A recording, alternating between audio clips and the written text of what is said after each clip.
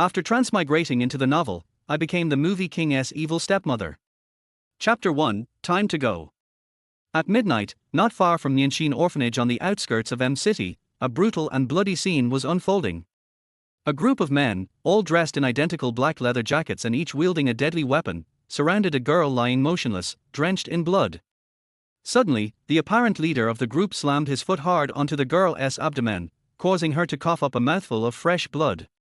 The girl's breath had already been faint, and now she barely had any left. Yet the man showed no intention of letting her go. "Ruan Meng, didn't he expect you to end up like this?" The man yanked the girl's hair roughly and without hesitation stabbed her twice in the thigh. Severely injured and unable to move, Ruan Meng let out agonized roars and muffled groans, her body trembling and convulsing uncontrollably. Har har har, how stupid can you be? You're already down and out, yet you still think there are good people who will help you. The man mocked Ruan Meng's foolishness without restraint. Who are you and why are you doing this to me? Having realized she was tricked here by false information, Ruan Meng slowly lifted her head, revealing a blood-streaked but stunningly beautiful face, her eyes filled with unwillingness and despair. Do you still have the energy to care who I am? Aren't you worried about your two children? Children? Her children? Ruan Meng's eyes instantly widened as she locked onto the man before her, using her last ounce of strength to grab his arm fiercely. My children? You know where my children are? Where exactly are they? Of course I know where those two little brats are.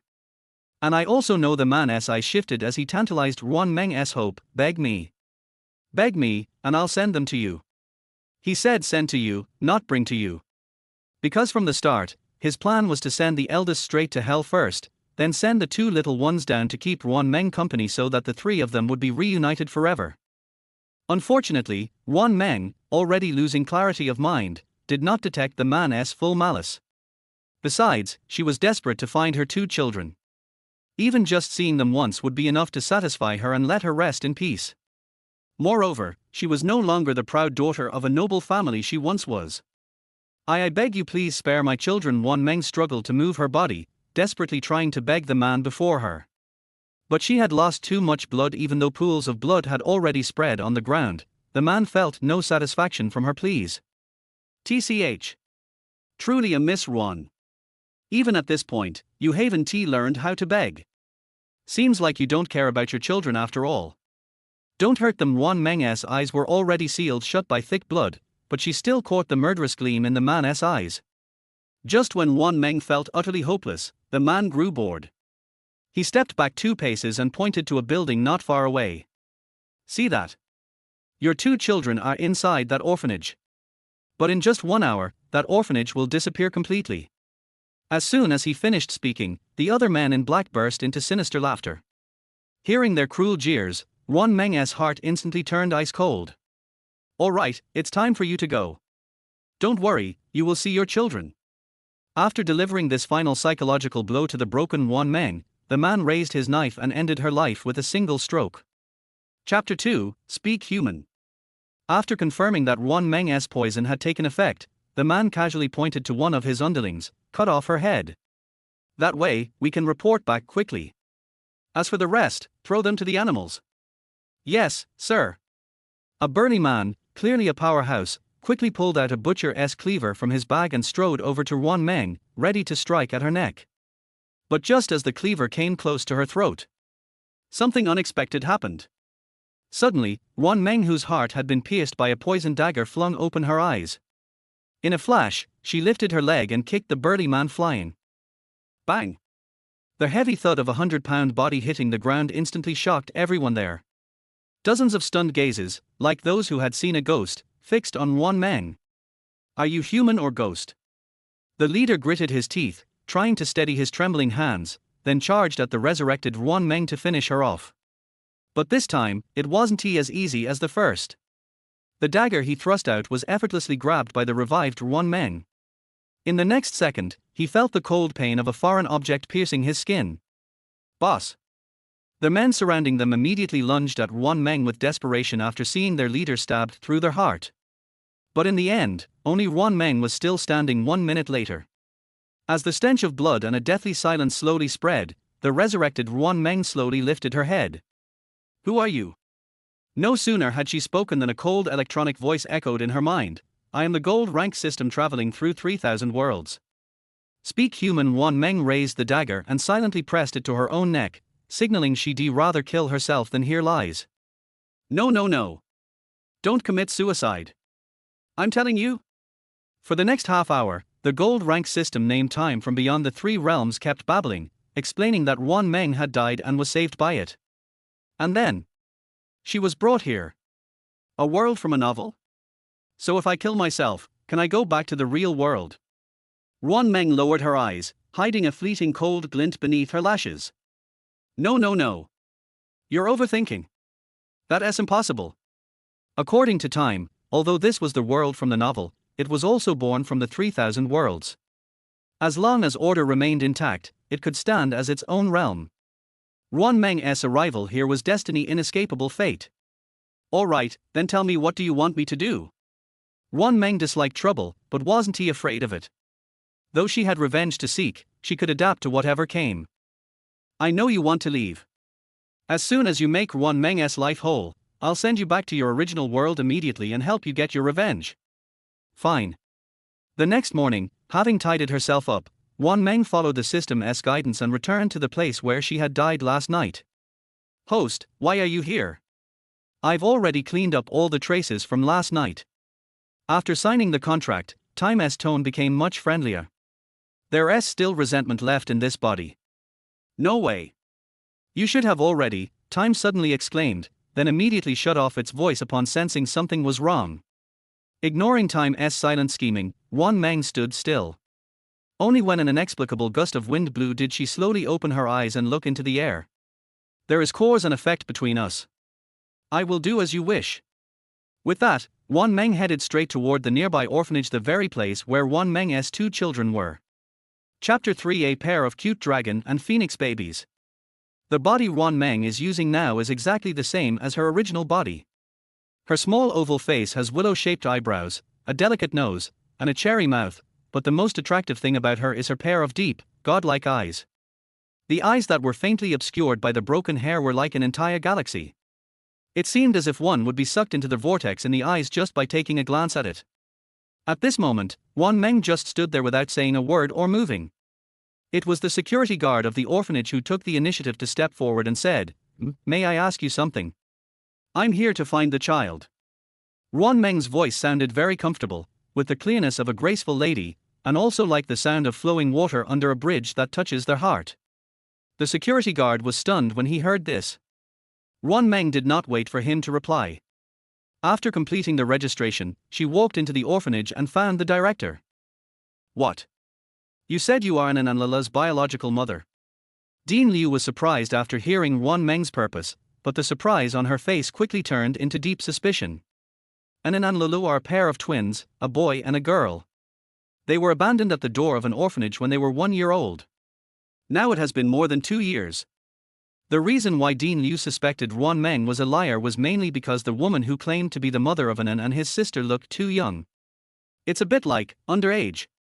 Ruan Meng didn't want to waste time talking, and directly placed the birth certificate forged by Shiguang and the household registration booklet of their family of 3 in front of Dean Liu. "I'm going to take them away today. If the dean doesn't believe me, we can ask someone to do a paternity test for us. But please hurry up." Ruan Meng has a cold personality, and became even colder after being betrayed.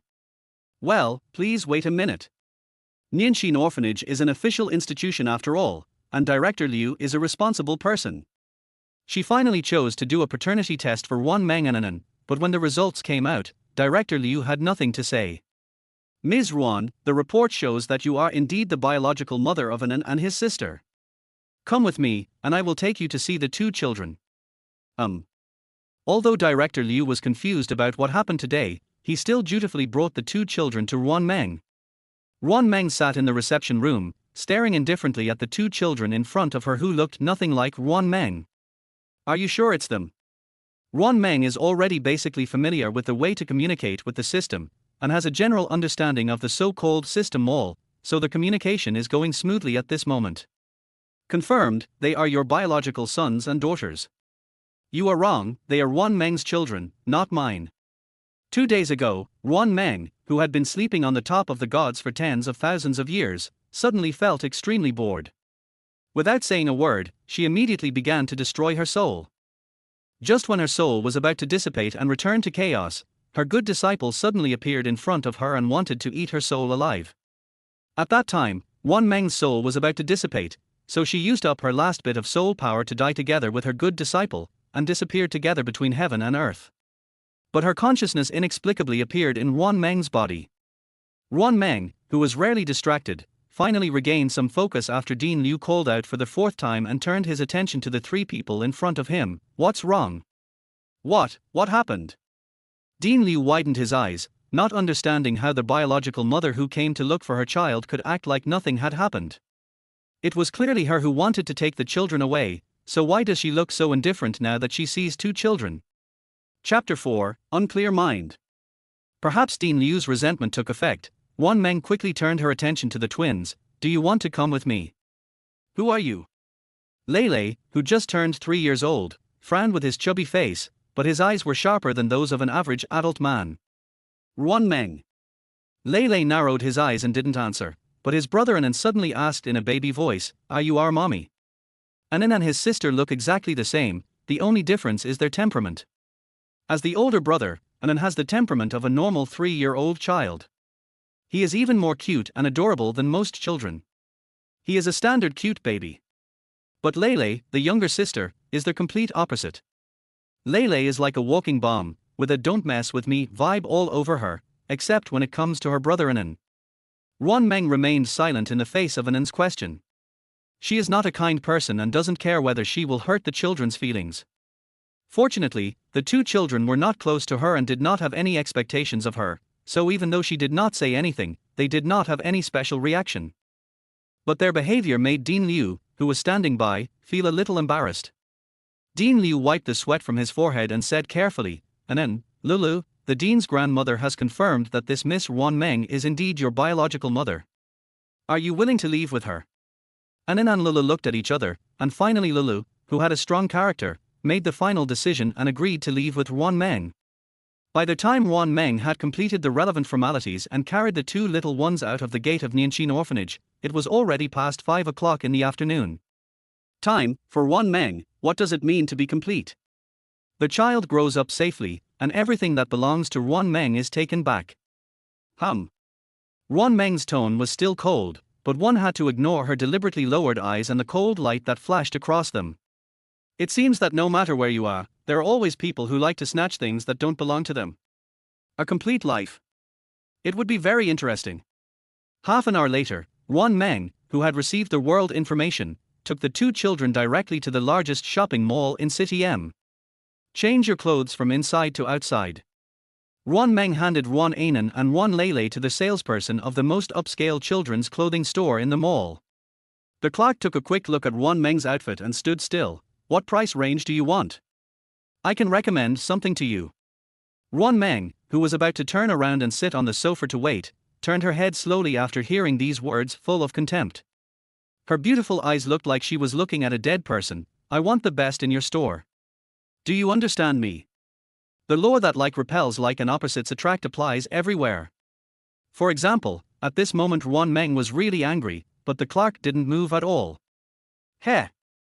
Ruan Meng sneered, and suddenly turned around and came to the clerk again. Who would have thought that the clerk would do something beyond Shiguang's imagination? Manager! Someone is causing trouble. Because of the confused clerk's sudden shouting, the manager of the children's clothing store and the security personnel in the mall were quickly called over. What happened? The manager of the children's clothing store was a man, and he subconsciously looked at the beautiful Ruan Meng. Ruan Meng glanced at the so-called manager and said nothing, but the dramatic clerk got excited. She pointed at Ruan Meng, who was wearing a black t-shirt and had a casual hairstyle, and said, Manager Zhang, this woman wants to hit me. Chapter 5 Do I look poor? Ruan Meng didn't care about the clerk's slander. After all, she really wanted to do that, but she suddenly remembered that this was a society ruled by law. It seems that the legendary free cafeteria cannot be eaten with two little ones. Although Ruan Meng didn't care, the small mobile explosive pack exploded directly. As someone who is extremely obsessed with her brother, Ruan Lele first took Ruan Anan and hid behind Ruan Meng, then said righteously, "Auntie, you are talking nonsense. It was obviously you who wanted to bully us first, and now you want to be the villain and complain first. You are talking nonsense. When did I bully you?" The clerk's face twisted quickly, but adults always trust children more, so both the security guard and manager Zhang signaled the clerk to shut up. HMPH. Seeing that this man's fighting ability was so poor, Ruan Lele snorted twice and swaggered back to Ruan Anan. Upon seeing this, Manager Zhang quickly signaled with his eyes to the security personnel over there to evacuate the onlookers, and then walked up to Ruan Meng. "Hello. No matter what, it's our fault that we didn't provide you with good service. I would like to apologize to you and your two children first." Manager Zhang's attitude made Ruan Lele's complexion improve a lot. Even the timid Ruan Anan showed a timid smile. Only Ruan Meng did not change. She was still staring at the unconvinced female clerk with a half smile, which made Manager Zhang and the onlookers who had not left feel confused. Just when the silence that made everyone feel inexplicably nervous reached a peak, Ruan Meng, who was being stared at by many pairs of eyes, suddenly moved. She casually took the public tissue on the cashier counter and gently wiped her delicate hands, then slowly raised her hands in full view of everyone. Then, it fell heavily. Snap. A crisp sound of slapping suddenly echoed in everyone's heart. "Brother, don't look. It's too bloody." Ruan Lele was the first to react. She covered Ruan Anan's eyes. Perhaps it was the childish words of children that were the most funny. Many of the onlookers laughed unconsciously, which diverted the attention of Ruan Meng. But after the female clerk reacted, she screamed again and was about to hit Ruan Meng. Fortunately, Manager Zhang was quick to stop her. "That's enough. How long are you going to make trouble?" "Manager. It was obviously this woman who hit me first. How can you be biased towards her? Are you just looking at her?" The female clerk was about to ask if Manager Zhang favored Ruan Meng because she was pretty, but was covered her mouth by other clerks who rushed over after hearing the news. Manager Zhang, who just wanted to keep the peace, frowned upon hearing this and ignored the brainless employee, but Ruan Meng raised his arm again. "Miss, please. Show mercy." Manager Zhang, who thought Ruan Meng was going to hit someone else and was mentally prepared, quickly spoke out to stop her, but so that Ruan Meng just wiped her right hand which she used to hit someone. After their dirty feeling in Ruan Meng's heart completely disappeared, he looked at the female clerk with murderous intent. "Didn't you say I should hit you? Then wouldn't I be at a loss if I didn't hit you?" While everyone was lamenting Ruan Meng's arrogance, the female clerk who seemed to be suffering from manic disorder became surprisingly quiet. Manager Zhang was afraid that the incident would get worse, so he quickly had the female clerk taken away, and then offered to compensate Ruan Meng by waiving the bill. "What? Do I look poor?" Ruan Meng, who was actually so rich that he didn't even know how rich he was, asked casually. Before Manager Zhang could reply, Ruan Lele, who was not afraid of Ruan Meng at all, nodded decisively, "Yes." Chapter 6 RNTUR Mommy. After this short but impressive episode ended, Manager Zhang brought a store clerk to personally receive Ruan Meng and her son. After Ruan Meng repeated her request, Manager Zhang's eyes flickered, but he still conscientiously picked out a series of children's clothing suitable for the cute dragon and phoenix babies. "You two kids are twins, right? Then how about wearing the same clothes? Our store has recently launched parent-child clothing, including adult styles." Seeing Ruan Meng sitting aside flipping through a magazine as if it had nothing to do with her, Manager Zhang had no choice but to squat down and ask the two little cuties for their opinions. Although Ruan Anan, as the older brother, was hesitant, Ruan Lele was very reliable. She quickly picked out more than 10 sets of small clothes from inside to outside, but after glancing at the price on the tag of one of the clothes, her already round, gem-like eyes suddenly widened. "Brother, this suspender suit costs 20,000 yuan. What?" Ruan Anan, who didn't hear clearly, hummed softly, but after seeing the amount on the label, her voice immediately became hoarse. 20,000 yuan. Ruan Anan and Ruan Lele immediately returned the clothes to Manager Zhang and quickly retreated a few steps away, looking like a pair of little funny guys. Manager Zhang felt embarrassed when seeing this and had to disturb Ruan Meng, who was sitting on the sofa. Look at this. What should I do? Have you finished picking?" Ruan Meng put down the celebrity magazine in her hand, looked at the several sets of clothes that were picked out separately, nodded, and pretended to pay and leave. Are you really going to buy it for us? Ruan Lele pursed her lips. Seeing Ruan Meng stand up and walk towards the cashier, there was some uncertainty in her tone. Ruan Meng, who had already paid the bill, glanced at Ruan Lele and Ruan Ainen, still without saying a word, and went straight to the brand luggage area with a pile of clothes. Take them to pick out 2 of the best children's suitcases. Ruan Meng is the kind of person who would never stand if she could sit down. After saying this, she sat on the small sofa in the luggage area and let the waiter lead the 2 children to choose suitcases. Perhaps it was because the 3 of them had made some noise in the children's clothing store just now, and the salesperson in the luggage section recognized them, so he excitedly took his 2 children to pick out 2 suitcases from a luxury brand, one pink and one blue. Are these 2 models okay with you? The clerk placed the 2 most expensive suitcases in their store next to the 2 cute kids for Ruan Meng to confirm. Do you like it? This was the first time that Ruan Meng asked for Ruan Ainen and his sister's opinions, besides telling the 2 children her name. Ruan Lele turned his head away proudly when he heard it, but Ruan Ainen, who didn't have much masculinity, nodded. I like it, but it's too expensive. I understand. Ruan Meng nodded in understanding, and handed the bank card to the clerk who was standing by with a gleam in his eyes. After the salesperson handed over the confirmation slip, Ruan Meng placed the dozen bags of clothes that the 2 children had just bought in front of them, folded them and put them in. Oh.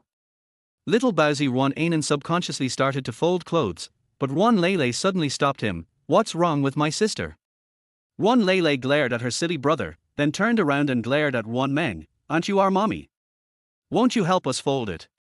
Ruan Meng, who thought she had nothing to do with it, raised her head from the magazine and looked at Ruan Lele, who was trying to usurp power, with a light but intimidating look. What? You don't want that pile of clothes anymore? Ruan Meng's threat made Ruan Lele's face flush instantly. Ruan Ainen also timidly persuaded Ruan Lele, be good, sister, we have to listen to mommy. Mommy? Have you ever heard her admit that she is our mommy? Ruan Lele, who was angry and embarrassed, accidentally said what was in her heart. Chapter 7, The Desire to Survive. Ruan Lele's roar had just reached Ruan Meng's ears, and she hadn't even reacted yet, when the soft-hearted Ruan Ainen suddenly grabbed Ruan Lele's arm and said, I don't allow you to say that. Apologize to mommy now. Brother. Ruan Lele was stunned by her brother, but she was stubborn and refused to apologize. Then she shed tears without making a sound. Ruan Meng, who was still sitting on the sofa holding a celebrity magazine, frowned and looked at her aggrieved sister and nervous brother with an inexplicable expression. Host, Shiguang really wanted to remind Ruan Meng that the 2 children in front of him were only 3 years old, but he was not sure of Ruan Meng's temperament yet and was afraid of having a counterproductive effect. Time, this is my life. Ruan Meng said indifferently. Last night, this system called time allowed her to take over from Ruan Meng and have a complete life. Then she was Ruan Meng, and she didn't live for anyone else. No matter what choice she makes in the future, it is her freedom. She will take responsibility for what she has done. For example, now. Facing the 2 little guys' more or less nervous and fearful looks, Ruan Meng slowly stood up, and then squatted in front of the children's suitcase. Ruan Lele, who was sensitive and had been secretly paying attention to Ruan Meng, instantly widened her eyes and forgot to cry after seeing Ruan Meng's behavior. Even Ruan Ainen, who was slow to react, quickly covered her mouth and stared in disbelief at Ruan Meng, who was packing clothes for the brother and sister. Although he had a weak personality, he accepted Ruan Meng in his heart when he first saw Ruan Meng, who came to pick them up at the orphanage. Besides, Ruan Ainen knew that if he and his sister continued to stay in the orphanage, they would most likely be separated, so leaving with Ruan Meng was the best option. 5 minutes later, after Ruan Meng silently packed a dozen bags of clothes, she pushed the small suitcase in front of the 2 children, then turned and left. When clever Ruan Lele saw Ruan Meng running away, he quickly grabbed Ruan Ainen's suitcase and said, Brother, let's catch up. Yeah. Ruan Ainen smiled foolishly, and then trotted happily behind her sister and mother. When the family of 3 returned the same way and just walked to the door of the children's clothing store where they started, little Ruan Ainen suddenly stopped. Ruan Meng, who was walking in the front, naturally noticed at the first moment that the little kid was missing from behind him, so he turned around and took 2 steps back. As a result, little Ruan Lele, who failed to brake in time, crashed straight into the car. Ouch, what happened to you? Are you hurt? Ruan Lele, who was full of desire to survive, raised his head quickly, and after seeing Ruan Meng's freezing gaze, he suddenly changed. What happened to you two? Are you not hurt? Ruan Meng ignored Ruan Lele, who was leaning against her calf, and looked directly at Ruan Ainen, who was parked in front of the children's clothing store. Did you miss something? Mommy, don't you want to buy yourself some clothes? Ruan Ainen looked at the children's clothes on herself, and then at the black t-shirt on Ruan Meng. No need. Ruan Meng stated coldly. After hearing Ruan Meng's answer, a trace of disappointment flashed across the little Ruan Ainen's eyes, but she didn't mention it again and quickly walked to Ruan Meng's side. After Ruan Meng brought the two children to a 5-star hotel she had randomly found last night, she ordered meals for the two children and went into the study. Shiguang said that this is the world in the book and also the most real world. Since she had promised Ruan Meng that she would do as she wished, she had to plan carefully and take back what originally belonged to Ruan Meng. Shiguang, I don't have the memories of my original body, and you didn't give me the plot of this book. Is this your doing, or is it normal? Ruan Meng, who had just booked 3 plane tickets, suddenly asked. Chapter 8. The child is too fragile. Even though Ruan Meng doesn't care about the memories of her original body, and doesn't need to merge with the original Ruan Meng, this doesn't mean that others can interfere with her wishes. It doesn't exist in the first place.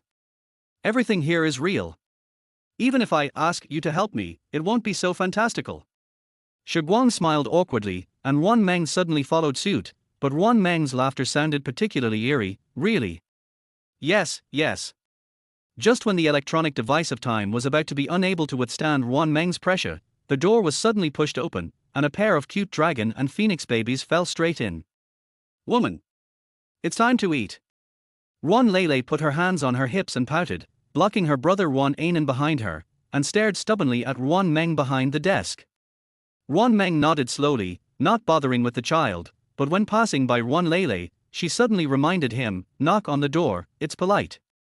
She doesn't know how to teach children, and saying this is already the limit she can do. TSK.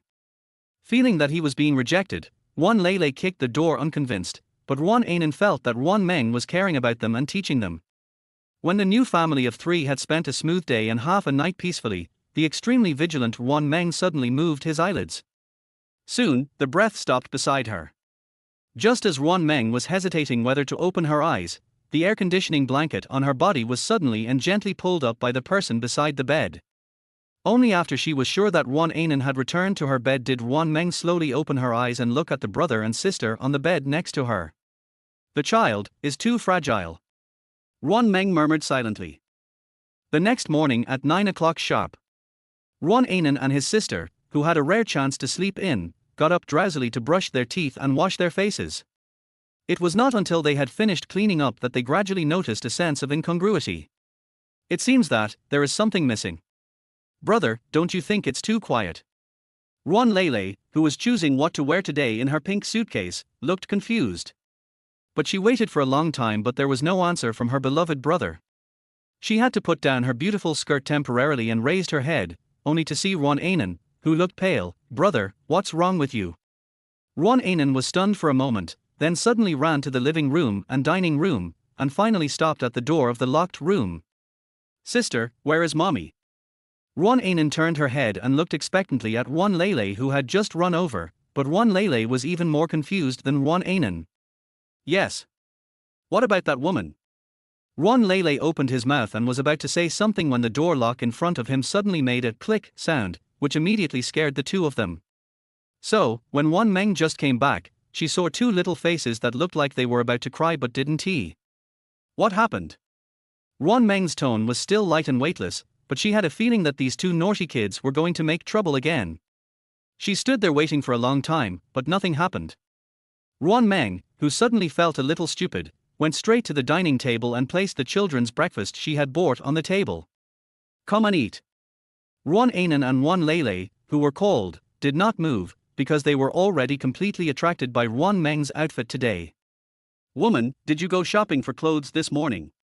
Ruan Lele suddenly laughed, pointing at the parent-child outfit that Ruan Meng was wearing, which was the same style as theirs. Ruan Meng, who was eating breakfast, paused after hearing this, and then slowly said, I will take you home tomorrow. Chapter 9. Engagement Party. Today, Venus Hotel will host an extremely grand engagement banquet. The grandeur of this engagement banquet did not lie in the unique luxurious decoration of the banquet hall, nor in the fact that all the guests attending the engagement banquet were big shots. But it's because the male protagonist of this engagement party is Mo Yuting. Mo Yuting, the person in power of the Mo family. Full marks, 10 points. At this time, the basic greetings had already ended in the VIP lounge of the Venus Hotel, which had been booked for a month just for a half-day engagement party. The protagonist of this engagement party also officially appeared. Under the watchful eyes of all the big guys, Mo Yuting walked down the stairs slowly with heavy and steady steps and stood in the center of the ceremony platform. Several girls who saw Mo Yuting for the first time were petrified the moment they saw him, with little hearts flashing in their eyes. In addition to Mo Yuting's unparalleled power, what makes women from 18 to 48 years old flock to him is his godly face. Standing under the light, Mo Yuting allowed everyone to clearly see his straight nose, thin lips like rose petals, and a pair of dark and deep black eyes. His evil, sexy looks are most likely to fascinate women, but Mo Yuting exudes an icy aura of abstinence and self-restraint. This huge contrast not only makes women admire and fall in love with him, but even men will be conquered by his aura of a king that shakes the world. When everyone wanted to sigh for a while longer, an old man suddenly broke the silence. Where is Miss Ruan? How come even the head of the Ruan family is missing? Huh? She's really not here. Is she embarrassed? After another lady who was at odds with the Ruan family sighed a few times, the other women in the hall also subconsciously started chatting with her. But what they talked about was not very presentable. Have you heard about the ridiculous incident involving Miss Ruan? Of course I've heard of it. In fact, I felt very strange when I received the invitation. After all, didn't the second young lady of the Ruan family give birth to a child? Yeah, I thought at the time that any man would not be able to accept this grassland green, right? But the engagement party was held as scheduled.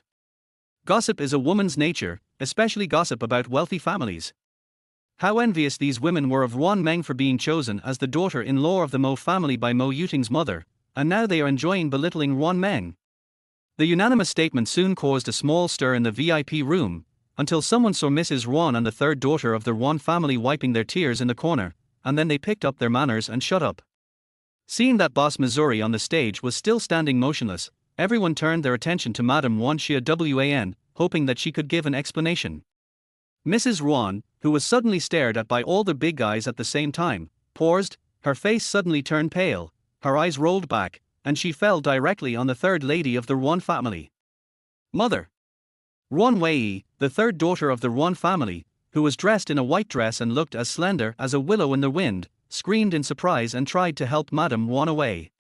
However, Madame Ruan, who had not yet fallen into a coma, waved her hand and said, "Don't I must give an explanation to President Mo today and to everyone." What's going on? Mo Yuting, who had been silent since entering the venue, spoke unexpectedly, causing the atmosphere in the VIP room to drop to absolute zero in an instant. Mrs. Ruan, who had no choice but to endure Mo Yuting's sharp gaze, pinched her thigh fiercely from an angle that no one else could see, and then cried out in tears, "My second daughter is missing." Chapter 10, The Unknown Ice Beauty. Missing? No one who can appear at this occasion is stupid. When the word "missing" came out, everyone felt that something was fishy, but no one dared to raise questions in front of Mo Yuting. So they waited and waited, hoping that the big man on the stage would speak again. But they waited for a long time and Mo Yuting did not ask again. Instead, he withdrew his gaze and turned back into a beautiful and cold landscape. The old man who first broke the silence saw that the situation had fallen into an endless loop, so he spoke again, "Since Miss Ruan is missing, then this marriage." Everyone understood the old man's implication. After all, many families hoped that Mo Yuting's marriage to the Ruan family would fail so that their own children could take over. Just as some families who were making their own plans were about to agree with the old man, Mrs. Ruan Wan suddenly wailed, "My poor daughter. Why do you have such a miserable life? The old lady of the Mo family loved you so much when she was alive." As Ruan Wei sobbed softly, a hint of darkness suddenly flashed in her eyes, but in the next second she suddenly became nervous and her eyes became erratic. "She's still pitiful. Why did your Ruan family still hold this engagement party when everyone was missing?" Liu Yang, who noticed Ruan Wei's eyes, suddenly stood up, instantly attracting everyone's attention to her. "Yang, this is not the place for you to talk, sit down quickly." The head of the Liu family hurriedly pulled his daughter and motioned her to look at the big boss on the stage. Liu Yang did follow her father's gaze and looked at Mo Yuting on the stage, but she did not get the earnest words of her old father. Instead, she became full of energy. "Father, I'm just thinking about President Mo. Ruan Meng is not worthy of President Mo at all. Isn't it even more embarrassing for the Ruan family to do this?" "Shut up." The head of the Liu family's face suddenly turned red, and he wished he could take his stupid daughter away from the scene. But he was still a step too late. Liu Yang's words have served as a link between the preceding and the following. At this time, Ruan Wei, their filial daughter, who had helped Mrs. Ruan to her seat to rest, walked onto the stage, weakly. She nodded slightly to Mo Yuting standing beside her with an educated and polite look. "Boss Missouri, I apologize to you on behalf of the Ruan family and my second sister for what happened today."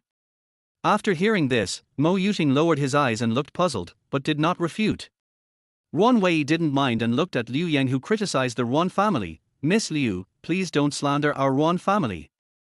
Who can predict such a thing that is beyond human control? We also want to find our sister."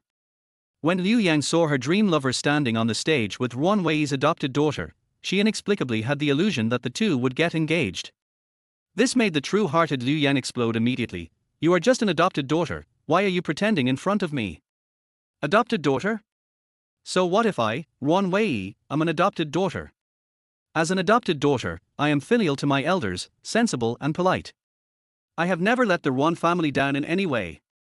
As soon as Ruan Wei's righteous words came out, many bigwigs who came because of the Mo family showed approving expressions, and even Mo Yuting's eyes flashed a dark light. Only at a banquet table in the corner, no male compatriots were paying attention to Ruan Wei on the stage. The reason why this group of unknown people were not paying attention to the stage was because they were chatting very enthusiastically at the moment, and more importantly, because there was a beautiful woman at their table who was more beautiful than everyone else. Even though she is a nice beauty. A dandy young man who only knew how to eat, drink and have fun, so that the ice beauty was interested in the gossip about the Ruan family, and suddenly threw out an explosive news. "I heard that Ruan Meng is not really missing, but has been murdered." Chapter 11, Cheating, please recommend votes. No. Is this true or false? This is too close.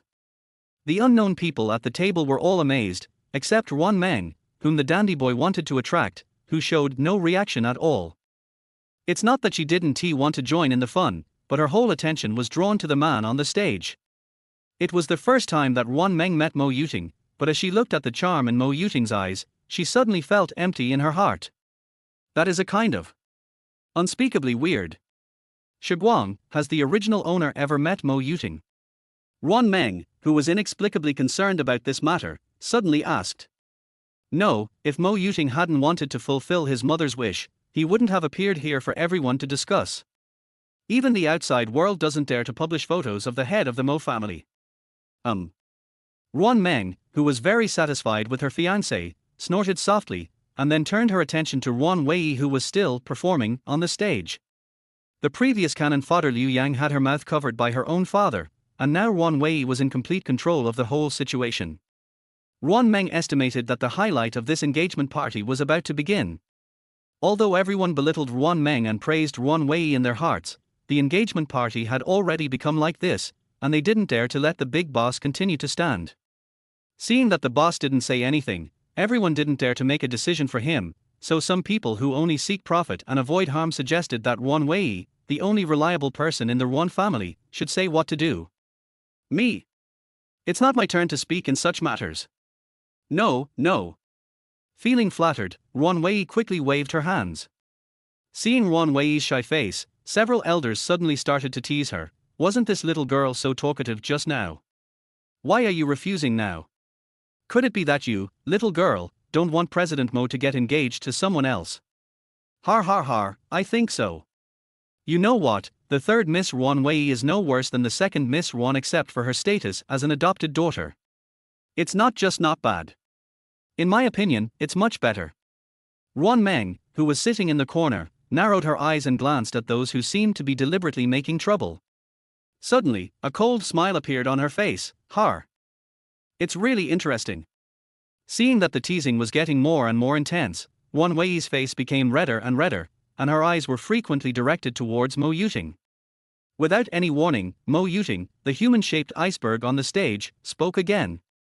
Dufay, please ask the head of the Ruan family to come over here. I have something to ask you. Yes, boss. Dufay, the president's special assistant who had been waiting silently by the side to guard his boss, responded respectfully and immediately ordered the bodyguards in various parts of the venue to start looking for people.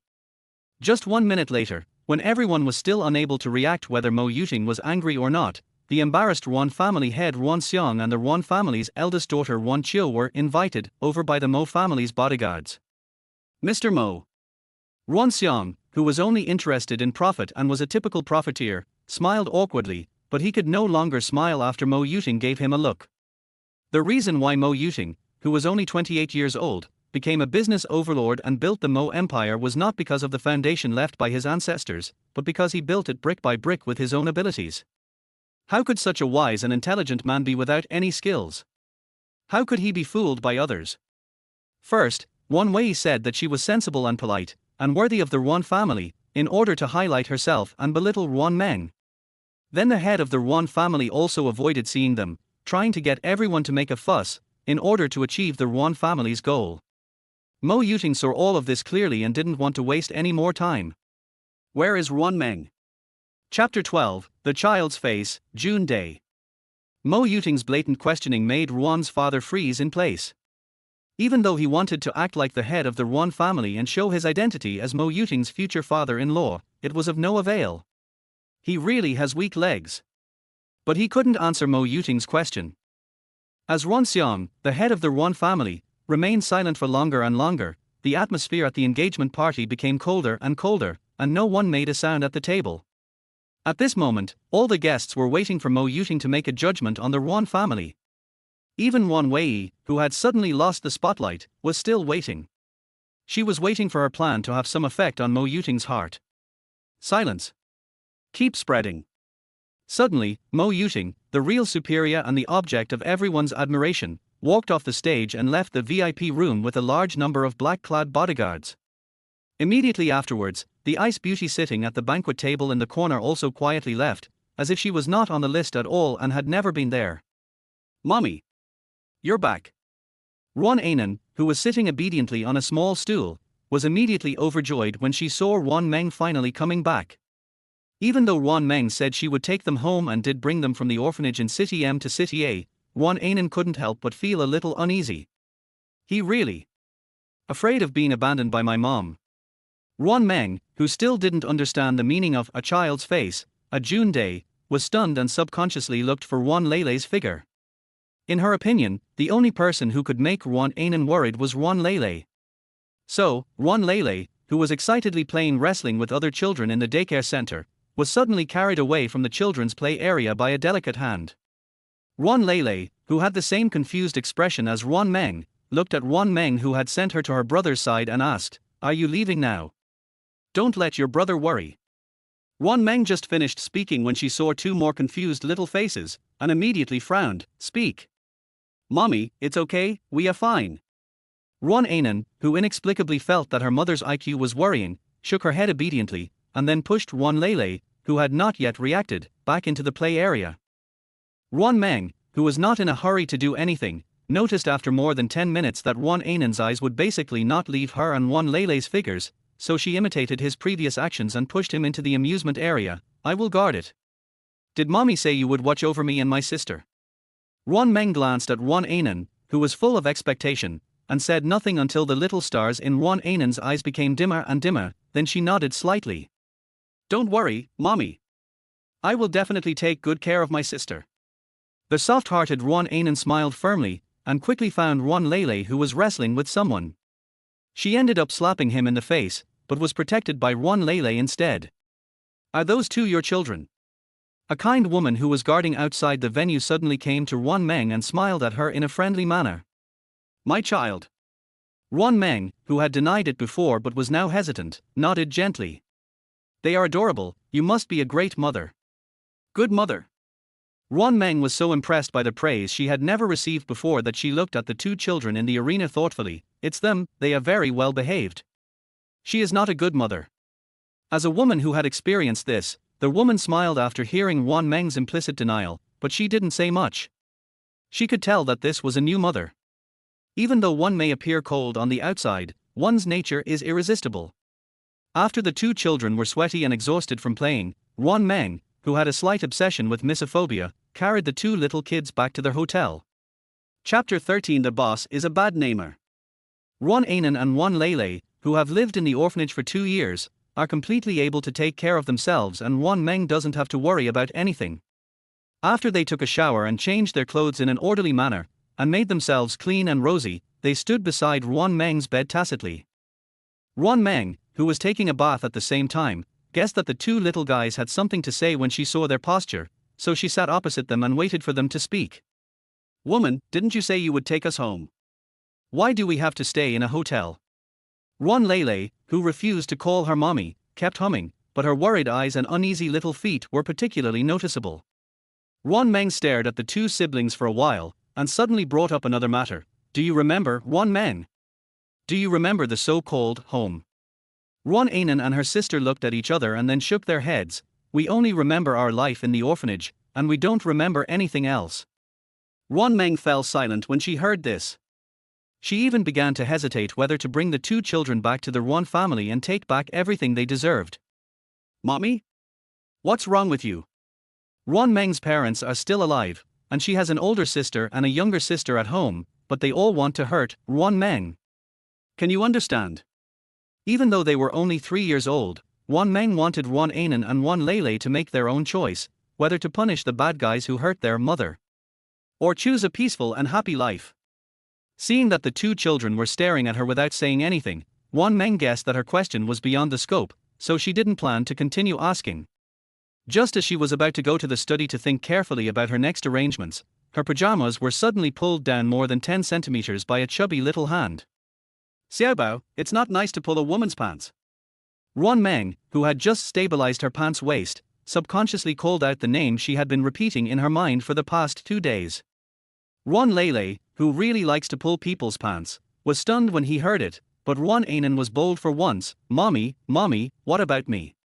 Even though Ruan Anan didn't explain clearly, Ruan Meng knew what Ruan Anan was asking. But when she was asked to say it out loud, she inexplicably felt a little resistant. "Mommy."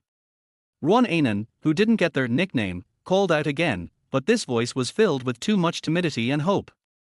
Ruan Meng, who thought she was hard-hearted, rubbed her hair, which she hadn't had time to blow dry, and said in self-abandonment, "Dabao is Ruan Anan's nickname, Xiaobao is Ruan Lele's nickname, I'll only say it once. Dabao? Dabao SOD honey? Har har." Ruan Lele, who originally disliked Xiaobao as a bad-sounding name, immediately stopped disliking it after hearing her brother's nickname. He tilde no tilde I think it sounds very nice tilde. Ruan Anan, who was feeling so happy, ignored her sister's sarcasm and immersed herself in the happiness that her mommy had given them a nickname for the first time. "So, why did Xiaobao pull my pants?" Ruan Meng, who felt inexplicably painful on her face, pursed her lips and stared at Ruan Lele's chubby hands with a bad look. And then Ruan Lele, feeling a bit of cool air, instantly retracted his chubby little hand and raised his head firmly. "We know, so what then? Then, are you afraid?" Ruan Lele, who was not afraid of anything, naturally took the lead and said loudly that she was not afraid. Ruan Anan looked at Ruan Meng timidly and gave the most genuine reaction of a child. "Will mommy accompany us?" Ruan Meng did not keep the two children waiting for long. She bent down and touched their little heads, giving them a positive answer. "I can." Chapter 14, each with his own agenda. The news that the engagement party between the Mo family and the Ruan family did not go ahead successfully instantly swept across the entire city, and even attracted great attention across the country. The major wealthy families not only lamented the imminent fate of the Ruan family, but were also looking forward to whether Mo Yuting, the head of the Mo family, would choose another fiancé next. In less than 3 days, the Mohists had the answer revealed to the world. Du Fei, Mo Yuting's assistant who was the messenger, directly released the news, stating that Mo Yuting would not cancel the engagement with Ruan Meng, but the Ruan family's behavior had made the Mo family lose face, and the Mo family would definitely do something. When Mo's action came out, Ruan's stocks instantly fell to the bottom, and the Ruan's villa was also filled with gloom and desolation.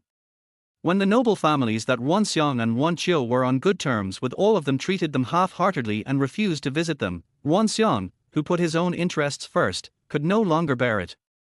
Damn it! Damn it! Damn it!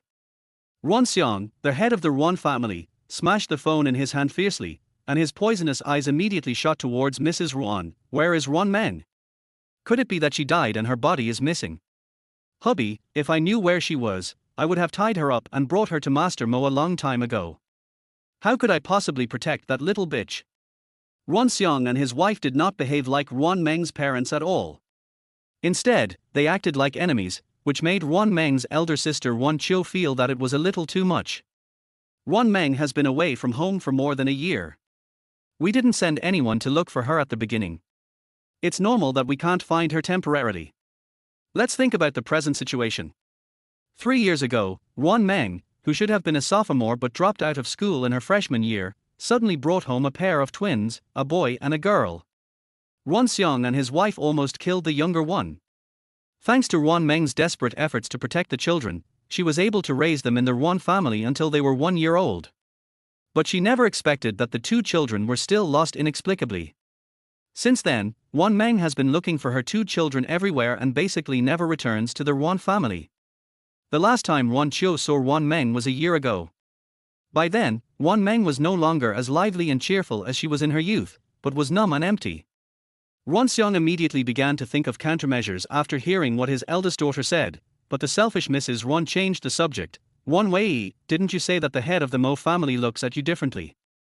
Then what happened at the engagement party? If Ruan Wei had not said that she had met the head of the Mo family several times, Ruan Xiang and his wife would not have agreed to Ruan Wei taking control of the situation and trying to replace Ruan Meng to marry into the Mo family. Mother, you saw what happened yesterday. If I had brought up our original plan under those circumstances, it would probably have aroused suspicion from the head of the Mo family. Ruan Wei lowered her head slightly, her tone full of humility and sincerity. Heh! Mrs. Ruan raised a disdainful smile at the corner of her mouth. She did not take the explanation of this adopted daughter seriously. Who knew whether it was true or false? Mrs. Ruan didn't believe what Ruan Wei said, but Ruan Xiang was quite concerned. As Ruan Meng's family, it is not easy for them to replace the elder sister with a younger sister in front of everyone, but what if they try it secretly? Ruan Xiang and Ruan Wei, who were hiding in the private room upstairs yesterday, actually saw Mo Yuting glance sideways because of Ruan Wei's performance. He pondered for a moment and decided that it was worth a try. Xiao Qiu, why don't we take Xiao Wei with us to apologize to the head of the Mo family? Ruan Qiu, the next heir of the Ruan family, instantly understood Ruan Xiang's idea, but she denied it without thinking. I don't think it's appropriate. Why? Ruan Wei was the first to ask the question. Fortunately, other people didn't have time to pay attention to her, so they didn't notice her unnaturalness. Based on Master Mo's performance at the engagement party, he doesn't care about our Ruan family at all. He only cares about the engagement his mother left for him. Chapter 15, A Sudden Chill Behind Me. Ruan Qiu was taken in and taught by the old patriarch of the Ruan family for several years. Her vision and judgment are sometimes more to the point than Ruan Xiang's. From the beginning, she disagreed with the Ruan family holding the engagement party behind the Mo family's back, but Ruan's father and mother insisted on doing so, and she could not ignore her own family. Xiao Qiu, what do you say we should do? Ruan Xiang, who received another call cancelling the cooperation, was immediately furious and really wanted to destroy that evil girl. Wait until the private detective we sent out finds Ruan Meng, wait until the Mo family's patriarch's anger subsides a little, then everything will still have room for improvement. Found Ruan Meng? Ruan Wei, who tried her best to reduce her presence, had a slight flicker in her eyes after hearing Ruan Qiu's words, and there seemed to be a trace of deeply hidden emotions in her eyes. Ruan Xiang was very dissatisfied with this half-measure, but there was really no better way now. After all, Ruan Meng was the bargaining chip. After calming down his furious father, Ruan Qiu turned around and looked at Mrs. Ruan and Ruan Wei. Have you contacted Ruan Meng's classmates and friends? Her friends? How can she have any friends after the rumor of her being pregnant before marriage? Mrs. Ruan waved her hand unhappily, and Ruan Wei also shook her head. Her classmates haven't graduated yet, but no one mentions Ruan Meng anymore. Ruan Qiu frowned fiercely after hearing this. She suddenly felt that her own sister seemed to be a particularly unsuccessful and unlucky person. Suddenly, Ruan Chiu, the only innocent person in the Ruan family, had an inexplicable ominous premonition. What was even more terrifying was that this premonition hit her head the next second. Ding dong. Ding ding ding ding dong. The doorbell of the villa rang suddenly, and continued to announce its existence in an uninterrupted manner, instantly attracting everyone's attention. Mrs. Zhang, go open the door. Mrs. Ruan Wan, who was annoyed by the doorbell, roared at the restaurant. Mrs. Zhang, the servant of the Ruan family, quickly put down the work in her hands and ran to the entrance to turn on the video surveillance. 5 minutes later, Wan, who had served some snacks to the visitors, so that Mrs. Zhang had not returned for such a long time, so she went to look for her angrily. Result. Ah ha ha. Wan's scream suddenly spread throughout the entire villa. Ruan Xiang, his daughter and his 2 children, who were in the living room, naturally walked over after hearing her exclamation. Ruan Chiu looked at his mother and Zhang saw standing there in a daze, as well as the empty doorway, and his heart skipped a beat. What happened? Mrs. Zhang, who felt a little guilty, was in a better state than Mrs. Ruan. Her face was filled with confusion and uncertainty. Just now, it seemed to be the second miss. Second sister is back. Ruan Wei's face turned pale, and Mrs. Ruan nodded unconsciously. Yes, it's Ruan Meng. Where is she? Ruan Xiang did not notice the abnormality between his wife and little daughter. His mind and eyes were now filled with Ruan Meng's return and the Ruan family was saved. But he waited for a long time and no one answered his question. Say something. Ruan Xiang asked angrily again. Master, I just saw that it was the second miss who came back and I immediately opened the door for her, but she didn't come in and just stood at the door. Later, when Madam saw the second miss, she screamed for no apparent reason and then she suddenly disappeared again. Mrs. Zhang's explanation made everyone look at each other in bewilderment. Everyone felt very uncomfortable. Ruan Wei even felt an inexplicable chill behind her. In an instant, Ruan Wei turned around unconsciously as if she couldn't control herself, and then the moment she raised her head and looked towards the living room, she let out the same scream. Ah ha ha. Chapter 16, Not a Reunion in Hell. It's great that our family is not reunited in hell. Ruan Meng, who suddenly disappeared in front of the door and suddenly appeared in the living room, glanced at everyone lightly. Everyone who was swept by her gaze shuddered unconsciously. Finally, Ruan Meng stopped her gaze on Ruan Chiu. Are you Ruan Meng? Ruan Chiu looked at the icy beauty in a black dress and high heels sitting on the sofa. The shock in his heart was beyond words. She finally understood why her mother and Ruan Wei had screamed just now. Ruan Meng, who now appeared in front of them, looked like someone who had returned from hell, with a strange and inexplicably evil feeling all over her body. Ruan Meng, who had already been completely disfigured in the eyes of everyone, suddenly revealed a bloodthirsty smile. What? You can't even recognize your own relatives. Ruan Meng is no longer the Ruan Meng she used to be. Even Ruan Xiang and Ruan Chiu, who have seen many important figures outside, remain surprisingly silent under her noses, not to mention Mrs. Ruan, who is only good at intrigue. But there was one person who should not have been an exception but became an exception. Second sister, where have you been looking for your child for more than a year? Do you know that we are all very worried about you? And the Mo family? Ruan Meng glanced at Ruan Wei, who seemed to have great luck, with a half smile, but said nothing. However, Ruan Xiang was instantly awakened by their child and Mohist school. It's such a misfortune for our family. How could I raise such an evil creature like you? You act like a ghost as soon as you come back. Why don't you just die outside? Father. Ruan Chiu quickly stopped Ruan Xiang, who wanted to use family discipline, and then quickly looked at Ruan Meng. Second sister, what do you want? Ruan Chiu asked the question unconsciously, because she really didn't know what to say to Ruan Meng in front of her, nor could she tell what she wanted. Big sister is still good to me. Ruan Meng smiled gently, emphasizing the word big sister, and then said that she wanted to come back to live. Move back. Har har, don't even think about it. Go to the Mo family and apologize. If the head of the Mo family doesn't forgive you, you'll never come back. Whenever Ruan Xiang thought about how the Ruan family's wealth had shrunk by more than half in just a few days because of Ruan Meng, this money loser, and that their Ruan family had become the laughing stock of the entire upper class, he wished he could tear this evil girl to pieces. Go to Mo's school. Ruan Meng, who selectively captured information, immediately thought of the old man she had met a few days ago when she heard the word Mo's school, and her nose suddenly felt itchy. It is definitely impossible to ask Ruan Meng to go to the Mo family. But it seems good to be invited over. Yes, since you are back, then hurry up and come with me to apologize. If Master Mo forgives you and is willing to hold another engagement party, I might even let you come back and stay for 2 days. Ruan Xiong's roar suddenly interrupted Ruan Meng's fleeting reverie, and her mood inexplicably fell to the bottom. Don't you understand what I'm saying? Ruan Meng hid the smile in her eyes, and once again returned to her original icy face and stared straight at Ruan Xiong. I will move back and bring my 2 children back to the Ruan family. Do you understand? The warning in Ruan Meng's words was too obvious. Ruan Qiu and Ruan Wei, who had high IQs and EQs, were actually shocked and took a step back, but Ruan Xiong did not. He still maintained his fatherly manner, as if he was teaching Ruan Meng a lesson as a matter of course. You haven't strangled those 2 bastards yet. How dare you bring them back? I'll beat you to death today.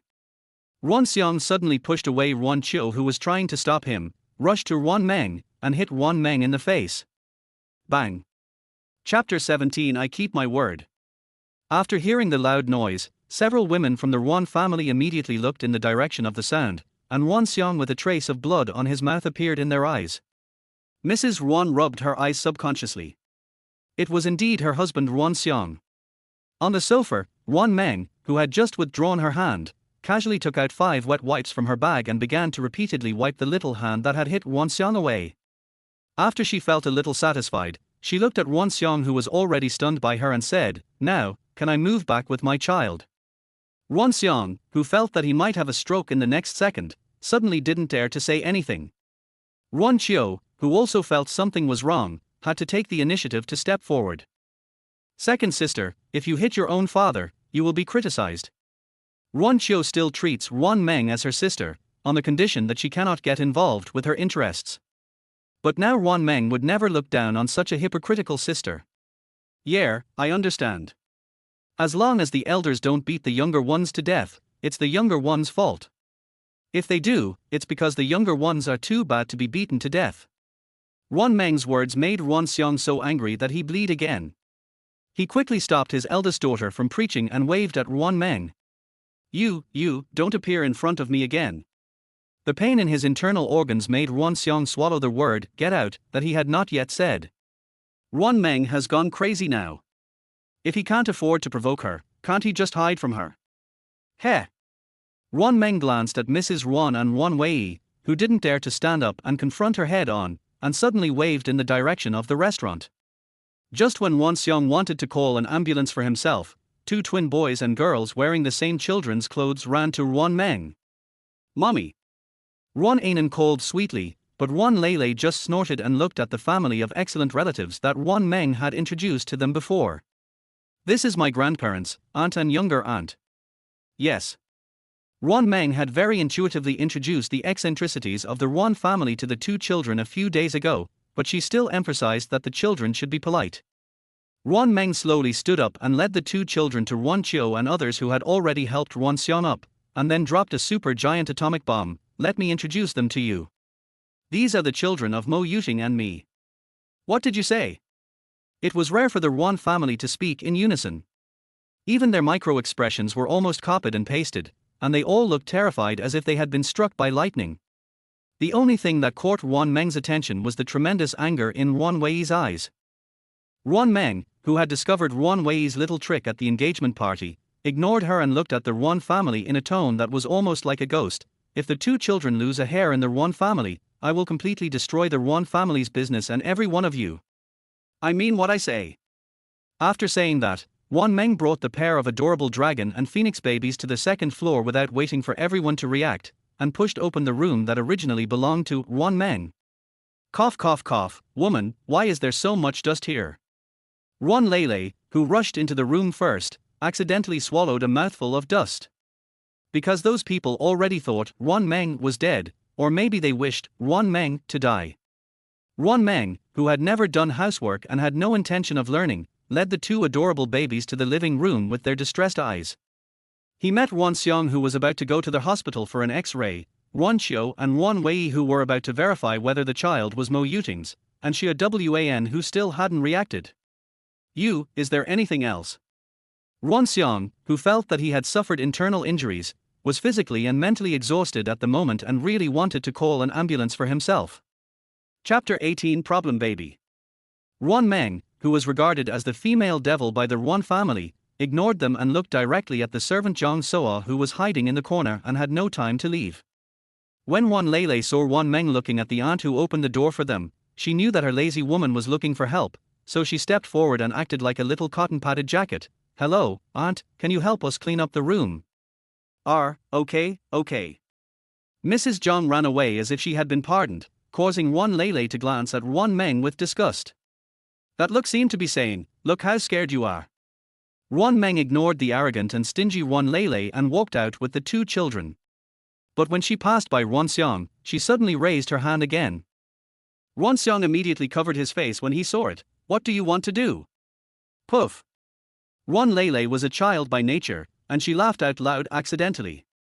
Ruan Anan on the other side quickly covered her mouth. "Sister, be quiet. It's okay." After pulling the two children apart, Ruan Meng extended her money hand to the defensive Ruan Xiang. "Keys, card." "What?" Ruan Xiang was still confused for a long time, but Ruan Qiu understood what he meant and immediately handed his keys and wallet to Ruan Meng. "Thank you, aunt." Ruan Anan and Ruan Lei took turns and happily followed Ruan Meng, who was like the queen of the apocalypse, and left the Ruan family. The Ruan family's villa is located in Dahao Garden in the center of City a place where every inch of land is worth a lot of money, so the three of them, mother and son, quickly got a taxi. "Uncle, please take us to the nearest shopping mall." Ruan Anan knew that her mother was not talkative, so she took the initiative to tell the driver the destination. "Okay, kids, sit down."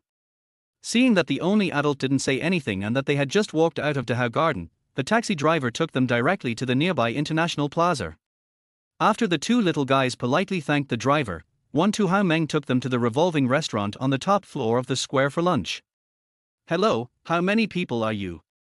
The front desk manager saw a woman with a cold aura coming over with two children, and hurriedly stepped forward to ask. "Hello, auntie. There are only 3 of us here." Ruan Lei rushed to the aunt at the front desk, her eyes full of urging.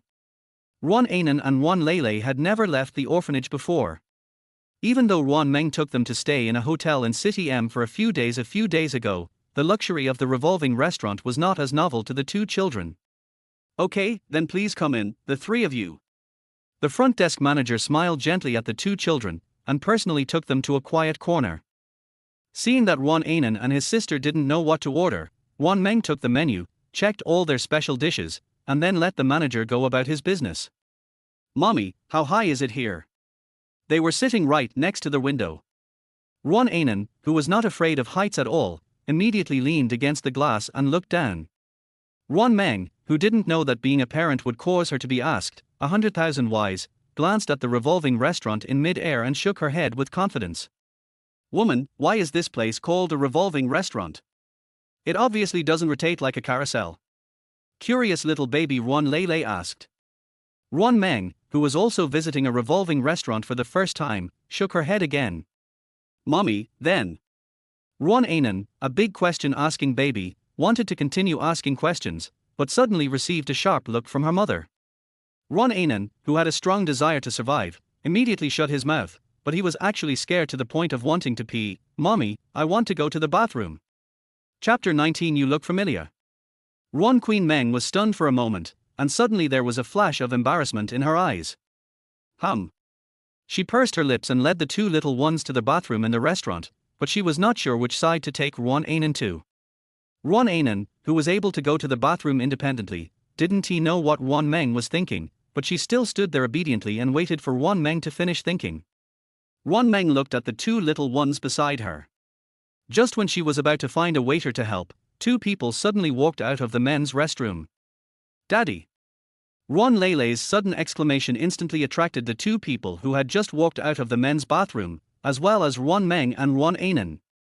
One of the men in particular, after seeing that the little girl was pointing at a big shot next to him, immediately put on an expression of wanting to watch the fun. "Daddy? Boss Ting, when did you have a daughter this big?" Oh, no, there are actually two. Xinyan became even more surprised after seeing Ruan Meng, who looked the same as Ruan Lele, and the interest in his eyes became stronger. The big boss being teased by the baby-faced Xinyan was Mo Yuting.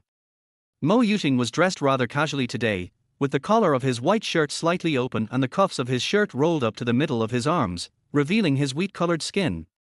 Compared to the cold look he had at the engagement party that day, he looked a bit more casual and relaxed. "Hello, Daddy." Ruan Meng followed in Lele's gaze and also spotted Mo Yuting. She quickly greeted Mo Yuting as taught in the nursery rhyme. As for our iceberg beauty Ruan Meng, she smiled slightly when she saw Mo Yuting, because she thought of the word fate. It was a pity that Mo Yuting, who was being stared at by 4 pairs of eyes, did not respond to the 2 children, but he did glance at Ruan Meng's face. Immediately afterwards, a very tiny ripple suddenly appeared in his eyes. However, this extremely tiny ripple was still noticed by Ruan Meng and Xinyan. After all, this was a very rare condition on his face that had been paralyzed for thousands of years. Xinyan, Mo Yuting's loyal younger brother, widened his eyes instantly and looked back and forth between Mo Yuting, Ruan Meng, and the pair of cute dragon and phoenix babies. No way. No way. This. Just as Xinyan was about to put forward his bold guess, Mo Yuting, who was even more bossy than our boss Ruan Meng, suddenly moved his thin lips. Don't instill some unfounded things into children, which may easily affect their future growth. Even if you are beautiful, you can't force me to be a father. Ruan Meng raised her eyebrows after hearing this, and the arc of her mouth became bigger and bigger, but there was no smile in her eyes. False accusation. Har. Daddy. Ruan Meng thought that she had gotten into trouble, and her expression suddenly became depressed, which made Ruan Lele unhappy. If you don't want to call me, then don't call me. What's the big deal? Maybe Daddy, you will beg us to call you in the future. Phut. Ruan Lele's arrogant look immediately amused Xinyan. He inexplicably felt that the flag that Mo Yuting set today might be slapped in the face. Very funny. Yes. Xinyan, who had high IQ but low EQ, nodded honestly, but froze in place when he realized who was talking to him. Mo Yuting glanced at Xinyan, who was already dumbfounded, then looked at Ruan Meng, who was no longer staring at him, and suddenly blurted out, "You look familiar. It's not like I saw it in a dream." These words, which sounded like a chat, stunned both Mo Yuting and Xinyan. Only Ruan Meng, who had lost interest in Mo Yuting, showed no expression. According to the standard procedure of a domineering CEO, Mo Yuting should just turn around and leave. But a minute later he was still standing there. Chapter 20: The Kind Person Who Paid the Bill. My name is Xinyan. Do you need help? Xinyan took a step towards Ruan Meng with a frown because of Mo Yuting's weird and capricious behavior. Ruan Meng glanced at Xinyan, who had a clear mind, nodded readily, and then handed Ruan Meng, who seemed to be unable to hold back, to him. Uncle, thank you for your help.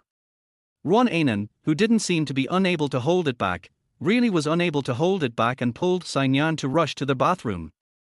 Ruan Meng still remembered what Mo Yuting had just said, groundless, so she continued to ignore his existence, and even Ruan Lele, who liked to argue with people, did the same.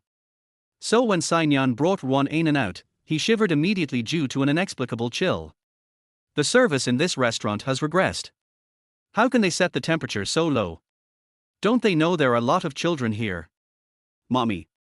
Ruan Meng, who did not hold grudges, secretly glanced at Mo Yuting a few times, but did not say what she wanted, so Ruan Meng pretended not to see it. She nodded to Xinyan, who helped her, without even looking at Mo Yuting, and went straight back to their table with the 2 children. Woman, why does Daddy seem not to know us? Ruan Lele pouted unhappily, pretending not to care but actually caring a lot. He's just like your grandparents. He's never seen you before. When Ruan Meng was analyzing the situation of the Ruan family with Ruan Meng and Ruan Lele, she also talked about her fiancé Mo Yuting. Therefore, the 2 sensitive children who were extremely eager for fatherly love would happily call Mo Yuting Daddy when they saw him. Even if the system doesn't tell her who the biological father of her child is, Ruan Meng has already accepted Mo Yuting as her fiancé, and in her opinion, there is nothing wrong with calling him Daddy. Eat well, I'll take you out to play in the afternoon. Seeing that the 2 little guys were paying attention to Mo Yuting, Ruan Meng casually changed the subject. Mommy, can I go to the zoo? Ruan Meng looked at Ruan Meng, who was looking forward to it, then looked at the pair of high heels on her feet, and nodded indifferently, okay. After the two little guys, whose minds and eyes were full of small animals, finished their big meal, Ruan Meng was told that someone had already paid for them. Yes, I understand. Ruan Meng's indifferent look, as if she didn't care who paid the bill for her, instantly choked the restaurant manager who came over to deliver the message. He thought about it for a while, then subconsciously glanced at a corner, then mustered up his courage and said with a vague look, "Madam, that."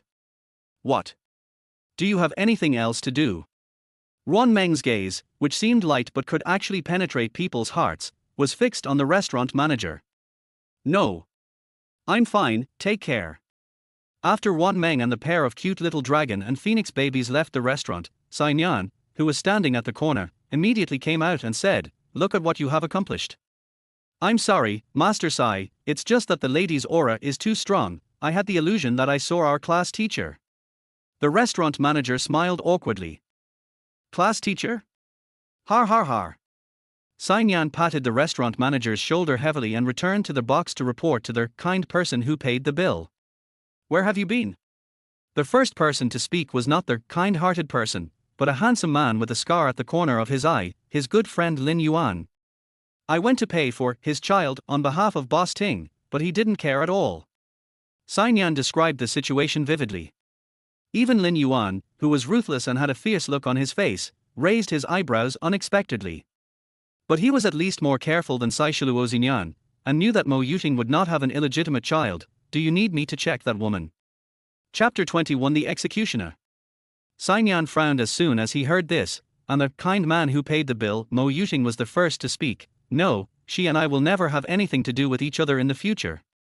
Even if there is any intersection, it would not be initiated by me." "Oh tilde. Xianyan looked meaningfully at Mo Yuting, who particularly liked to set goals, and then started chatting enthusiastically with Lin Yuan, who had just returned to City A. When he was exhausted from talking, he ate a few bites of fruit and suddenly remembered what the manager had told him. "It seems they are going to the zoo soon." "Zoo? What does it have to do with me?" Mo Yuting didn't say anything, still standing alone like an iceberg sculpture, but Lin Yuan, whose scheming was only slightly inferior to his, still noticed that Mo Yuting seemed to be distracted. After today's nominally welcoming dinner, which was actually just a lunch, ended, the sharp-eyed Xianyan actually saw the cute pair of little kids. "Why is there no one with the children? Where is their mother?" Xianyan saw two children sitting quietly on the sofa with no adults around them, and his eyes were full of confusion. "That's a children's clothing store. I think the adults are picking things out." "Well, I think so." Xianyan nodded to Lin Yuan, and then said to Mo Yuting in a fake tone, "I want to go and help look after it. After all, there are so many human traffickers now. Why don't you go back to the Mo family alone?" "Xianyan, don't cause trouble." Lin Yuan patted Xianyan's head gently, and then pulled the two men who wanted to go in and take a look into the children's clothing store. After entering the store, Xianyan immediately started looking for Ruan Meng, but he couldn't find her at all. He had no choice but to walk to the front of the two children and said, "Little guys, why are you alone here? Where is your mommy?" "Huh? Uncle Sai, what a coincidence." Ruan Meng greeted him warmly because he and Xianyan had used the bathroom together. "Ahem. What a coincidence." Xianyan, who felt inexplicably guilty, smiled guiltily, and was immediately discovered by Ruan Lele. "Uncle Sai, you are laughing in a weird way. That woman said this is called having evil intentions." Xianyan, who seemed to have some ill intentions, stood up suddenly, but immediately reacted, "No. I just saw you two sitting here, and I was worried that you would be cheated by bad guys." "Okay, Xianyan." Lin Yuan, who had the most dangerous aura, so that the shop assistants around them were staring at them with questioning eyes, so he quickly pulled people back. Just when he wanted to ask the two children with a face that would be frightened even by a child, Mo Yuting, who had been silent the whole time, took the lead and sat down next to the two children. Ruan Lele was stunned when she saw Mo Yuting suddenly appear, but she didn't want to pay attention to him, and Ruan Meng just called out softly, "Daddy."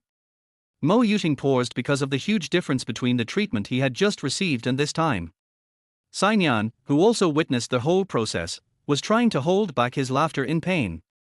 Lin Yuan, the only one who didn't understand what was going on and was surprised by the word "daddy," had to ask for them, "Where is your mother?"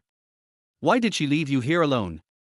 The timid Ruan Meng looked up when she heard the voice, and was naturally frightened by Lin Yuan's bad look. Ruan Lele also immediately protected her brother behind her. Although their actions seemed normal to Mo Yuting and the others, Ruan Meng, who had just walked out of the fitting room, frowned fiercely. Dabao, Xiaobao, what's your attitude? Mommy.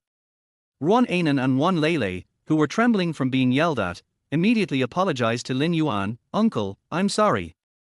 It doesn't matter. Lin Yuan waved his hand indifferently.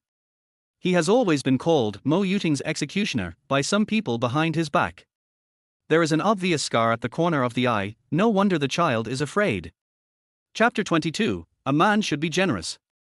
At this time, Ruan Meng had changed out of her queen's little black dress and high heels and put on a set of parent-child clothes and white shoes similar to what the two children were wearing today.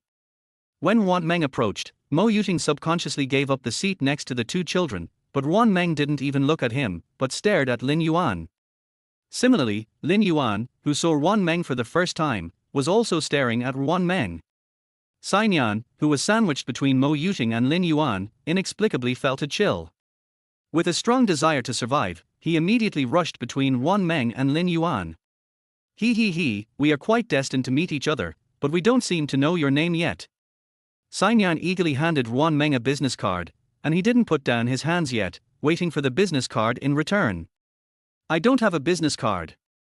Ruan Meng shook her head, but Xianyan didn't give up. Then can we exchange phone numbers? You are raising two children by yourself, so you may need a friend to help you sometimes, right? I don't even have a cell phone number. There were only two cards in Ruan Meng's bag, one was given by the system at the beginning, and the other was taken from Ruan Qiu. She didn't have time to buy things like a mobile phone. Okay. Xianyan, who didn't know the inside story, was embarrassed by Ruan Meng's clear-headed and unworldly way of evading the question. It also caused Lin Yuan to frown unhappily. Only Mo Yuting felt that Ruan Meng was telling the truth. Ruan Meng didn't care. After taking in the emotions of the three people in front of her, she went to the cashier to pay. Xianyan, feeling that he was asking for trouble, was about to turn around and leave, but the sensitive and careful Ruan Meng pulled his pants. Uncle Sai. Although Xianyan was a little embarrassed, he was very gentle to the child and immediately squatted down with a good temper. Are you called Dabao? Yes, it's the nickname my mom gave me. Pet name. Our nickname's so random. Is there another nickname called Xiaobao? Xianyan touched the little guy who was immersed in his beautiful fantasy and sighed leisurely. What's the matter with Dabao calling uncle? Mommy really doesn't have a cell phone, uncle, please don't misunderstand. Ruan Meng explained while keeping her little eyes on Mo Yuting. Xianyan was amused by this naive little guy, but was also a little surprised by what he said. He didn't expect that there are people who don't use mobile phones these days. A flash of light quickly flashed across Mo Yuting's eyes. No cell phone. That's so inconvenient. Ruan Meng, who had just paid the bill and was walking over, so that Mo Yuting and the others had not left, so she finally gave him a look, and Mo Yuting immediately met Ruan Meng's gaze. I'm Mo Yuting. Although he was late for the self-introduction, Mo Yuting felt that the timing was just right. Everyone saw the icy little beauty reflected in Mo Yuting's eyes suddenly smile, and then slowly uttered a name that no one had guessed. I'm Ruan Meng. Hiss, along with Xianyan's exaggerated gasp, Mo Yuting's slightly opened thin lips and the barely perceptible confusion and panic in his eyes. Mo Yuting hesitated for a moment, and for the first time, he made a move that broke his character. He confirmed with the person in front of him again, are you Ruan Meng, the second daughter of the Ruan family? His future fiancée? Yeah. Ruan Meng nodded, and then introduced two little guys to Mo Yuting. They are a pair of twins, Ruan Meng and Ruan Lele. Mo Yuting, who had just thought that he couldn't be forced to be a father, lowered his head and gently touched the heads of the two little guys. Good boy. Well, as a man you should be generous. Then can we call you daddy now? This time the person who asked the question was not Ruan Meng, but little Ruan Lele, who was no longer angry with Mo Yuting. Mo Yuting glanced at his calm fiancé and nodded suddenly. Chapter 23 I'm not happy anyway. Ruan Meng glanced at Ruan Lele, who was willing to call Mo Yuting daddy but not mommy, and then said goodbye to Mo Yuting and Xianyan as if nothing had happened. Then we'll leave first. Mo Yuting was stunned when he heard this. He didn't expect Ruan Meng to leave so soon. It wasn't until Xinyan reminded him several times that Mo Yuting finally reacted. I'll take you there. No need. Ruan Meng waved at Mo Yuting, then took the two children out of the International Plaza and took a taxi to City A Zoo. Xinyan, who was always looking for trouble, was just about to tease Mo Yuting that one day he would be abandoned by a woman, when Lin Yuan suddenly covered his mouth. Lin Yuan held down Xinyan, who was still struggling, and stared at Mo Yuting steadily, his eyes full of inquiry and fierceness. Master, is she really Ruan Meng? He would only reveal this fierce expression when facing his enemies or dealing with some dirty things for the Mo family and his friends. Xinyan suddenly became quiet when he saw Lin Yuan like this, and Mo Yuting also retracted his gaze from the mall exit and stared straight at Lin Yuan. What do you want to say? The knife in my hand is already thirsty. Lin Yuan considered Mo Yuting's special feelings towards Ruan Meng, and still said bluntly, the Ruan Meng who appeared in front of us just now must have killed someone. Xinyan, whose mouth was covered, struggled again upon hearing this, and quickly pulled away Lin Yuan's hand. Murder. Sister-in-law? Awesome. Xinyan already treats Ruan Meng as his sister-in-law and the child as his nephew, but in the end he still trusts Lin Yuan more and does not have any prejudice against Ruan Meng. There is no telling how many skeletons are buried beneath those so-called wealthy families. Sometimes what you see and hear may not be true, and we cannot generalize. As for Mo Yuting, who was comforted by the title of sister-in-law, he sent a message to his assistant Tufei and came to the A City Zoo with a group of bodyguards. Master, do you need to clear the area? The bodyguard asked respectfully. No need. Mo Yuting's car was parked right in front of the zoo's main entrance where parking was prohibited. While processing documents, he occasionally looked up at the window. We waited like this until the sun set and the zoo closed. Just as Mo Yuting was about to go look for them himself, a small group that looked like a family of four slowly came into his sight, which he found very annoying. This is Wild Man. Mo Yuting looked at the strange man who was sticking to Ruan Meng not far away. He suddenly tightened his grip on the pen and instantly tore the document in his hand. Seeing those people getting closer, Mo Yuting stretched out his long legs and walked in front of Ruan Meng. Are you having fun? I'm not happy anyway. Hey. Daddy. Did you come here specially to pick us up? Before Ruan Meng could reply, Ruan Lele, who was making faces, stuck to Mo Yuting's calf. Mo Yuting understood what he meant, and skillfully put his arms around Ruan Meng's waist, then looked at the strange man who shouldn't be there. Har har, garbage. Daddy, this uncle is very kind. He follows us and helps us all the way. The assisting little princess Ruan Lele emphasized loudly. Seeing that the two of them were performing enthusiastically, Ruan Meng did not slap the pig's trotter around her waist. The strange man was already a little weak in the knees after feeling Mo Yuting's momentum, and Ruan Lele's words made him sweat profusely. No. No. I am just too nosy, please don't mind.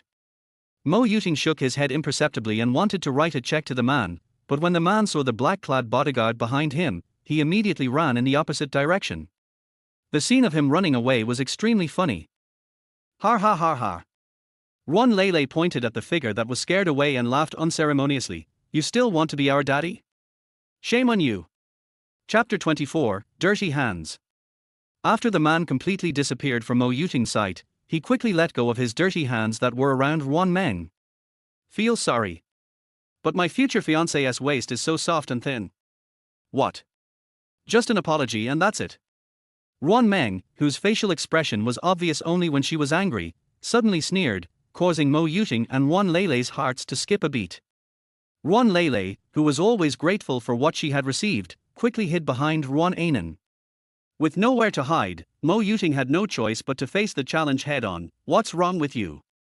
Ruan Meng saw clearly the fleeting uneasiness in Mo Yuting's eyes, and then she snorted twice with a smile, and left him carelessly in front of Mo Yuting's bodyguards, took the two little guys and left in a taxi. Mo Yuting, the head of the Mo family who was abandoned for the first time, was stunned for a moment, and subconsciously took 2 steps forward, but stopped after thinking of something and rushed to the company. The Dahao Garden where the Ruan family lives is the top villa area in City A. The villa area is divided into 2 major sections, Area A and Area B. The bigwigs living in Area A, which covers a large area comparable to the White House, are basically big shots who make the whole city of a shake when they go out. Area B, which is 1.5 levels lower, is inhabited by the new upper class who are rich and powerful but not necessarily famous, such as the Ruan family. When Ruan Meng went to the hotel where they had stayed before to pick up her luggage and then rushed back to the Ruan family's house, she quickly noticed that there was no one at home. Only Mrs. Zhang was waiting in the living room, as if she was waiting for them. Is there something? Seeing that Mrs. Zhang seemed afraid to step forward, Ruan Meng took the initiative to ask. Second miss, your room is ready, and the rooms of the young lady and young master. Mrs. Zhang had worked in the Ruan family for many years. She was the kind of servant who was careful to protect herself, so she couldn't help feeling a little insecure, and she spoke hesitantly when facing Ruan Meng, who seemed to have come back for revenge. Ruan Meng nodded casually, and Ruan Anan and Ruan Lele rushed to the second floor and pushed open Ruan Meng's room. Mrs. Zhang, why is there only one bed? Where should my brother and I sleep? Ruan Lele took Ruan Anan by the hand and arrogantly inspected Ruan Meng's room, not forgetting to complain, brother, look, these and those are all pink, she is so shy. Sister. Mommy is wearing sky blue today, and you are wearing pink. Ruan Lele, who was choked, immediately glared at Ruan Anan, and then wanted to refute that she was a child, and Ruan Meng was an old woman, and they were completely different, but she was destined to be unable to say anything. Because Ruan Meng, who was a step slower, had already come over with Mrs. Zhang, and Mrs. Zhang explained that the child's room was next door. Do we have to sleep separately from mommy? Ruan Anan tugged at Ruan Meng's little hand, with a hint of grievance in her tone. No need to separate for now. Ruan Meng shook her head and asked Mrs. Zhang to move the things prepared for the children to her room. Then she squatted down and looked at the pair of cute dragon and phoenix babies. Remember, I told you before that the Ruan family is not safe. Ruan Anan and Ruan Lele looked at each other and nodded seriously. Remember. Before I take you away from the Ruan family, you must protect yourself well, understand?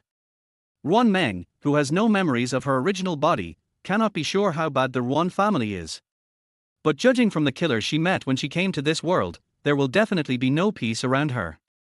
After the two children expressed that they would not get into trouble and would protect themselves, Ruan Meng let them pack their things. Today, the Ruan family did not make any big moves regarding her and their two children's return. They were probably a little shocked by her action against Ruan Xiang. However, Ruan Meng, who has seen too much ugliness in human nature, does not think that they will compromise so easily. Chapter 25, Cool Action. At 6 o'clock in a city time, Ruan Meng, who had changed into sportswear, pulled open the bed curtains with a swish, allowing the summer sun to shine on the two little lazy pigs. Mommy, what are you doing? Ruan Anan, who was not in a bad mood when waking up, crawled out from under the blanket with a messy head, but Ruan Lele, who was in a very bad mood when waking up, was not so good-tempered. Woman! What are you doing? Get up and run. Ruan Meng said concisely. She directly took away the blankets from the two little guys and put two sets of the same sportswear next to the bed. Ruan Anan quickly accepted the reality and obediently got out of bed to wash up, but Ruan Lele, who had a few days of comfortable life, still wanted to struggle. Woman, little friends need enough sleep. If you wake us up so early, we won't get enough sleep. What if it affects our growth? Ruan Lele, who refused to call her mommy and wanted to be pampered like a little princess, tried to gain benefits for herself in a baby voice, but suddenly found herself with her hands and feet hanging in the air. Wow! Please let me go. The cold-faced Queen Ruan Meng picked up Ruan Lele in one hand and her clothes in the other and threw her directly into the bathroom, leaving her to be taken care of by Ruan Anan, who had already packed up. Be obedient, little sister. Mommy lets us run for our own good. HMPH. Ruan Lele, who was traumatized at a young age and had a brother complexion, rarely paid attention to her brother and just quietly dressed herself up. When Ruan Meng finally carried the two little ones out of Ruan's house and came to the aisle of the community, she stared at Ruan Anan and Ruan Lele as if she was herding lambs. 6:30 was not early, and while they were running they met many people who knew Ruan Meng, as well as people hiding in the dark who seemed to have no ill intentions. While the two little guys were unable to run and were clamoring for rest, Ruan Meng suddenly rushed into the bushes nearby and quickly caught a man in black. What happened?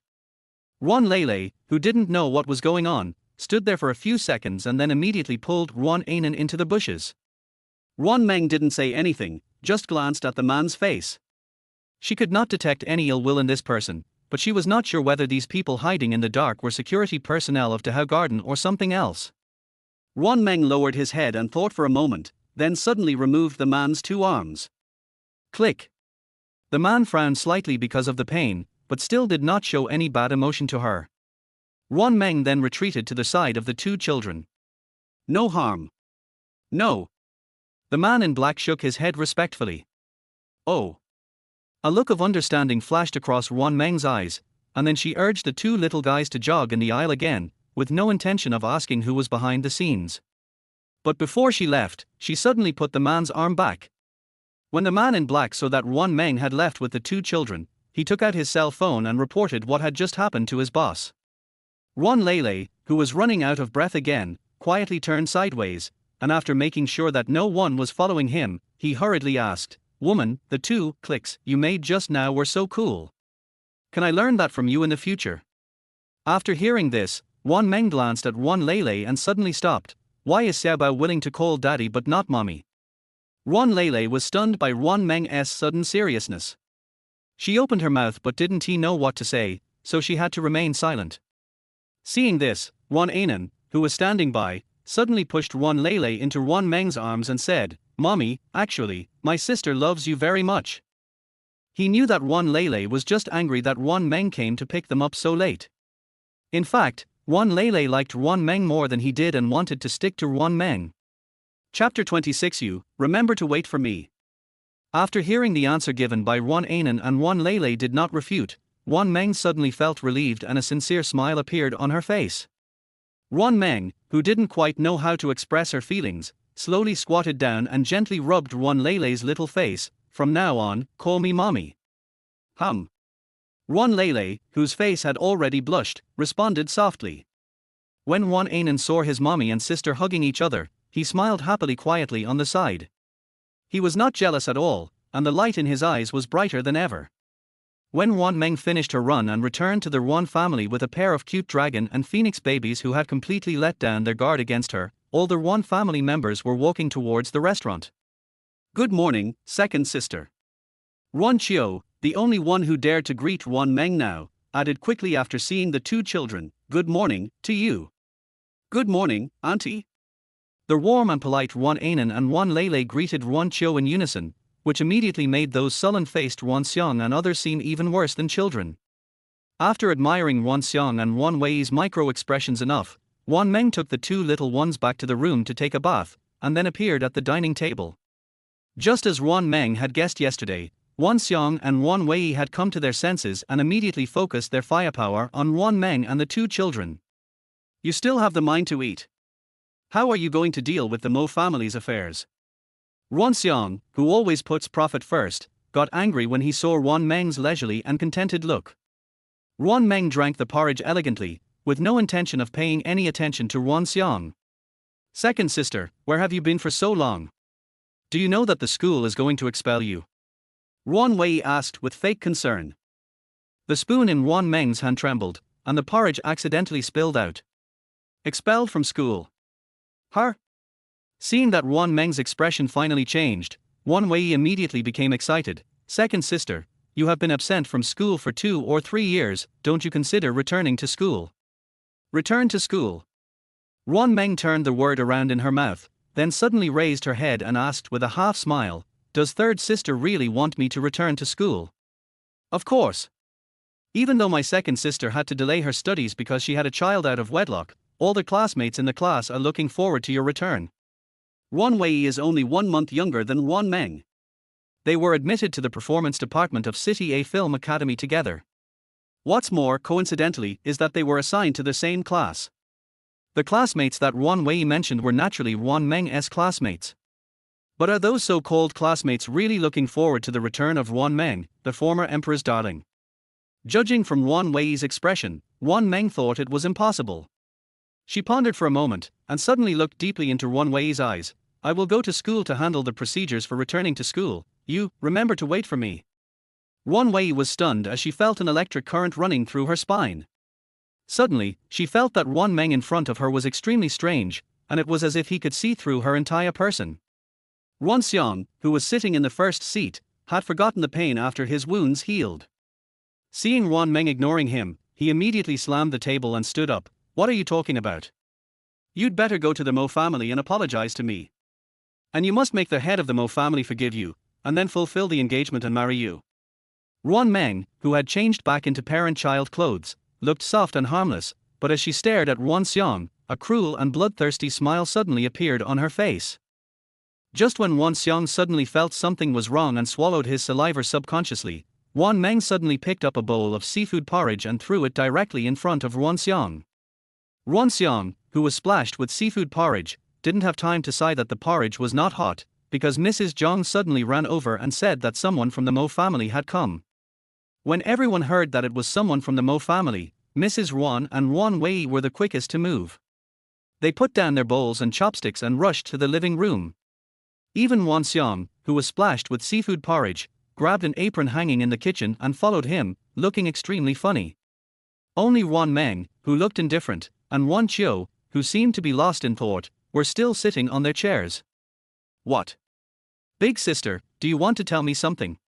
Chapter 27, Really Losing All Heart.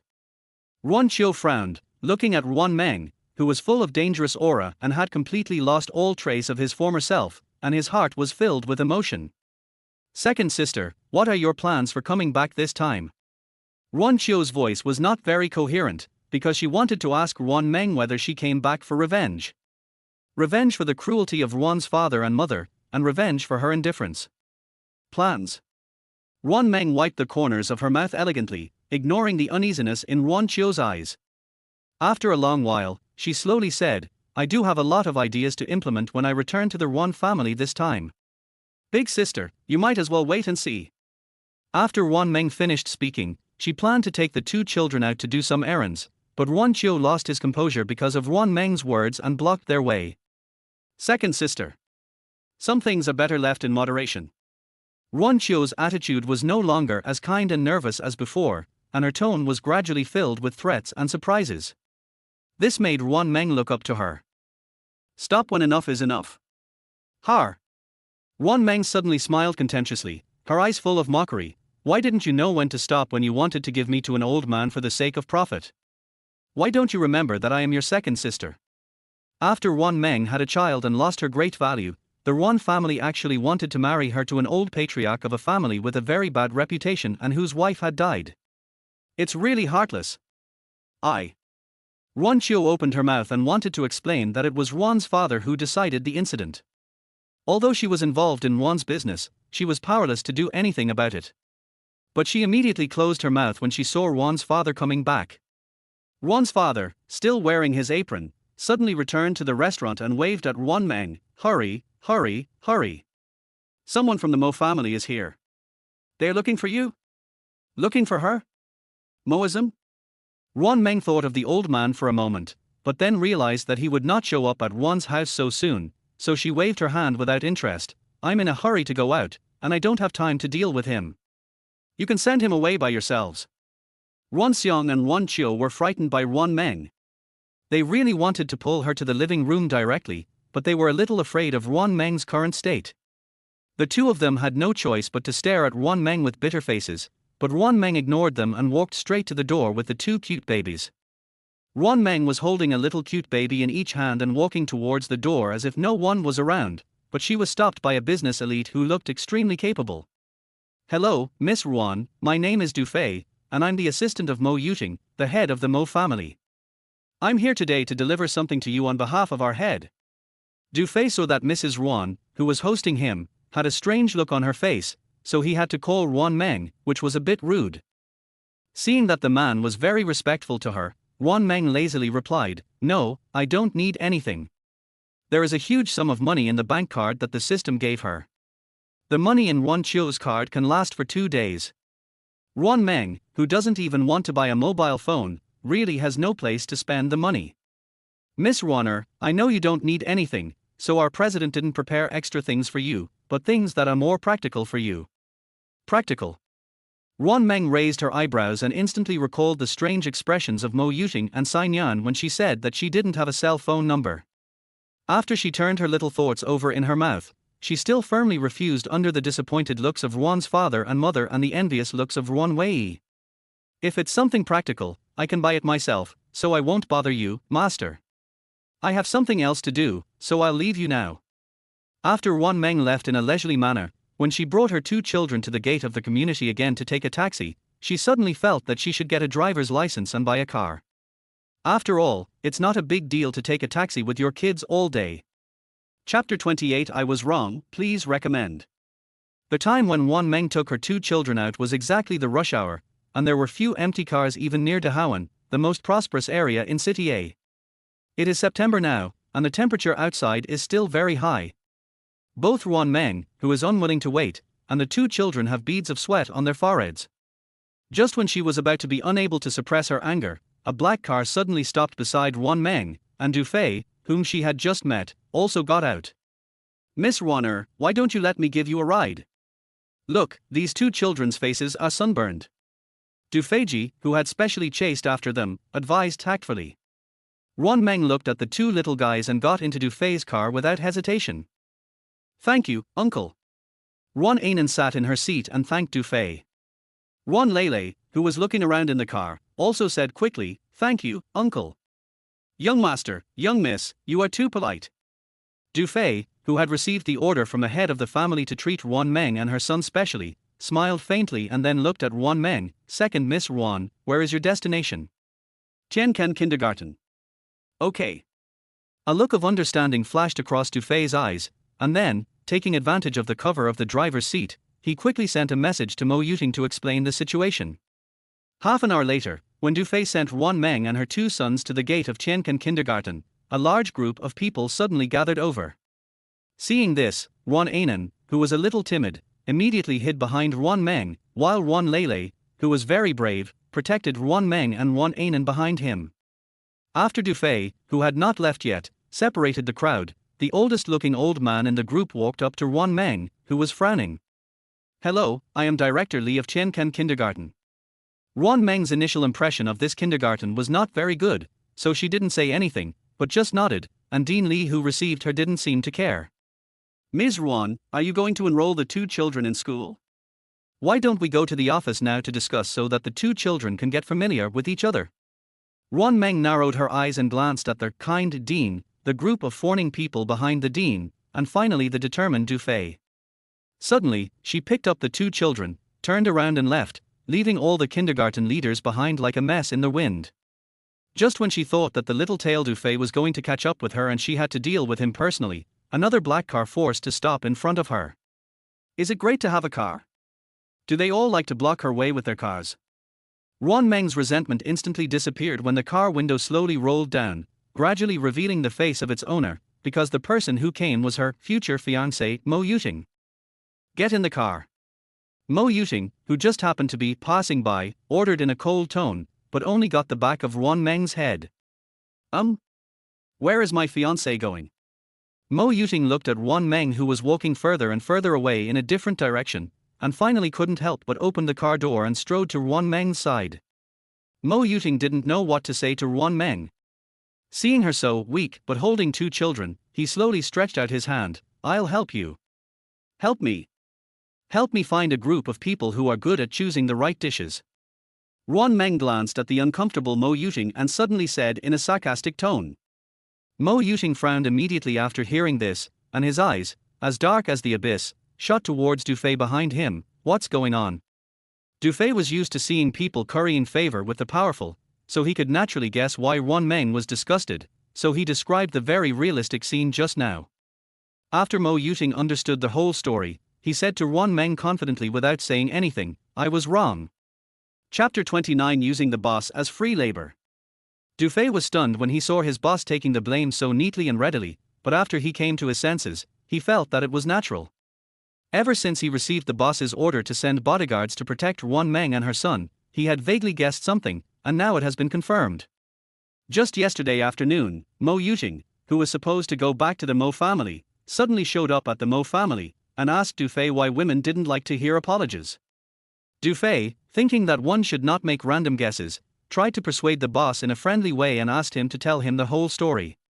Because Mo Yuting was in a state of confusion at the time, he didn't care about anything and directly told Ruan Meng about how he was not welcomed after he hugged her. After analysis by Dufei, who has high IQ and EQ, Mo Yuting concluded that Ruan Meng must have mistaken his stiff movements for familiarity and misunderstood his actions. So, there was the incident where Ruan Meng captured the black-clad bodyguard during his morning jog, and Dufay personally came to deliver gifts. Unfortunately, Ruan Meng did not respond to any of the suggestions. Mo Yuting's thoughts were also messed up by those people from Tiankan kindergarten.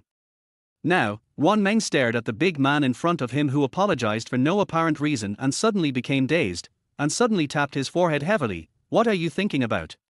Mo Yuting, who had never been treated like this since he was born, was stunned, and suddenly a strange feeling arose in his heart. His fiancée is so cute. She's also so cute when she hits people.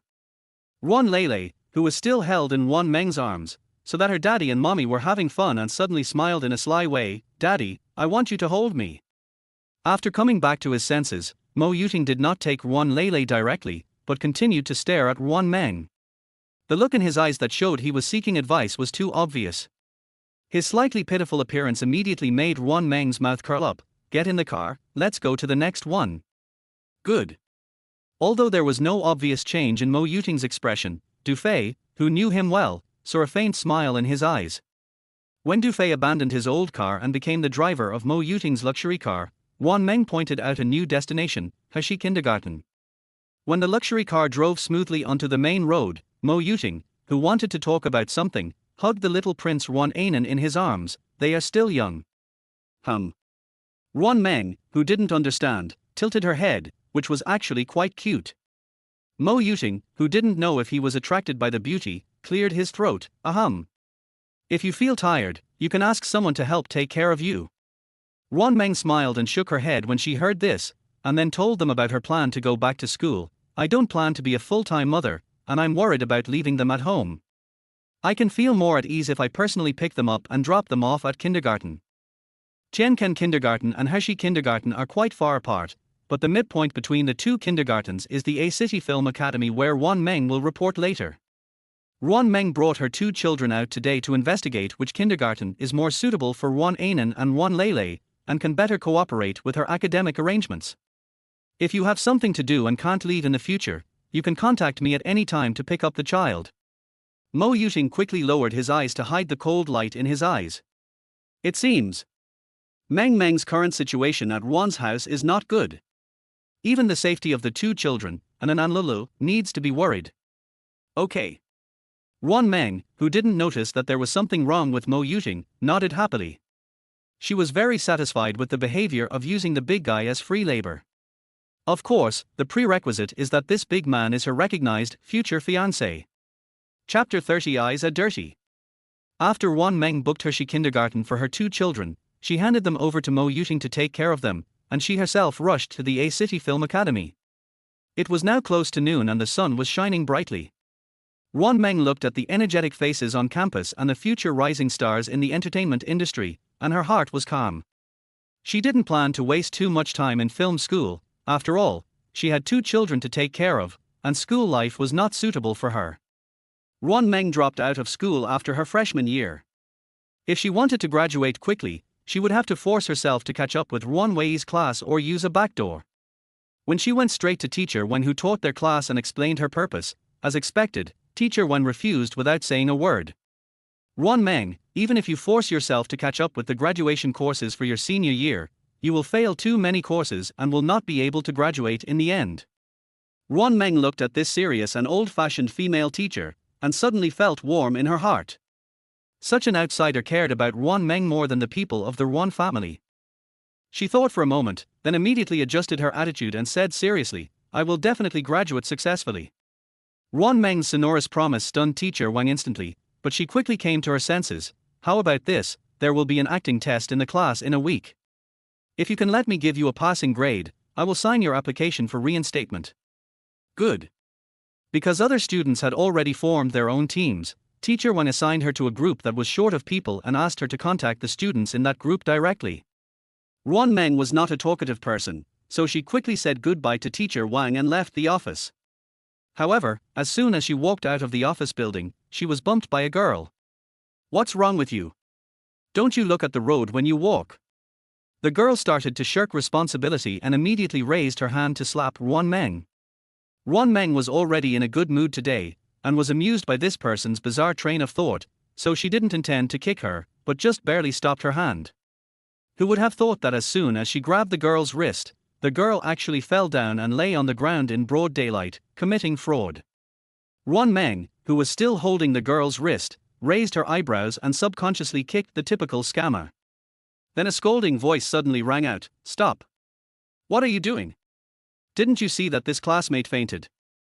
The sudden voice of accusation attracted the students passing by, but no one stepped forward to stop it because many people recognized Ruan Meng.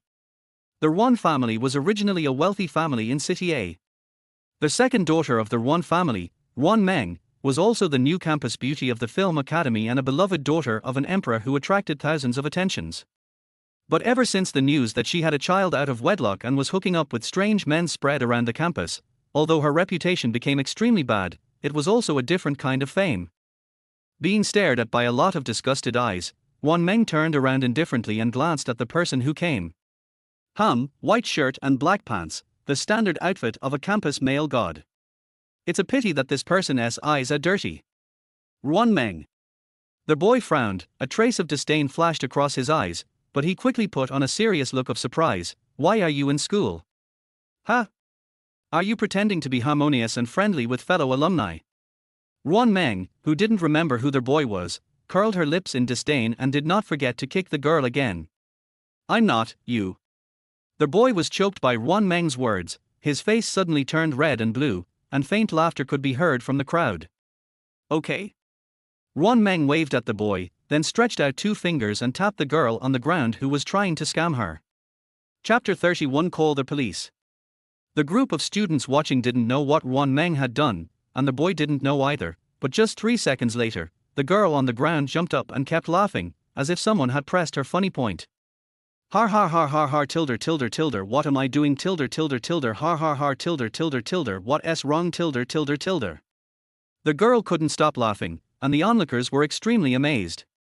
What's wrong with her? She looks creepy. Didn't Ruan Meng just give this guy a tap? Do you think it was like the one in the TV series where someone hit his funny bone? Laughing point. You may have read too many scripts, right? Har har har. Am I the only one whose focus is a little off? Haven't you noticed that Miss Ruan has changed? And it's a change that is hard to describe. A boy who was very sharp-eyed suddenly pointed out the weirdness in everyone's heart.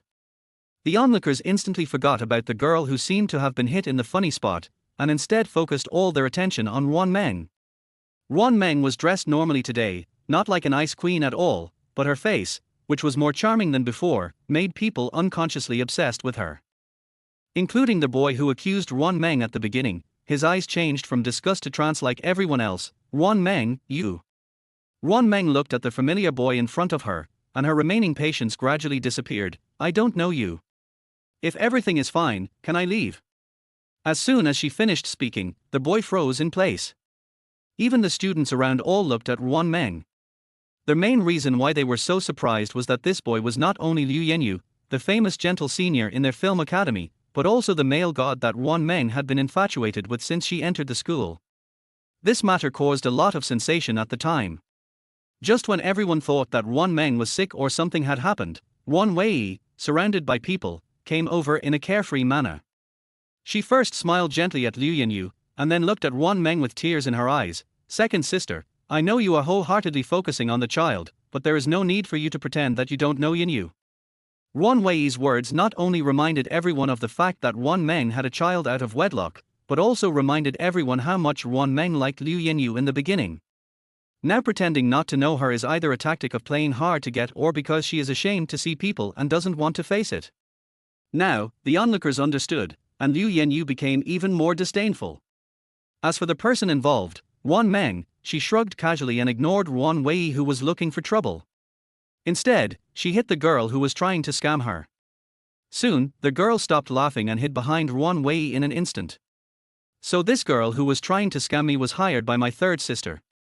Ruan Meng disdained playing tricks, but she would not let Ruan Wei do anything untoward. "Second sister. Qianqian was obviously frightened by your methods." "Really? Then call the police." As soon as Ruan Meng mentioned calling the police, Li Qianqian panicked instantly. Ruan Wei also quickly tried to persuade her, second sister, there's no need to call the police for such a small matter, right?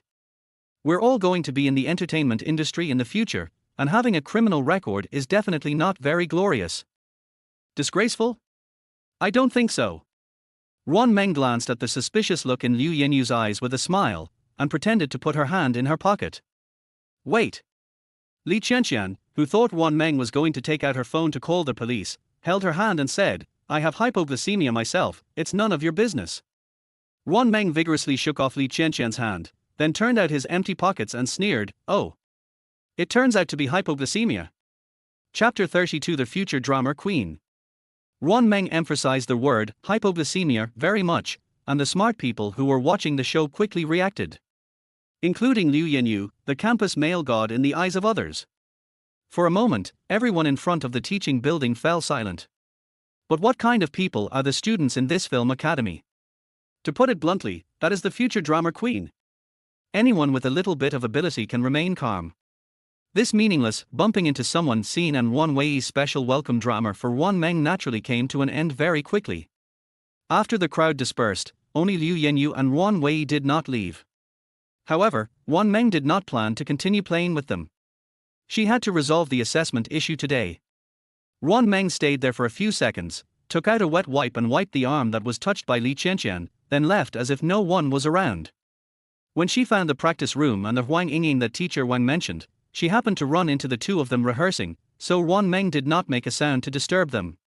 Ruan Meng, who had never acted in a play but had seen too many big plays, listened to their lines and watched their exaggerated acting skills, and the curve of her mouth became higher and higher. Well, it's quite interesting. Seeing that the two had finished rehearsing their lines for a scene, Ruan Meng, who didn't want to wait any longer, knocked on the door and explained her purpose. Teacher Wang asked me to join your group. Huang Yingying, who always had a smile on her face, immediately came forward to greet Ruan Meng warmly when she saw her. Hello, classmate, but why haven't I seen you before? I'm Ruan Meng. Logically speaking, both Ruan Wei and Huang Yingying were classmates of Ruan Meng, but Ruan Meng disappeared too suddenly, and she has changed a lot now, so Huang Yingying, who had no friendship with Ruan Meng, did not recognize her. Are you Ruan Meng? The Ruan Meng who was in the same class with us in freshman year? Ruan Wei's second sister. Dong Yu, another girl in the practice room, exclaimed loudly. It's me. Huang Yingying and Dong Yu looked at each other awkwardly after getting a positive answer, and Ruan Meng also took in all the complex emotions on their faces. She smiled indifferently and explained her purpose again. Teacher Wang asked me to join your group and participate in the assessment with you in a week. Okay. Huang Yingying pulled Dong Yu, who was still a little hesitant, and still enthusiastically introduced their situation to Ruan Meng. Huang Yingying and Dong Yu both come from ordinary backgrounds. The former is lively and cheerful, while the latter is a little cautious, but her eyes are very pure, much purer than Liu Yenyu's. The main reason why their group is short of people is that the two of them are at the bottom of the class, and the script levels and stage resources assigned to them are also limited. After the three of them got to know each other, Huang Yingying handed a copy of their script to Ruan Meng. Student Ruan should have just returned to school today, right? Take a look at the script first, and we will accompany you to audition tomorrow. Huang Yingying's thoughtfulness and Dong Yu's acquiescence made Ruan Meng look sideways. She really hadn't learned how to be pretentious yet, so she didn't refuse. See you in the practice room tomorrow at 9 o'clock. Sure, Mr. Ruan, can you leave me your phone number? I can contact you if there is anything. Huang Yingying happily took out her cell phone and handed it to Ruan Meng. Ruan Meng was rarely upset after being reminded by so many people in one day about how important mobile phones are. However, Huang Yingying thought that Ruan Meng was unwilling to call her. It's okay. Actually, there's nothing important to contact. After hearing Huang Yingying's awkward laughter and noticing Dong Yu's embarrassed look, Ruan Meng suddenly added, I haven't had time to buy a mobile phone yet. Why don't you write your phone number on the script? I'll contact you later. Chapter 33 Whose husky is that? Although Ruan Meng's explanation sounded strange, Huang Yingying, who was open-minded, immediately smiled brightly. Okay. Then you can get busy, and we'll see you tomorrow. Ruan Meng blinked and took another look at Huang Yingying, who seemed to be imagining something, and suddenly felt that going to school didn't seem so boring. After Ruan Meng left the practice room, Dorn Yu, who was not very courageous and used to staying out of things, grabbed the heartless Wang Yingying and said, "Yingying, should we go and discuss with teacher Wang to replace a student? Change a classmate." "Why, yeah. Classmate Ruan is easy to get along with." Wang Yingying widened her eyes, looking surprised. "Very easy to get along with." Dorn Yu's eyes widened immediately after hearing this. "Haven't you heard about Ruan Meng's past deeds?" "I have heard some things, but I don't think the rumors are necessarily true." Wang Yingying thought about it seriously and finally shook her head. Ruan Meng was so proud when she first entered the school. At that time, Wang Yingying and Dorn Yu had basically no contact with her, so it was difficult to judge the authenticity of those rumors. After all, the film academy where they are is a place that is more complicated than the ordinary social environment, but today they have had a long-awaited close contact. Wang Yingying felt that Ruan Meng was very nice and real today.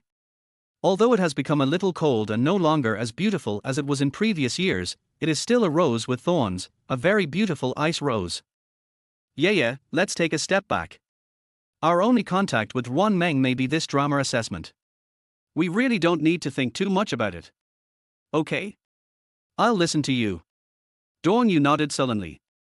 On the other side, Ruan Meng, who had just stepped out of the school gate, was picked up by the diligent and responsible Du Fei and taken to the Mo family, where she saw a pair of cute babies playing with a dog in the back garden. Husky. Ruan Meng narrowed her eyes and quickly glanced at Du Fei, who was a little embarrassed beside her. She was a little surprised that the Mo family would actually raise huskies. After all, the dog follows the master. She stood there for a long while, staring with interest at their husky running around and destroying the flower bed. "So, who is the owner of this husky?" Mommy. You're back. Have you chosen a school?" Ruan Lele, who was the first to discover Ruan Meng, pulled Ruan Ainen and ran over. "Well, I've chosen it." When Ruan Meng decided to send Ruan Ainen and Ruan Lele to kindergarten, she explained to them that she was sending them to school because she also wanted to go to college. "Ahem, Miss Ruan, the head of the family is here." Du Fei, who was eager to escape from the scene, cleared his throat and pointed at Mo Yuting, who was walking towards them. "Dabao, Xiaobao, go and play. I have something to talk to your dad about." Ruan Meng leaned down and gently touched the two children's faces. "Good." After the two children continued to play with their husky, Ruan Meng asked Du Fei, "Where is the gift you sent to the Ruan family today?" "The gift is still in the car. I'll get it for you now." So, when Mo Yuting stopped his long legs beside Ruan Meng, what he saw was Ruan Meng, who was smiling but not smiling, and Du Fei, who was fleeing in panic. Mo Yuting, who had never eaten pork but had only seen thousands of pigs running, suddenly felt uneasy. What happened? "Whose husky is that?"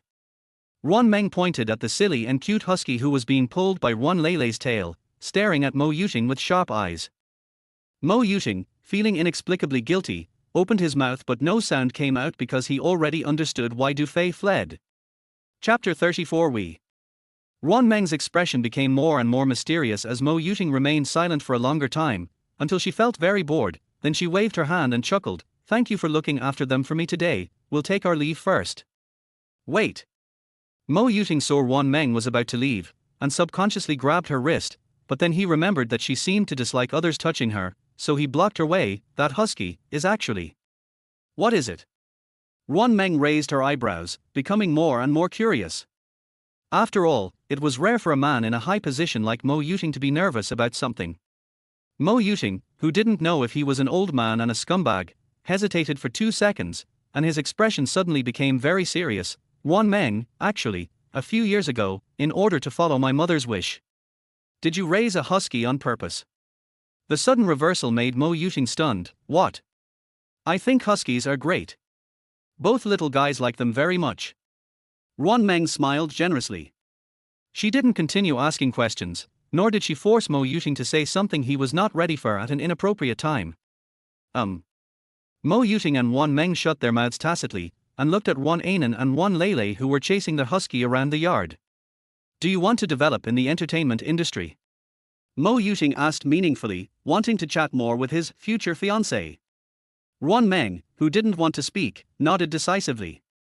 The Mo family has an entertainment company under its umbrella. Ruan Meng, who had chosen not to speak, nodded once again. Ruan Meng seemed to be indifferent. Mo Yuting, who felt a little aggrieved, suddenly said something shocking: "Our engagement party was ruined by the Ruan family." Ruan Meng, the icy beauty who had attended the engagement party, glanced at Mo Yuting with surprise on her face. "Are you sure it's not your fault?" Ruan Meng was so sure that even Mo Yuting himself was stunned. "Were you there? Then why don't you come out and get engaged to me?"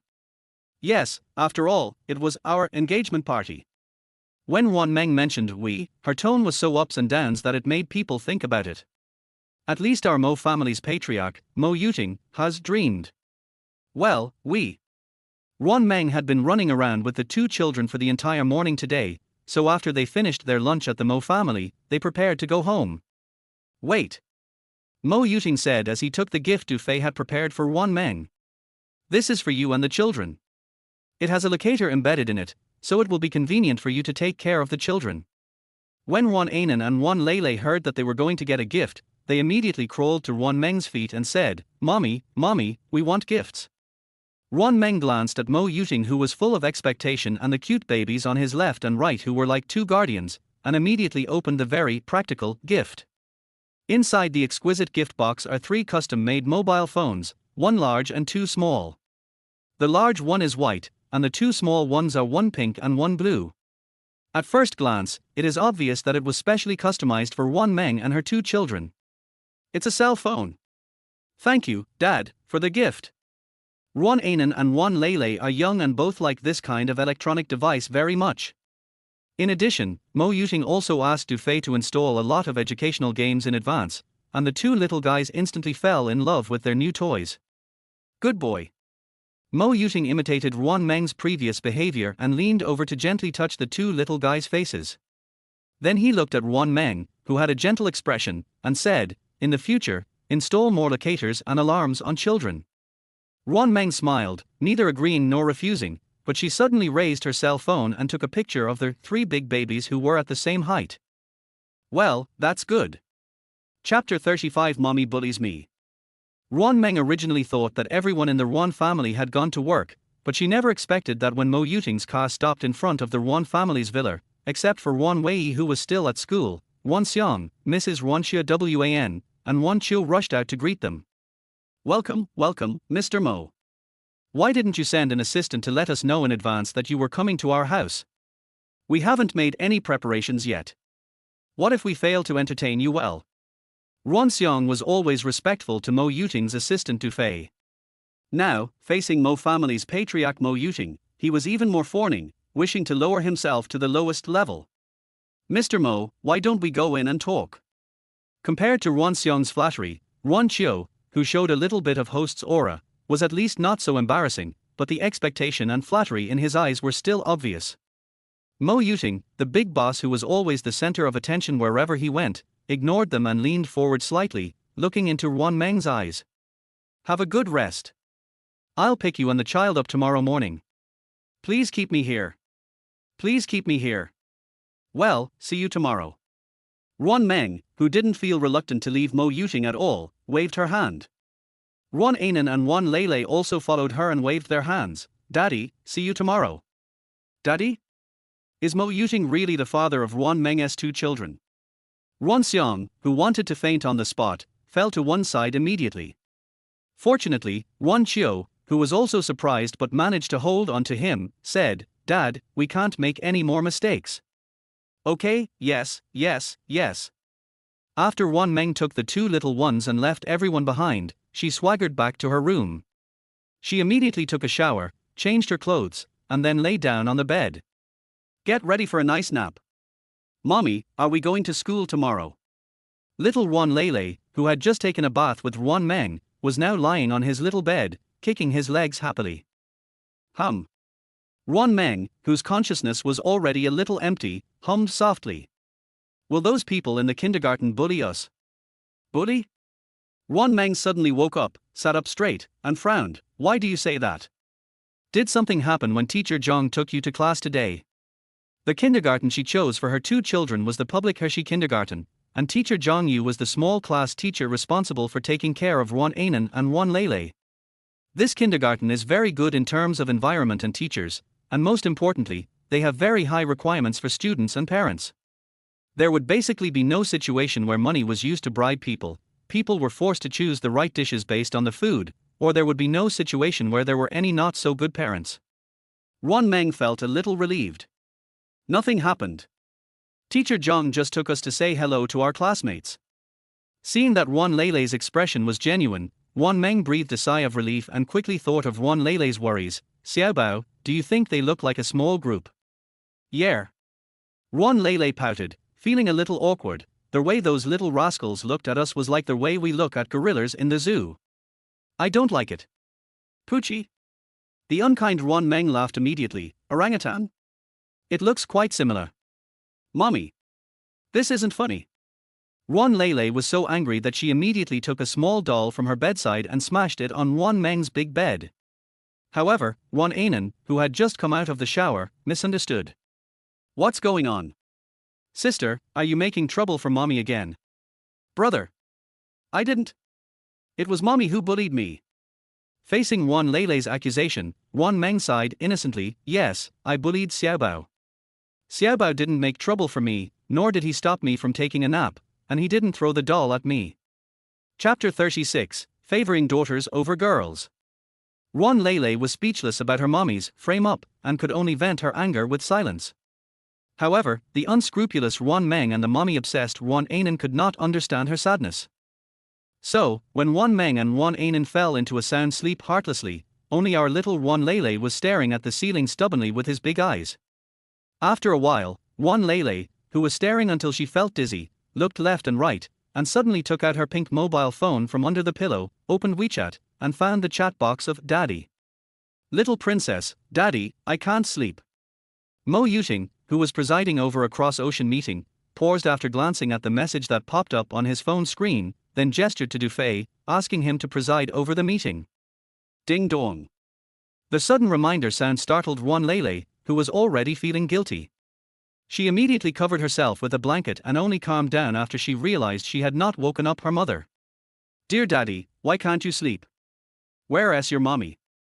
Ruan Leilei had just opened the chat box and saw at a glance that her daddy's emphasis was on the second half of the sentence.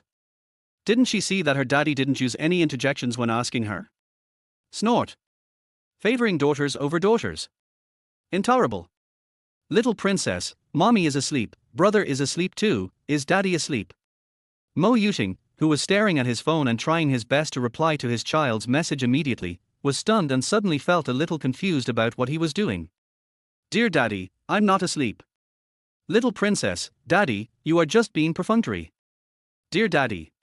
Mo Yuting hesitated for 5 seconds, then suddenly exited the chat interface with Ruan Leilei and pulled out Dufei from a corner. Ultimate Big Boss, order 10 sets of parenting books from different countries. If there are any books on reconstituted families or how stepfathers get along with their children, just order them without asking for permission. Dufei, who was criticizing a manager of a branch company in country N, suddenly got stuck after seeing the content pinned on WeChat, causing the manager who was being criticized to start having wild thoughts and turn pale. Boss Missouri, assistant to, the failure to win this project is all my fault. It has nothing to do with my team. If their headquarters really wants to send me to Africa to dig coal, I will have no complaints, blah blah blah blah blah. Shut up. Mo Yuting, who seemed to have been blocked by the little princess, looked at the manager who was still talking non-stop and said, after the meeting, you will report to the training department. Since you are so good at speaking, I will let you speak your mind at once. No, he kept talking about the day when Mo's company would go bankrupt. On the other side, Ruan Leilei, who didn't realize that he had unknowingly cheated an old man, was caught by Ruan Meng, who noticed the noise. Xiaobao, can't you sleep? Then why don't you go run a few laps in the community? No. I can sleep. Under the pressure of Ruan Meng, Ruan Leilei consciously stuffed himself into the small blanket and fell into a deep sleep in the blink of an eye. After making sure that the two children were truly fast asleep, Ruan Meng quietly picked up her cell phone and the script given to her by Huang Yingying and went to the balcony. She first sent a message to Huang Yingying explaining that this was her new number, then opened the script and began to study. Soon, a reassured smile appeared on Ruan Meng's lips. Since this exam was not an assessment arranged by the school but a test given by teacher Wang to the students in the class, the script was not a very formal script written by the teacher. What Wang Yingying and the others are lacking is someone who can play the role of a cold-hearted female knight. Ruan Meng couldn't help but sigh, her luck. It's really good. Chapter 37, Provoking Hatred. The next morning, Ruan Meng, who had consciously set an alarm for herself at 6 o'clock, so that her mother and sister were still sleeping, and her little head was a little confused. Mommy, sister, it's already 6 o'clock, we should get up and go for a run. Until 5 minutes passed. Ruan Meng was still sitting on the bed obediently, but he still didn't wait for Ruan Meng and Ruan Lei to get up. He thought his reminder was too quiet, so he roared again in a baby voice, Mommy! Sister! Wake up! Ruan Lei, who instantly suspected his sister's birth, moved his little body without saying a word, but just pushed the green little dinosaur in his arms against Ruan Meng's face. Ruan Meng, who was caught off guard and pushed to the ground, immediately sobered up a lot, and then realized that they didn't have to run today. But just as he smiled shyly, Ruan Meng on the big bed on the other side jumped up directly. Oh my! Mommy, this is a cool move. Seeing Ruan Meng's dazed look, Ruan Meng thought he was frightened by her, so she picked him up gently. Be good. Hold head high. Ruan Meng instantly turned into a little fan and quickly ran to wash and change clothes, while the little princess Ruan Lei was still taken to the bathroom by Ruan Meng. 20 minutes later, after running about 500 meters, Ruan Lei complained angrily, Mommy! Why are you riding a bike while we are running? Ruan Meng did not run with the two children today. Instead, she rode a women's bicycle and leisurely followed behind the two children to supervise them. This scene is really easy to attract hatred. Especially, their hatred of Ruan Lei. Be good, sister. Mommy probably didn't get enough rest, so you're not in good spirits. Ruan Meng, who is a mommy control freak with a high acceptance rate, explained for Ruan Meng considerately. Ruan Lei glanced at her silly brother and suddenly didn't want to be a brother control anymore. When will this kind of life end? What day? Mo Yuting's voice suddenly sounded, and Ruan Lei, who liked her daddy, immediately looked over and said, Daddy. Ruan Lei looked at Mo Yuting, who was wearing sportswear and walking towards them like a god in the morning light, and immediately went forward to greet him happily. Just when she was imagining in her little head that Daddy would immediately stand up for her and criticize her outrageous mommy, Daddy just passed her by. Walked to. By Mommy's side? Oh. What happened to the saying that opposites attract? Why doesn't Daddy favor her, a member of the opposite sex? TV dramas are really lies. Ruan Meng glanced at Ruan Lei, who was instantly depressed, and deliberately said loudly, Did you come here specially to run with me and have breakfast together? Yeah. Mo Yuting nodded honestly, and sighed in his heart, his Meng Meng is worthy of being his, she is so cute even when she bullies children. HMPH. Ruan Lei, who had no awareness of being a light bulb at all, snorted twice angrily, then pulled the innocent Ruan Meng and continued to run forward. Seeing this, Ruan Meng didn't say much to Mo Yuting. She pedaled twice and pointed forward, signaling Mo Yuting to run with the two children. And she is still responsible for supervision. Ride slower. I'll take good care of them. Mo Yuting, who has been single since birth, gave these instructions based on his heart, and then followed the two children. As for Ruan Meng, who was left there, she was stunned. A few seconds later, she suddenly took out her cell phone, opened the photo she took yesterday of Mo Yuting and the two children, and compared it with the three figures not far away. Well, like a family. Click.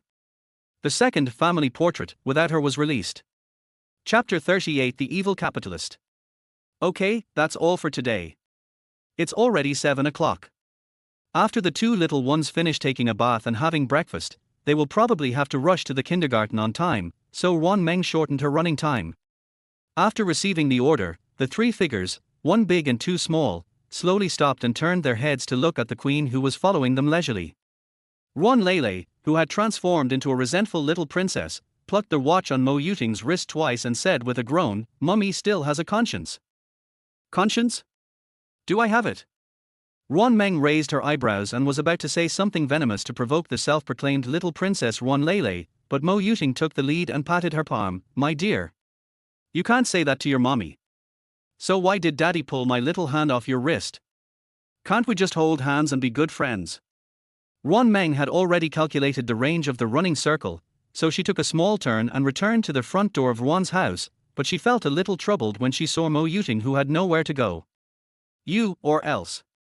Taking a bath with Dabao. Good. Before Ruan Meng could even say a few polite words, Mo Yuting eagerly agreed, which made Ruan Meng's eyes become somewhat meaningful. But I don't have any change of clothes for you. Boss Missouri put his hands behind his back and casually glanced at the bushes on the right. A gift box of a high-end suit brand appeared out of thin air on the ground.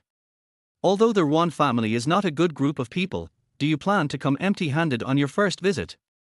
Ruan Meng continued to make things difficult with increasing interest in his eyes. Boss Missouri adjusted his watch and calmly glanced at the bushes on his left. Unexpectedly, a gift box of a children's clothing brand appeared out of thin air on the ground again. TSK, evil capitalists. Ruan Meng, feeling inexplicably unhappy, curled her lips, left the big and two children behind, turned around and walked inside. I thought he was hiding his merits and fame, but in fact he seemed to have offended the future Mistress Dufay and a large group of black-clad bodyguards. It's all over. Mo Yuting didn't know what he had done wrong, so he quickly picked up his things and followed the child in. However, he was stopped after only 2 steps. Eh? Mr. Mo, why are you here? Is there anything I can help you with? Ruan Wei's annoying voice suddenly reached the ears of Mo Yuting and the pair of cute dragon and phoenix babies, and the 3 of them immediately took a step back in tacit understanding. Ruan Leilei's eyes rolled around, and she suddenly grabbed her father and brother's hands and rushed to the 2nd floor, saying politely, "Aunt, we're going to be late for school, so let's go back to our room and take a shower first." Bath? Ruan Wei instantly thought of Ruan Meng and Mo Yuting. She immediately turned around and looked at Ruan Xiang and Mrs. Xia Wan, who didn't seem surprised. Dad, Mom, what's going on? What's wrong with Mr. Mo? Hey. I'm afraid that girl Ruan Meng is going to stand on my head. Mrs. Ruan and Ruan Qiu were in no mood to explain to Ruan Wei, so Ruan Xiang, who loved his youngest daughter, had to take the initiative to tell her that the 2 children were Mo Yuting. Really? Then my second sister finally got her happy ending after all the hardship she's suffered. I'm so happy for her. Ruan Wei quickly closed her eyes in disbelief, hiding the anger and jealousy in her eyes, as well as the extremely subtle murderous intent. At this time in the bedroom on the 2nd floor, Ruan Meng had already taken Ruan Leilei into the bathroom to take a shower, and Mo Yuting was being taken by Ruan Anan to visit the room of the 3 of them. This was the first time that Mo Yuting carefully visited a girl's bedroom. He looked at the big bed in the middle and the 2 children's beds beside it, and suddenly felt that the room was quite big and could easily accommodate 1 more person. Chapter 39, Forced Telepathy. When their family of 4 finished packing, Mo Yuting carried 2 small school bags and followed Ruan Meng and the pair of cute dragon and phoenix babies slowly down the stairs. Ruan Meng quickly glanced at the Ruan family members who had ulterior motives, and suddenly lost the idea of having breakfast at home, and turned around and walked towards the entrance. Ruan Meng, you, ahem. Xiao Meng, aren't you going to have breakfast? Hurry up and bring President Mo over here to sit down. Ruan Xiang, who only cared about eating and not being punished, swallowed back the word, evil girl, that he was about to say when Mo Yuting looked at him. He had never thought that Ruan Meng would give him face, but Ruan Meng, who was walking out, actually stopped, and Ruan Xiang was stunned for a moment. I didn't have breakfast. Ruan Meng, who was stared at by everyone, suddenly said such a common sentence. Mo Yuting, who was trying to be in tune with Ruan Meng, added a sentence under the puzzled looks of everyone, so don't disgust her. After saying that, Mo Yuting once again stretched out his dirty hands, hugged his cute fiancée with max boyfriend power, and left the Ruan family in a swagger. Dufay, who had been waiting in front of the Ruan family's gate for a long time, immediately stepped forward when he saw his master and wanted to take over the school bags of the 2 little cute babies, but Mo Yuting slapped his hand away mercilessly. Don't meddle. Deduct your bonus. Yes. Dufay smiled awkwardly, and immediately turned around to help the 2 little ones climb into the child safety seats. Ruan Meng ignored Mo Yuting's gentlemanly hand and sat directly in the passenger seat, reminding carefully, find a breakfast shop near Hershey Kindergarten to park. Do driver assistant bodyguard Fei glanced at the boss, who was unwilling to sit in the back seat to accompany the 2 children, and sweat immediately appeared on his nose. Boss, I suddenly remembered that my stomach hurts a little, so why don't you bear with it and drive yourself? Suddenly remember having a stomach ache. That was quite sudden. Ruan Meng lowered her head and smiled faintly from a perspective where no one could see. Then she suggested, why not just pick a bodyguard from the bushes on both sides to drive the car? It's safer. The bodyguard's in black. I don't think we have ever offended you. Just when the atmosphere was a little weird, the innocent Ruan Meng suddenly reminded, Mommy, my sister and I should go to the kindergarten to have breakfast. It's almost 8 o'clock now. Okay, let's go now. Ruan Meng was stunned for a moment, not expecting that she could be so childish. Then she pursed her lips awkwardly and waved to Mo Yuting, who hadn't gotten in the car yet. Driver, drive. Yeah. Mo Yuting jumped into the driver's seat with an extremely honest body. When the busy morning task of sending the children to kindergarten was finally completed, Mo Yuting also sent Ruan Meng to the gate of City A Film Academy. I'll pick you up after school. As soon as Mo Yuting said this, he felt like he was sending his wife and children to school. Even though he and Ruan Meng would get married sooner or later. But he still thinks this makes him look a bit weird. Ruan Meng responded and found that Mo Yuting was distracted. She thought he had encountered something. If you encounter any trouble, remember to tell me and I will help you solve it. What? Mo Yuting was stunned and didn't react for a moment. You are the head of the Mo family, the king of the Mo empire, and you have a large number of bodyguards around you all year round. I think it should be easy. A hint of ruthlessness and tenderness flashed across Ruan Meng's eyes unconsciously, but it didn't seem contradictory at all. However, Mo Yuting, who caught her emotion, was conflicted. Does his future fiancée want to protect him? It's quite exciting just thinking about it. Chapter 40: The Gods Standing on the Top of the Altar. Ruan Meng and Mo Yuting agreed to go to the kindergarten together in the afternoon to pick up the two little ones, and then they slowly came to the performance building where they had been yesterday. She had just stepped out of the elevator when the students who came here to see her started staring at her rudely. Ruan Meng really came back to class. I told you I wasn't lying. I saw her go see Teacher Wang yesterday. It seems like she was planning to go back to school and catch up with the graduating class. No way. She got into such a scandal, and the school didn't expel her because of the Ruan family's face. Will she still be able to graduate successfully? The campus network is definitely going to explode today. It's going to be so exciting. If Ruan Meng, the proud daughter of heaven who has fallen from the altar, were stared at and talked about like this, she would definitely have a negative mentality of wanting to escape. She is different. She is still the god standing at the top of the altar. Ruan Meng stood still, listening to those cold words, and looking at those men and women who mocked and belittled Ruan Meng. Suddenly, she laughed wildly. Everyone stopped talking as they didn't understand how Ruan Meng could still laugh in such a situation, and felt a little uneasy. Ruan Meng, who was extremely strong in her heart, leaned against the wall casually, supporting her head with one hand, her eyes full of curiosity. Wasn't everyone talking excitedly just now? Why did everyone suddenly stop talking? Ruan Meng treated today as a good day for her and her two children to go to school, so she wore a slightly sweet slim shirt and tied her hair into a high ponytail. The youthful aura suppressed her own coldness and unkindness. The elegance and freedom at this moment suddenly make people feel dazzling and unconsciously captivate others' hearts. It's like a school goddess who walked out of a comic book. As a result, the male students in the corridor became even more distracted. What does it look like if we stop here? Let's all go away. A student who was obsessed with looks mustered up the courage to say this, and the rest of the students who cherished the flowers also left. Left alone, a cancer. Ruan Meng had a lot of fun today, so she ignored some people who looked like troublemakers and walked through them into the practice room as if no one was around. Good morning. Ruan Meng nodded lightly at Wang Yingying and Dorn Yu. Good morning, classmate Ruan.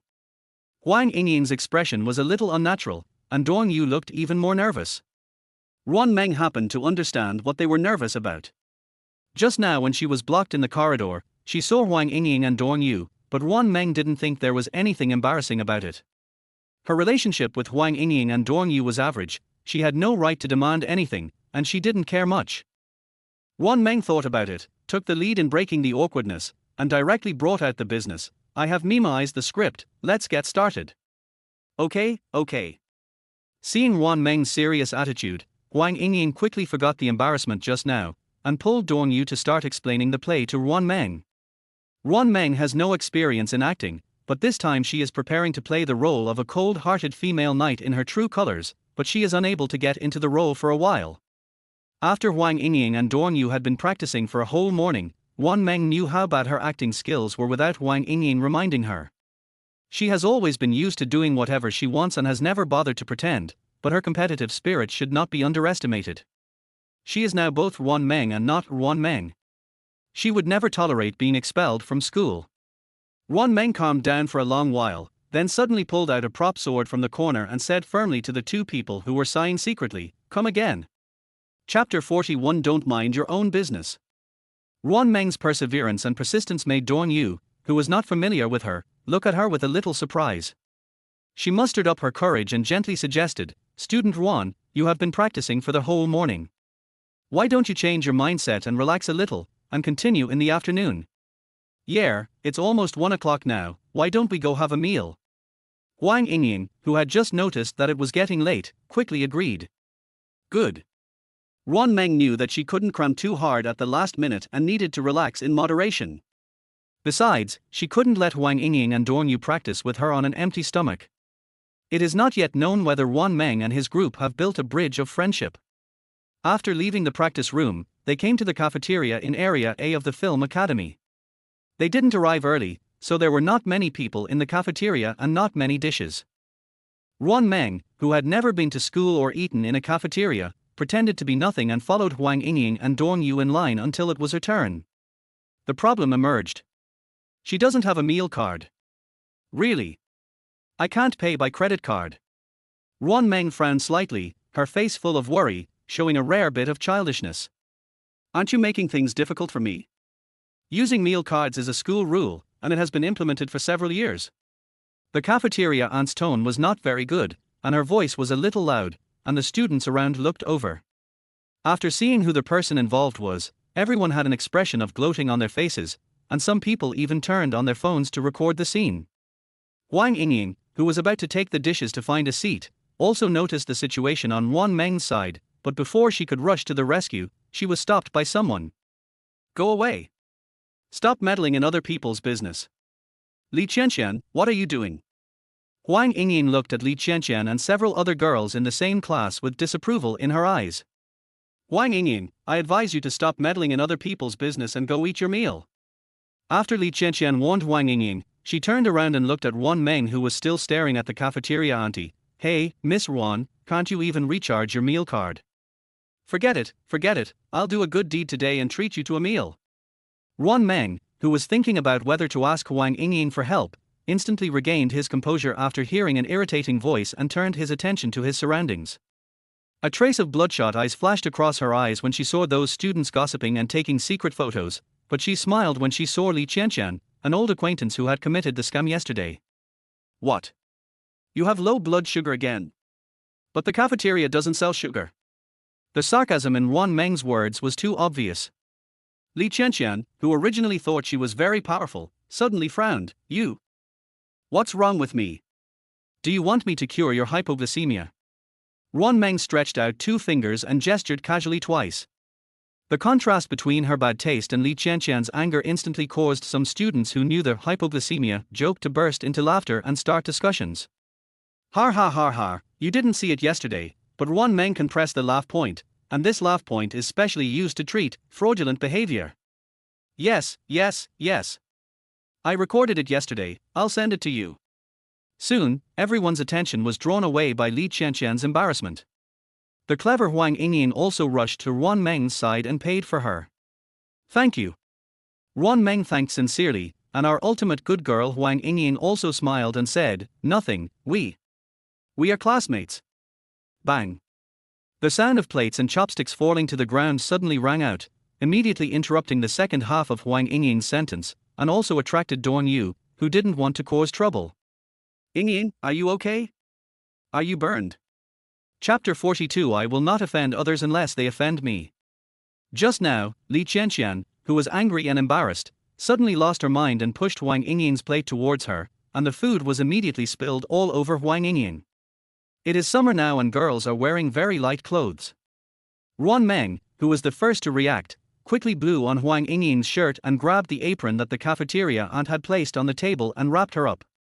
Sorry. I'll take you there first. Before taking revenge on certain people, Ruan Meng wanted to settle Huang Yingying first.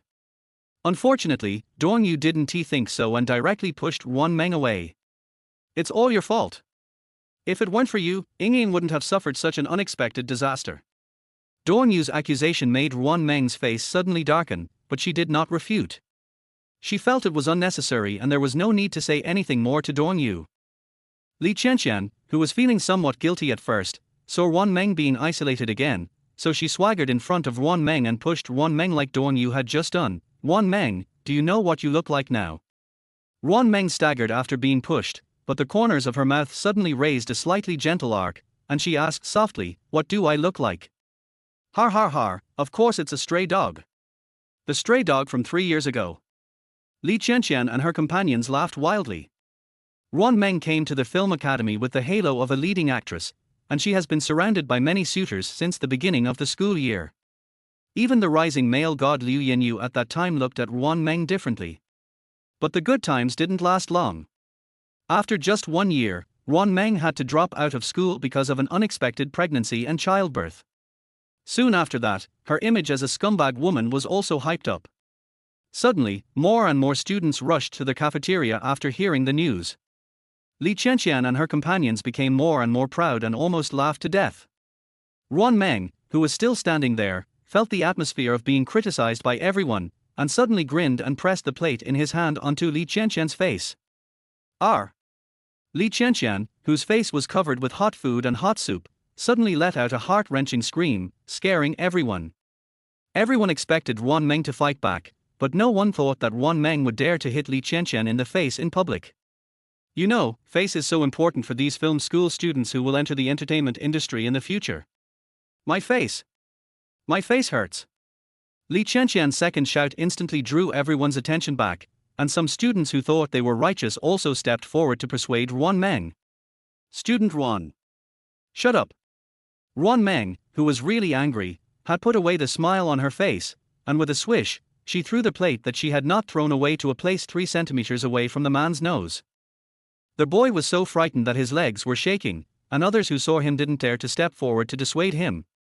At this moment, Ruan Meng had a cold face, and his body was filled with the turbid murderous aura that he had when he first arrived in the strange world.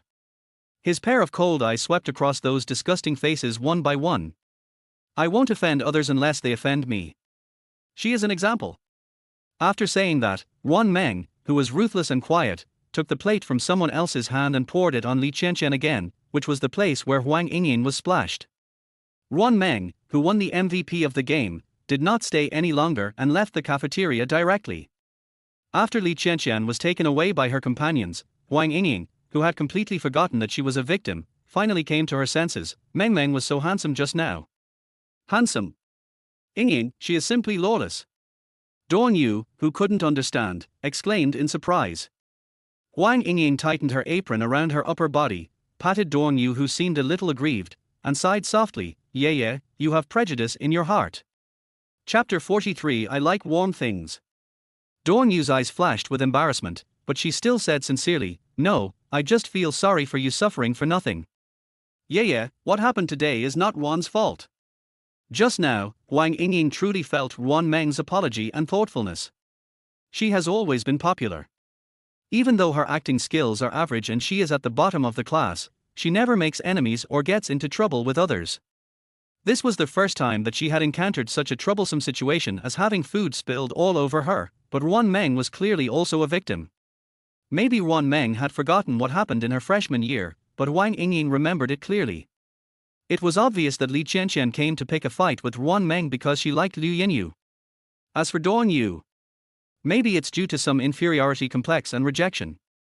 She definitely couldn't have this lunch, and Huang Yingying didn't want to walk around the campus in dirty clothes, so she wanted to go back to the practice room and change her clothes. The two of them jogged all the way, and just as they stepped into the performance building, before they had time to get on the elevator, they saw Ruan Meng, who had left the cafeteria earlier. Huang Yingying ignored Dong Yu's tug at her sleeve and walked straight towards Ruan Meng. Meng, why are you standing here? Why don't you go up? Ruan Meng, who forgot everything after her revenge, raised her eyebrows and smiled faintly at Huang Yingying, who was the first to call her Meng for you. Huang Yingying, who already regarded Ruan Meng as a friend, didn't hesitate and directly took the two big bags from Ruan Meng's hands. Huh? Clothes? And takeout? Did you buy these specially? Yeah. Ruan Meng nodded, and what she wanted to express was very clear. She is not a pushover, nor a good person, but she can clearly distinguish between gratitude and resentment. Does this mean that she already treats Wang Yingying as a friend? No, but that didn't stop her from feeling moved. Ruan Meng, who has seen the coldness of the world, actually likes gentle things. For example, Ruan Anan and Ruan Lele. For example, Ang. Unexpectedly, Wang Yingying, who was not even her friend, was also an insightful person. She knew that it would be bad for Ruan Meng if she did not accept it, so she did not refuse. She sniffed the takeaway exaggeratedly. We can't eat in the practice room. Wait for me to change clothes and then we can go to the pavilion outside to eat. No, I have to go to the office. Ruan Meng shook her head. Is it Teacher Wang who is looking for you? Do you want me to go with you? No need, I can handle it. Ruan Meng's eyes were firm, and she looked like she would not concede rejection. Wang Yingying did not say much, but she was thinking too much in her heart. So, when Ruan Meng walked leisurely to the administrative building and found Teacher Wang's office, Wang Yingying, who shouldn't be there, was also there. She saw Wang Yingying hiding behind Teacher Wang, constantly pulling at her new clothes and smiling in a somewhat obscene manner, and she felt inexplicably confused. Is she scary? Just come. Ruan Meng glanced at the crowded office and suddenly didn't want to go in. But in today's scene, she was their defendant, so how could the so-called plaintiff let her go? Ruan Meng, do you think everything will be fine if you don't come in? I tell you, I will never let it go. I will call the police to arrest you and sue you. Li Qianxian, who was being held down by the school doctor to treat the burns on her face, grinned and spit out saliva. Ruan Meng, who never takes the initiative to cause trouble but is never afraid of trouble, shrugged her shoulders and said nothing, but the indifference on her face and the sarcasm in her eyes were particularly obvious. Li Qianxian, with a burning face, was so angry at Ruan Meng that she wanted to vomit blood. However, after being instructed by an expert, she suddenly stopped making noise and yelling. Teacher Wang, look at her. She doesn't seem to have any intention of repenting. You just said there might be a misunderstanding, but I think Ruan Meng did it on purpose. Chapter 44, Leniency for Confession, please recommend. Teacher Wang's full name is Wang Xian, and she only teaches one class, Class A, which is the senior performance class. She knew Li Qianxian well, whom she had taught for more than 3 years. So he didn't jump to conclusions, but looked at Ruan Meng. Tell me, what exactly happened? Ruan Meng, who already had a good impression of Teacher Wang, nodded and wanted to explain the situation, but Wang Yingying on the side could no longer control herself. Teacher Wang, it was Li Qianxian who attacked me first. She was the one who splashed the food all over me. Meng couldn't bear to see that and wanted to help me, but she accidentally tripped and ended up splashing the food on Li Qianxian's face. Ruan Meng glanced at Wang Yingying, who was speaking with confidence, and nodded in cahoots. Yes, I splashed the water in the wrong place, so I had to add another one later. Li Qianxian, who suffered a double blow both physically and psychologically, stared at Wang Yingying and Ruan Meng in disbelief, and was very surprised by their leniency if they confessed. Even though Ruan Meng kindly explained that the marks on her clothes were caused by the second attack, why did she feel that these words sounded strange? No, that's not right. She pushed away the school doctor who came over and wanted to clean her up, and scratched her face subconsciously, but it made her gasp in pain. It hurts so much. How on earth did I teach such a stupid student? Wang Xian, who was disappointed with Li Qianxian, stared at her and said sternly, since both of you say it's the other's fault, then check the surveillance. If you have doubts about the surveillance, call the police. I agree. Wang Yingying nodded immediately without any fear. However, Li Qianxian, who was a little bit scared, insisted on calling the police. I don't agree. The Buddhist leader Ruan Meng suddenly smiled meaningfully. Li Qianxian, why do you think it would be good for you to call the police to the campus? Because I believe the police officers will give me justice. At this moment, Li Qianxian, with a wounded face and dirty clothes, put on a righteous and unyielding look, which seemed to move herself. Well, it also made Ruan Meng laugh. Li Qianxian, I suddenly think you are quite cute. Li Qianxian was stunned by Ruan Meng's sudden praise, but when she reacted, she immediately pretended to vomit. Please don't disgust me. All right. Wang Xian suddenly stopped the mischievous Li Qianqian and made a decision directly. If you don't want to be punished, deal with it internally. Yes, yes. Li Qianqian, who was honest for a second, nodded quickly. Soon, the security staff sent over the cafeteria's surveillance records. After watching the entire process from all angles, Wang Xian poked the small blisters on Li Qianqian's face and said, "Make a fuss. You just make trouble all day long. It was obviously you who led people to find fault with Ruan Meng. Why don't you apologize to them right away?" Oh. Li Qianqian, who was jumping in pain, quickly escaped from teacher Wang's clutches. Then she looked at her miserable self and the bright and beautiful Huang Yingying, and pouted her lips in grievance. "Obviously, I am the victim." "You still have a point." Wang Xian was about to teach Li Qianqian a lesson, but Huang Yingying unexpectedly waved her hand. "Teacher Wang, forget it, it's okay." Seeing that Huang Yingying really didn't care, Ruan Meng casually echoed, "I think Li Qianqian has learned her lesson, so let it go." For both Li Qianqian and Huang Yingying, linking themselves to assault cases may affect their careers and cause trouble. It seems that such a naive Li Qianqian must have been taken advantage of by someone. As for the person who took advantage of Li Qianqian, it was most likely her good third sister, right? Chapter 45. Let us see what she can endure. Wang Xian was very comforted by Ruan Meng and Huang Yingying's generosity and understanding. She didn't even ask them to write a self-examination form and just let them go. Li Qianqian was naturally left in the office to receive criticism. "Li Qianqian, do you know what your behavior in the cafeteria today means? If Huang Yingying and Ruan Meng really want to make a fuss, you will face punishment." I didn't mean to do that, I just accidentally knocked over the plate." Li Qianqian stiffened her neck and pouted in dissatisfaction. "You call that careless? Don't you feel guilty for saying that?" Wang Xian smiled helplessly. She did not replay the surveillance video to let Li Qianqian face the reality. Instead, she sent away the school doctor who had not had time to leave. When only Wang Xian and Li Qianqian were in the office, she suddenly changed the subject. "Does your face still hurt? Do you want to go to the hospital?" Li Qianqian was stunned for a moment, then suddenly reacted and shouted in an exaggerated manner, "It hurts, it hurts. I want to go to the hospital now." "Well, go ahead then." Li Qianqian, not noticing anything unusual, quickly escaped from the office and ran to the grove behind the school, where she found her good friend. "Wei Wei, have you been waiting for a long time?" "Sorry, Teacher Wang has been teaching me a lesson for a long time." Li Qianqian panted and danced with her hands as she stared at the goddess of her male god Liu Yenyu, but her heart was not as clear as before. "I can wait as long as I want, but is your face okay?"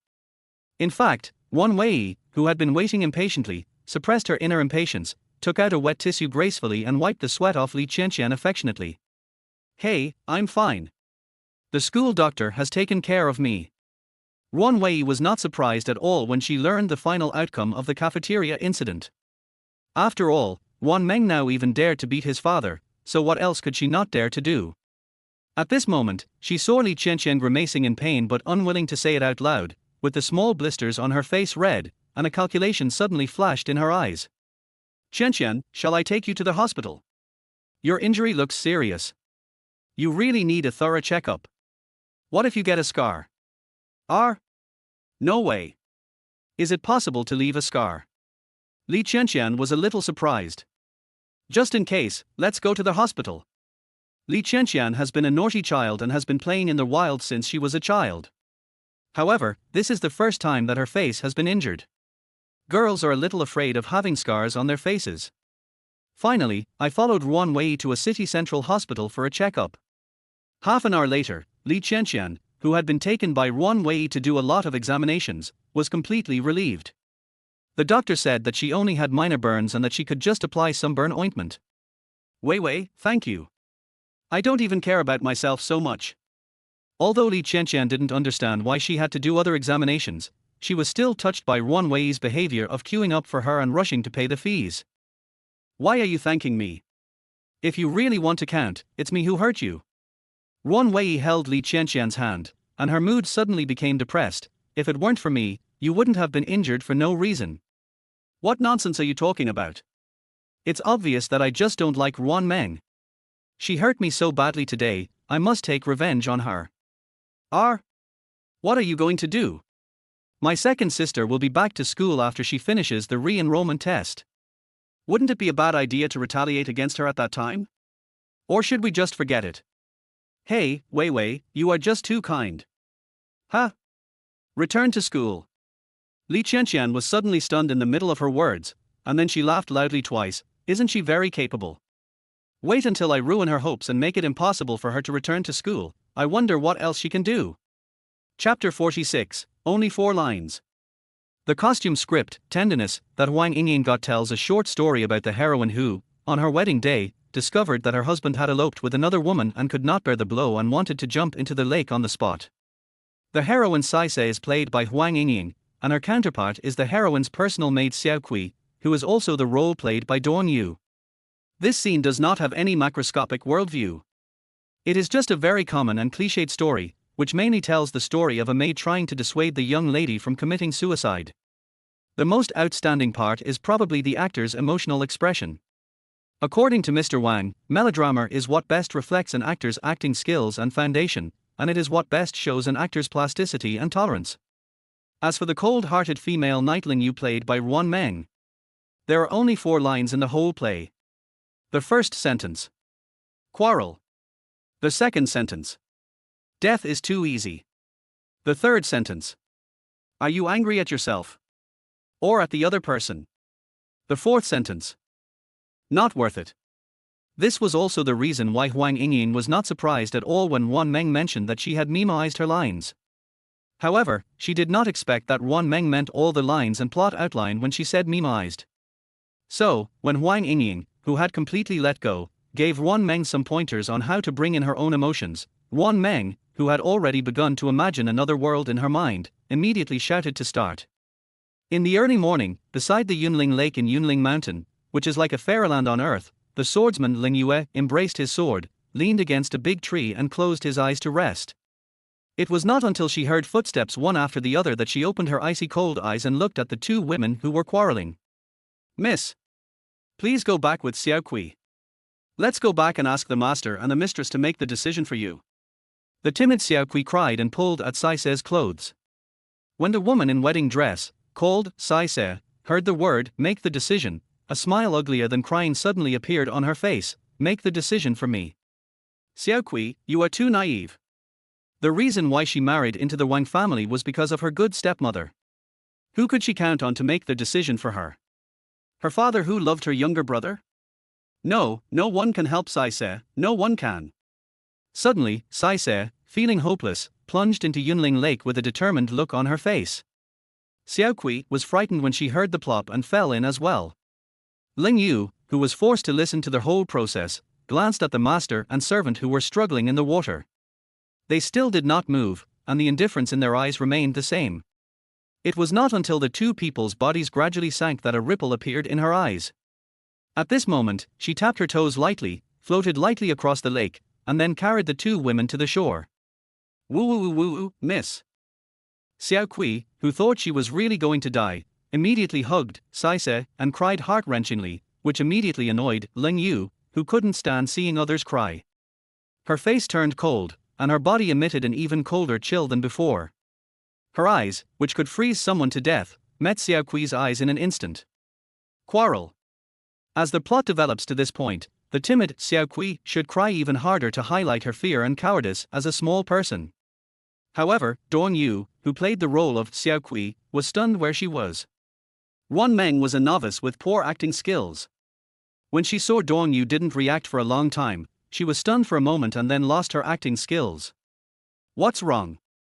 Was there anything wrong with what happened just now? Because her 2 companions were distracted, Huang Yingying had to take the initiative to distract herself and immediately stood up and cleared her throat. Ahem. It was actually pretty good just now. Chapter 47. Are you peeping? Huang Yingying, who was the last one but experienced, could tell at a glance that Dawn Yu was shocked by Ruan Meng's momentum just now, so much so that she forgot what to do next. Ruan Meng was unable to react on the spot because she was not yet prepared. In just such a short shot, Huang Yingying gained a deeper understanding. A favored daughter of heaven will always be a favored daughter of heaven. Even though she once fell into the abyss. Okay, let's continue, everyone is in good shape. Huang Yingying was worried that Dong Yu would have wild thoughts, and wanted to liven up the strange atmosphere, but Dong Yu still stood there distracted and ignored her. Why don't you take a break first? Acting is quite tiring. Ruan Meng, who had not intended to speak, finally stood up and smoothed things over for Huang Yingying. Dong Yu simply couldn't accept her rapid progress as a scumbag. Oh. She is really unpopular. Ruan Meng has not returned to school yet, so she has plenty of time, but Huang Yingying and Dong Yu are not like that. After practicing for 2 hours, they have to go to class. The next acting class was 2 hours long, and there would be time to continue practicing after about 7 o'clock. Huang Yingying thought about it and still felt a little worried. She was worried that Ruan Meng might run into those people who came to cause trouble again if she stayed alone in the practice room, so she couldn't help but persuade her, Meng, why don't you just go home later? Let's stop here today and continue tomorrow afternoon. Okay, is it 9 a.m. tomorrow as well? Yeah, I'll wait for you downstairs tomorrow, don't come up directly. Okay. Ruan Meng narrowed her eyes slightly, hiding the smile in her eyes. She knew that Huang Yingying was worried that what happened today would happen again, so she did not remind Huang Yingying that even if someone was with her, it would not change anything. After seeing Huang Yingying and the others off, Ruan Meng walked towards the school gate. Mo Yuting said in the morning that he would come to pick her up, but it's not even 4 o'clock now. I guess our seemingly powerful head of the Mo family hasn't gotten off work yet, right? Well, Ruan Anan and Ruan Lele haven't finished school yet. So what should she do now? Ruan Meng subconsciously stopped and stood at the conspicuous gate of the courtyard to think. She never thought that she would become a scenery in the eyes of others. In the bushes not far away, a man with heavy makeup and raised his finger pointed at Ruan Meng, who was in a daze, and said to his companion beside him with a gleam in his eyes, "Ale, look. That little cutie over there is obviously a good seedling. It's really beautiful. TSK. What's that look in your eyes? This is not a question of beauty or not, it's mainly about temperament. Do you understand temperament? And the look in your eyes? That kind of look." Kaoshin, with a soft voice and gentle movements, was describing and savoring the experience so carefully that he did not notice that Leela beside him did not respond to him. Until. Are you spying? Yes. Kaoshin blurted out the affirmative words without thinking, and as a result, he was met with 2 bang fists and a pair of panda eyes. Leela, who was thrown aside by Ruan Meng first, saw his boss being beaten, and quickly plucked up the courage to come over. "Brother Cao, are you okay? Something happened." Kaoshin, who had a gentle temperament but a strong temper, pushed Leela away and immediately glared at the girl who hit him. However, when he saw clearly that Ruan Meng was the female student he had just commented on, he swallowed his words back. "Just say whatever you want to say. I'm listening." Ruan Meng crossed her arms and moved her ankles, vaguely pretending that she wanted to give Kaoshin a couple more hits. Kaoshin, who had just been helped up by Leela, immediately changed his expression upon seeing this, and explained in a flattering manner, "My dear classmate, please don't misunderstand me. I'm actually a talent scout, and I came here just to try my luck with some good talent." Chapter 48, Thinking You're Weak. Scout? Ruan Meng glanced at Kaoshin, who didn't look like a good person. The suspicion in her eyes remained, but she finally gave up the attitude of being ready to beat someone up. Seeing that the beautiful lady in front of him had calmed down, Kaoshin immediately took out his business card and handed it to her. "My name is Kaoshin, what's your name, classmate?" Ruan Meng did not take Kaoshin's business card. She just lowered her head to take a look at the company on the business card, and then started to check it on her mobile phone in front of Kaoshin. When she was sure that this person was not a pervert, she turned and left. "Classmate. Classmate, don't go. Don't you want to be a star?" Kaoshin didn't want to miss this top talent, so he hurriedly chased after him. However, due to his weak body, he could only jog to catch up with Ruan Meng, who could beat 100 people alone. Ruan Meng couldn't stand Kaoshin's nagging for 5 minutes, and she turned around and shot her freezing gaze at Kaoshin. "I don't want to be a star, don't follow me." Being as sensitive as she was, she could naturally realize that Kaoshin had no ill intentions and was just a little persistent. However, this was not a reason for her to tolerate others. She, Ruan Meng, is intolerant and unyielding. The 188 centimeters tall Kaoshin, who thought he was weak, patted his chest in fear and explained in a soft voice, "Classmate, I really don't mean any harm. I just saw that you came from the film academy, so I wanted to ask you. Then why are you still following me after asking? Ruan Meng felt helpless about this man's shamelessness. Just as she was thinking about whether to cut off the man's arms or legs to intimidate him, 3 black luxury cars stopped beside them. Is it possible to play such a big game in broad daylight? Kaushin instantly thought of the kidnapping scene in the movie and hid behind his assistant Leela at that moment. Ruan Meng, who had been treated in the same way, thought of someone. And just 5 seconds later, her thoughts were confirmed. Why are you here? When Ruan Meng saw who the person was, the corners of her mouth suddenly curled up slightly, and she openly admired the walking male beauty. Now, Mo Yuting, who came in a hurry, was wearing a royal blue suit. From the hair to the tips of his leather shoes, everything about him showed the aura of a big boss. But he, who looked like a god, felt a little uncomfortable under Ruan Meng's fiery gaze, and subconsciously pulled his tie. I'll pick you up. Pick up my naughty little kid who skipped classes to pick up his child. Is Meng Meng very touched? Ruan Meng looked at the time displayed on her mobile phone, as well as Dufay and dozens of black-clad bodyguards who were accompanying her. The smile on her face immediately disappeared. Tracking? Or surveillance? Mo Yuting paused after hearing these 2 bad words, still looking like an abstinent and cold male god. It's caring. How could he possibly spy on his lovely and cute fiancée? He definitely cares. Just caring. Heart.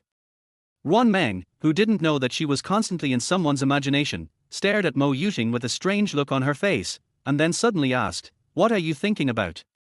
You?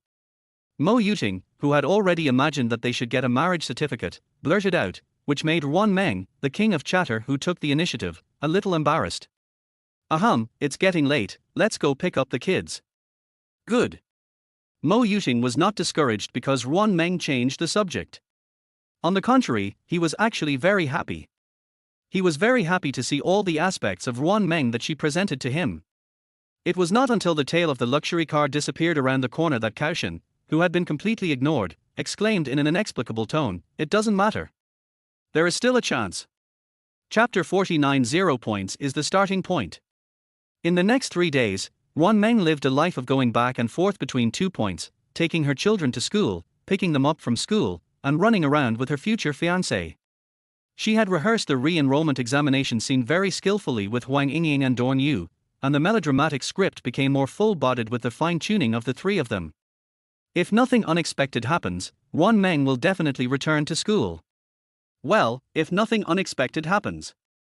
Ruan Meng, who had just finished lunch with Huang Yingying and others and was about to return to the practice room to continue rehearsing, suddenly received a call from teacher Wang Xian, asking her to go to the office. "Meng Meng, have you gotten into trouble again?" Huang Yingying subconsciously thought that Ruan Meng was in trouble, because Ruan Meng's disaster-prone physique was too obvious. Ruan Meng rolled her eyes at Huang Yingying, who was becoming more and more unrestrained, and walked towards the office building. However, before she reached her destination, she ran into an enemy. "Second sister, I'm really sorry to trouble you this time." Ruan Wei, who had been deliberately squatting in the corridor, immediately came forward when she saw Ruan Meng, and her attitude was particularly humble. Ruan Meng had no idea what Ruan Wei meant by trouble her, but she could guess that it was related to what teacher Wang was looking for her about, so she didn't waste any words. When the 2 of them stood in front of Wang Xian explained the situation to Ruan Meng. She wanted Ruan Meng to play 2 roles and take 2 tests. Li Yuan from Ruan Wei's group was slightly injured and can't go on stage for the test, but her role is a very good one. You can take it as an opportunity to take 2 tests. Ruan Meng raised her eyebrows after hearing this, and interest suddenly appeared in her eyes. 2 chances? Oh, are you sure this second chance isn't a burden? There are only 3 days left until the assessment. Ruan Wei has the best grades in the class, and her group's script is the most sophisticated. Didn't teacher Wang really want her to embarrass herself? Ruan Meng, with his mind turning, glanced at Wang Xian, who seemed normal, and Ruan Wei, who was thoughtful and had superb acting skills, and said nothing for a while. Seeing this, Ruan Wei suddenly put on a righteous look and said, "Second sister, I know this arrangement will be very hard for you, but I really hope that you can return to school. I will definitely accompany you to rehearse more." Ruan Meng, who had long been immune to all poisons and didn't believe in anything, remained silent. "Second sister, are you unwilling to help us?" Although the black-hearted Ruan Meng wanted to say yes, he remained silent. Just when Ruan Wei was about to bring out a lot of truths to persuade Ruan Meng, when Xian suddenly waved her hand at Ruan Wei and said, "You go out first. I'll talk to Ruan Meng." "Okay." Ruan Wei's expression froze for a moment, but she knew that she had no right to say anything more or stop it, so she retreated out of the office. After the door was closed, when Xian stood up and stood in front of Ruan Meng, "I went to the practice room to inspect yesterday and happened to see your performance." "Then how many points does teacher Wang plan to give?" Ruan Meng asked casually. 0 points. As soon as the score came out, Ruan Meng's face immediately turned gloomy. Fortunately, Wang Xian also knew that her student's temper had deteriorated, so she didn't keep him in suspense and added, 0 points is the starting point. Starting point. Then can she eliminate all the contestants who are about to set off or have not set off yet? If you look at it this way. Seems like a good starting point. Ruan Meng, who was quick-witted, still looked cold, but at least she put away her stinky face and motioned for Wang Xian to continue. Wang Xian was amused by Ruan Meng's arrogance, but she couldn't help but follow her heart and said, "Ruan Meng, going to Ruan Wei's group will only benefit you. Whether it's experience or opportunity, you'll have it all there." Chapter 50. Why aren't you crying? After Ruan Meng left the office, she saw Ruan Wei standing at the corner, seemingly waiting for her, so she kindly stood there, waiting for someone to take the initiative. "Second sister, have you discussed it with teacher Wang? Do you want to join our group?" Ruan Wei didn't actually expect to get a response when she said this, but she actually saw Ruan Meng nodded at her, which immediately made her feel flattered. "Why don't I take you to meet everyone now?" Ruan Meng stared at Ruan Wei, who looked like she had taken stimulants, with a strange look on her face. Suddenly, a trace of sympathy flashed across her eyes. "Well, let's go and take a look." Ruan Wei, who was quite experienced, naturally noticed Ruan Meng's emotional changes, and her heart immediately felt sick as if she had been fucked by a dog. "Pity? What has happened to me, Ruan Wei, that deserves your sympathy, Ruan Meng?" Not leaving. Ruan Meng, who was about to walk out of the office building, saw Ruan Wei still staying there thinking of some bad intentions, so she reminded her impatiently. "Let's go." Ruan Wei, whose mind was suddenly interrupted, instantly adjusted her emotions, rubbed her already distorted facial features, and immediately followed Ruan Meng. When a pair of sisters with different thoughts walked side by side on the path in the campus, their equally beautiful faces and extremely different temperaments seemed very abrupt.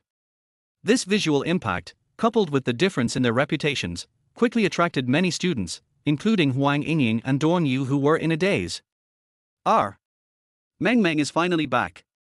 Huang Yingying was not sure what Ruan Meng's attitude towards Ruan Wei was, so she just nodded lightly at Ruan Wei.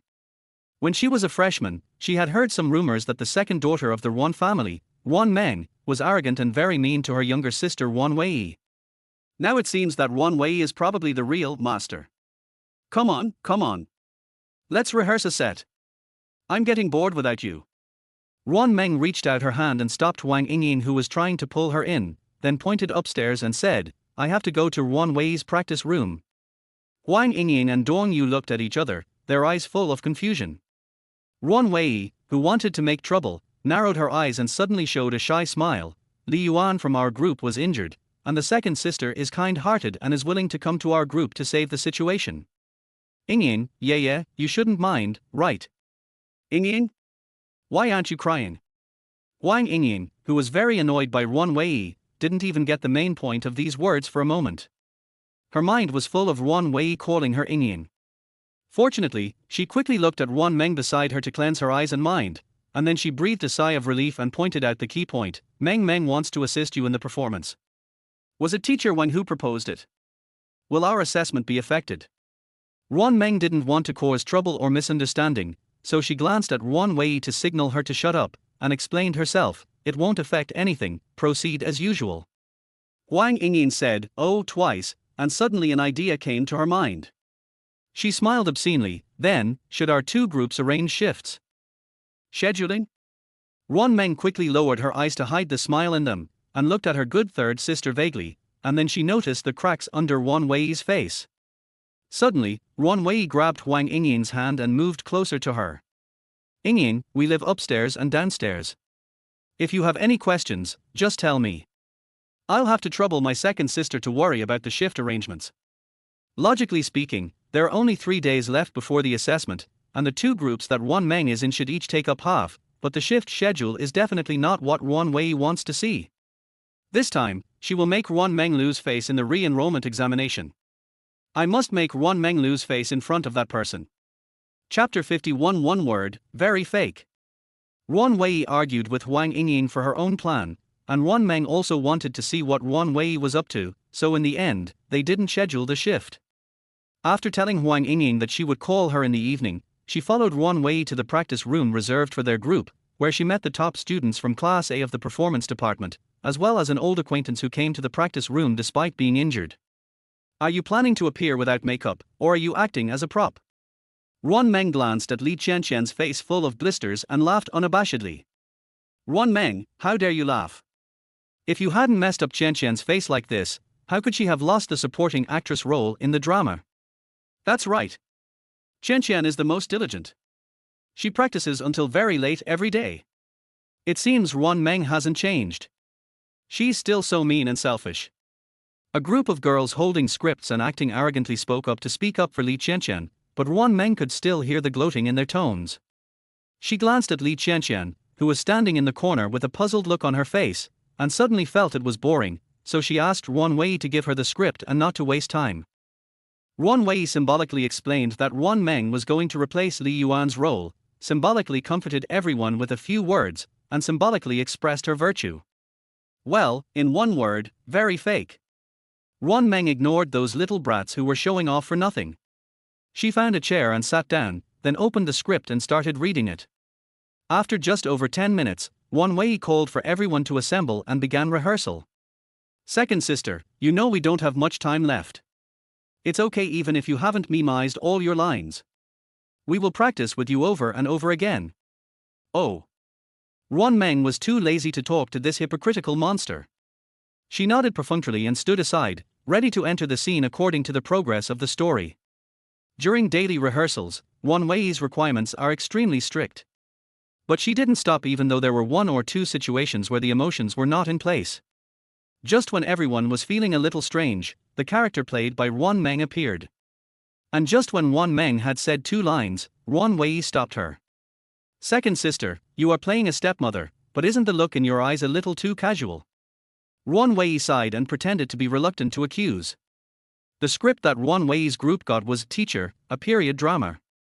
The play tells the story of a young volunteer teacher who persuades villagers to send their children to school, and helps the villagers distinguish right from wrong and establish new trends. As the white moonlight goddess of the film academy, Ruan Wei naturally played the role of a volunteer teacher, and the stepmother who was pulled in to replace her was a backward-thinking, slovenly, and somewhat vicious stepmother. After listening to Ruan Wei's long, roundabout and insulting nonsense, Ruan Meng suddenly smiled maliciously. Third sister, I don't have as much experience as you, and I don't have the opportunity to face my stepmother's eyes every day. Why don't you teach me? Second sister. Ruan Wei widened her eyes, looking incredulous. Ruan Meng, who had already given up her decorum, rules, and conscience to the ungrateful bastard, continued to attack. Third sister, what's wrong with you? Can't you just tell me how your mother looked at you? Are you unwilling to share this personal experience with me? Ruan Meng's words were too explicit. Everyone in the practice room stopped acting one after another and immediately looked at the pale-faced Ruan Wei. Ruan Wei, the person involved, was completely dumbfounded. Except for the upper-class families who were also wealthy, people outside basically didn't know that Ruan Wei was the adopted daughter of the Ruan family. She never thought that Ruan Meng would use this matter to attack her. Suddenly, a brainless girl blurted out, "So Wei Wei is Ruan Meng's adopted child." Chapter 52. Give you 1 minute. In the entire business landscape of Country Z, Mo Yuting is the person that Ruan Xiong needs to rely on, but Ruan Xiong is also the patriarch that most families need to tolerate. What's more, in the eyes of a century-old family that does not have real background, there is a huge gap between an adopted daughter and a legitimate child. All along, Father Ruan's preference was not reasonable at all. Preference? Ruan Meng's thoughts suddenly paused, and just as a guess suddenly flashed through her mind, and she was about to grasp that guess. Ruan Wei. Run away. In just a short while, our Ruan family's third daughter, Ruan Wei, couldn't stand the strange and suspicious looks from everyone and chose to flee. Wei Wei? Wei Wei, where are you going? The girls who used to have a good relationship with Ruan Wei shouted one after another, but their legs did not move at all. Hey, Wei Wei must be recalling some sad things. Let's not disturb her and let her be quiet. Well, shall we continue rehearsing? As the troublemaker, Ruan Meng glanced at Ruan Wei's best friends with disdain. She was rarely saintly and observed a second of silence for Ruan Wei. Well, no more. After comforting themselves, everyone did not forget to pull Ruan Meng, who was staying out of the matter, and Li Qianqian, who was still in a daze, to stand on the same front with them. Ruan Meng, Qian, you two should come too. Let's rehearse well. When Wei Wei comes back and sees us, we will definitely feel better. Oh. Are you in a good mood? Are you sure she won't be mad to death? While Ruan Meng sneered at these people in her heart, she still took honest steps forward. She joined Ruan Wei's group because of what Teacher Wang said. Naturally, there would be no changes due to Ruan Wei's mood. Therefore, Ruan Meng naturally started rehearsing with those fence-sitters. Perhaps because of the changes in everyone's mood, they would occasionally remind Ruan Meng. The rehearsal time passed by in a flash.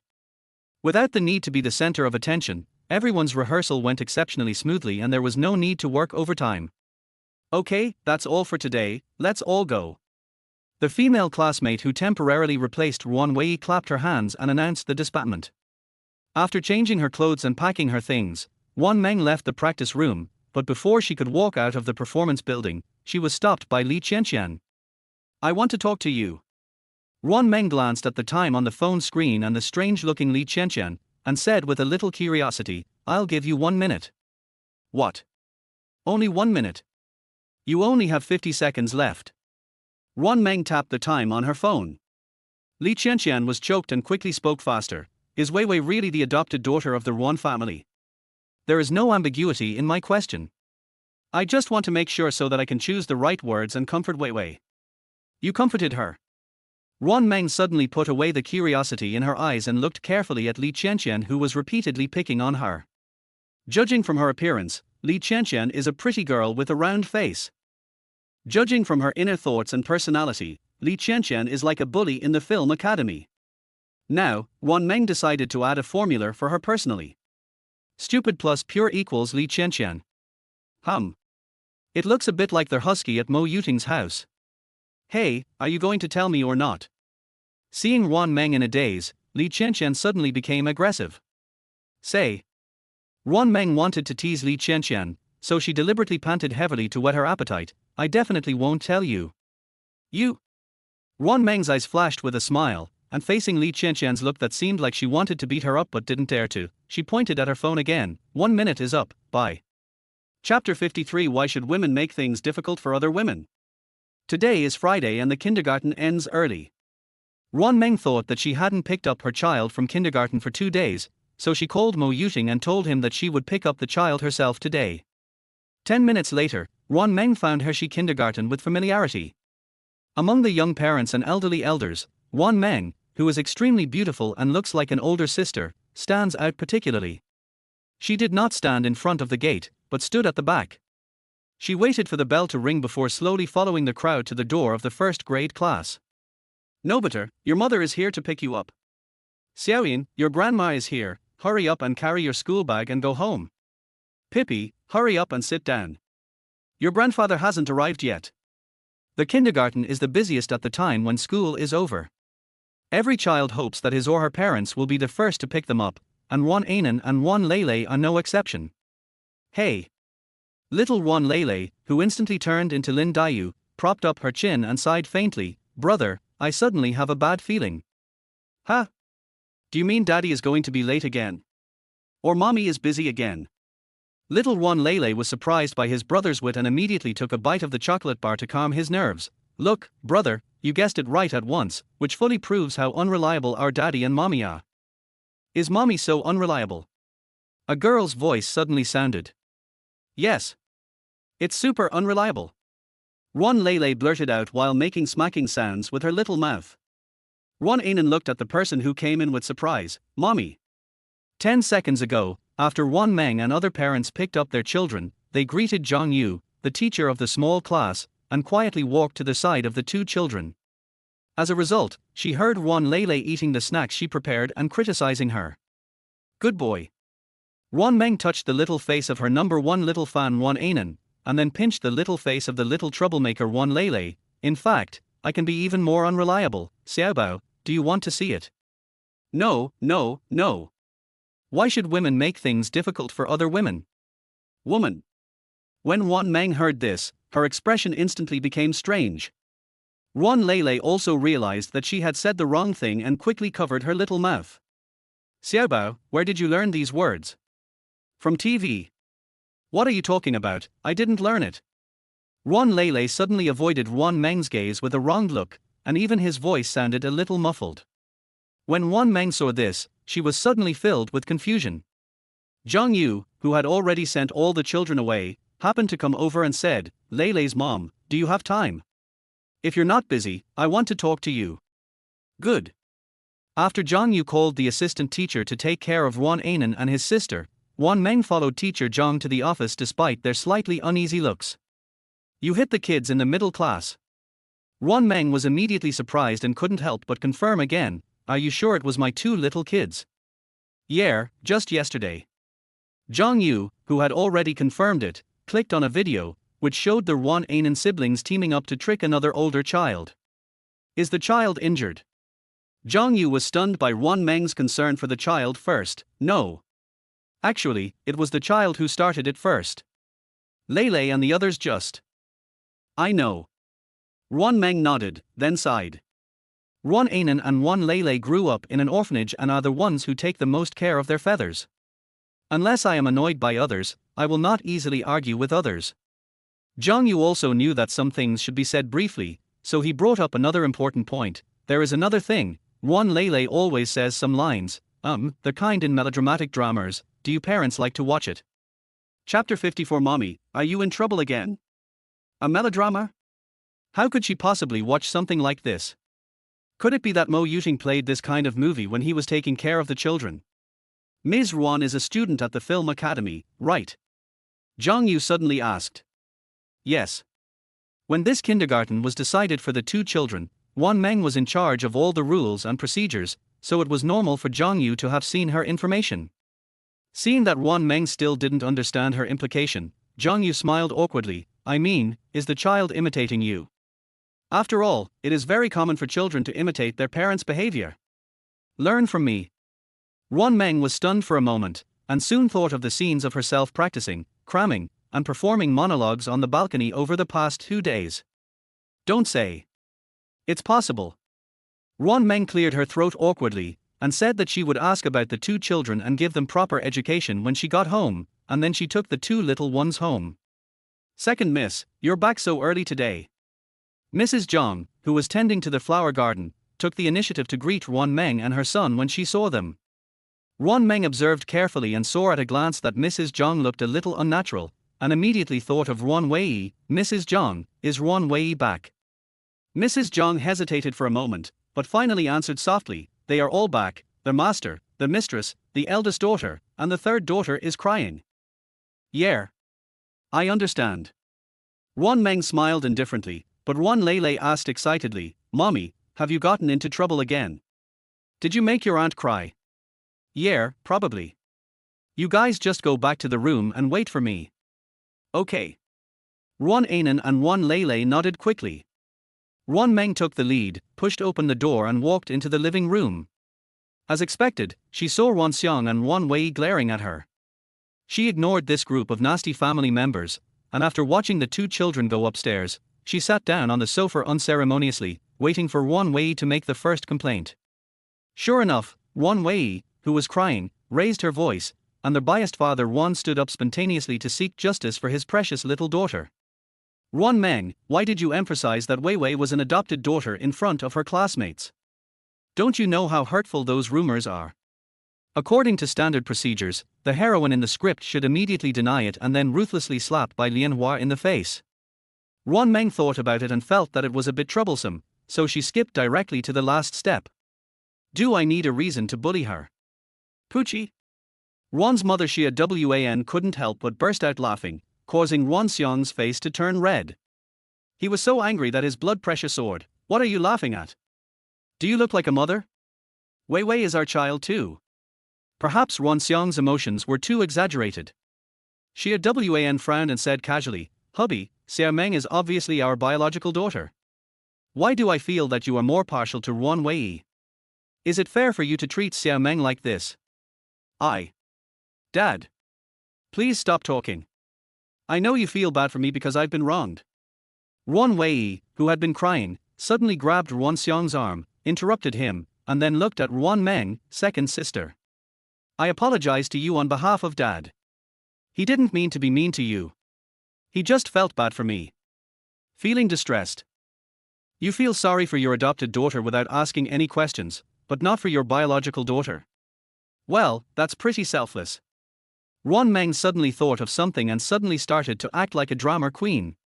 For the first time ever, she showed an aggrieved look which moved back and forth between Ruan Wei's face and Ruan Qiu's face. Just when Ruan Qiu and Ruan Wei were about to be annoyed by her, Ruan Meng rushed to Xia Wan and roared, Mother! Are you hiding something from me?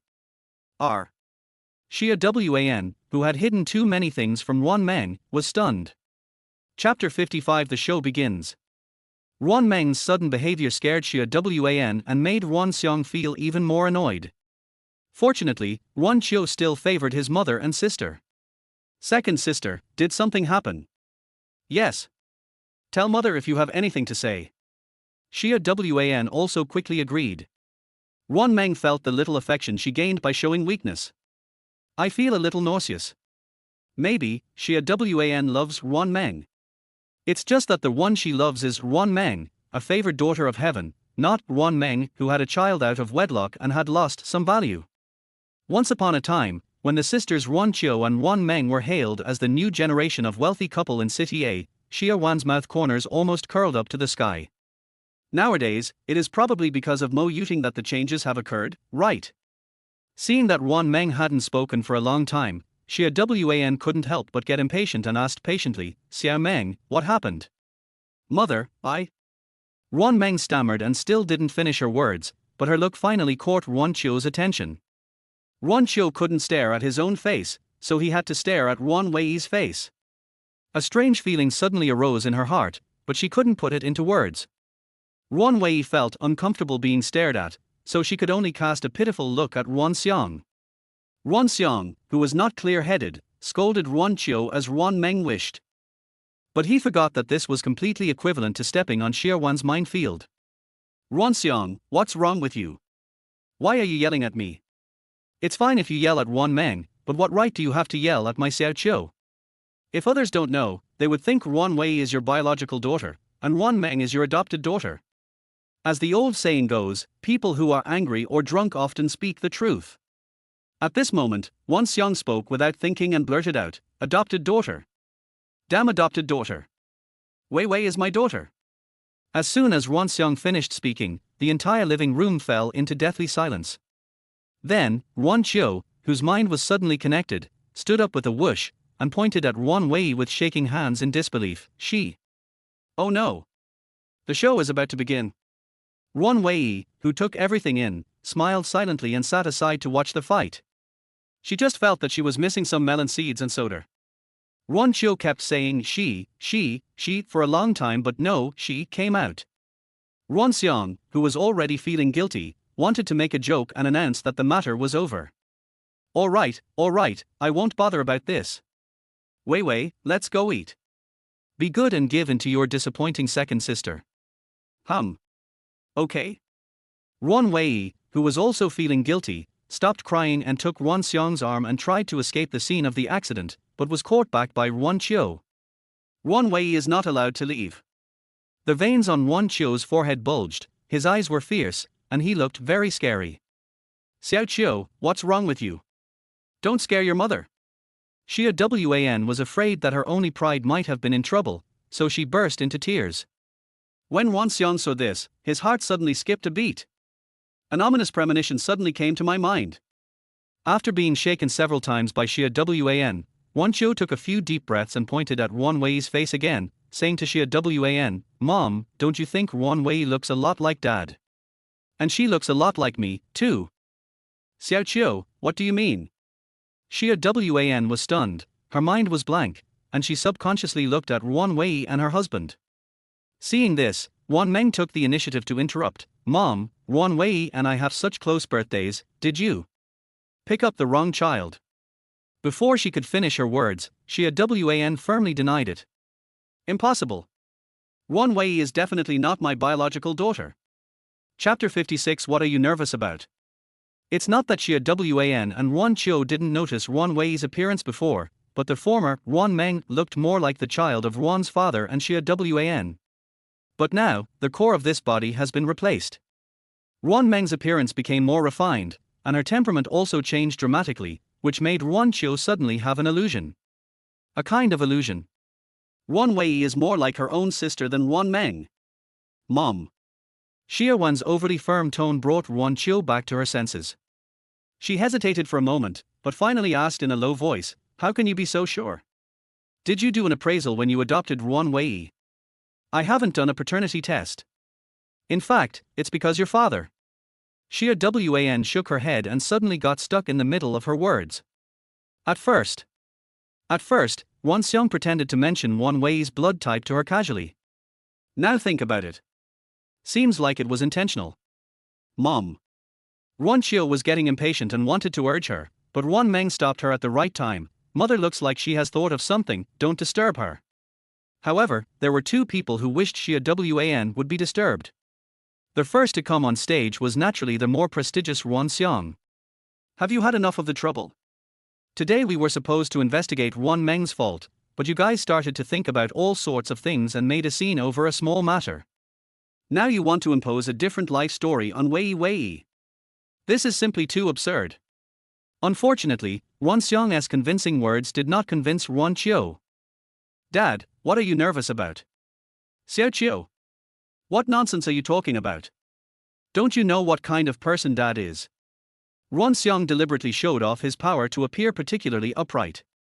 But everyone standing in the living room at this moment really knew that Ruan Xiang was a businessman who put profit first, and it would be wrong for him to appear too upright.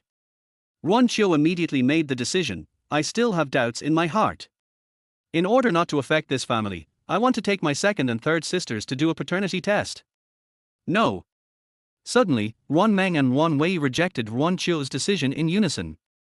"Why not?" Ruan Qiu narrowed his eyes and glanced at his sisters meaningfully. The doubts in his heart became stronger. Ruan Meng and Ruan Wei looked at each other quickly without saying anything. The former's eyes had a deliberate panic, while the latter's eyes were full of real panic. At this time, Wan, who had been silent for a long time, suddenly raised her head, and to everyone's surprise, pounced on Ruan Xiang and Ruan Wei and started fighting. "Oh! Ruan Xiang! You bastard, you unfaithful man! How dare you lie to me? Tell me, is Ruan Wei your illegitimate daughter with that wild woman? Wan, are you crazy?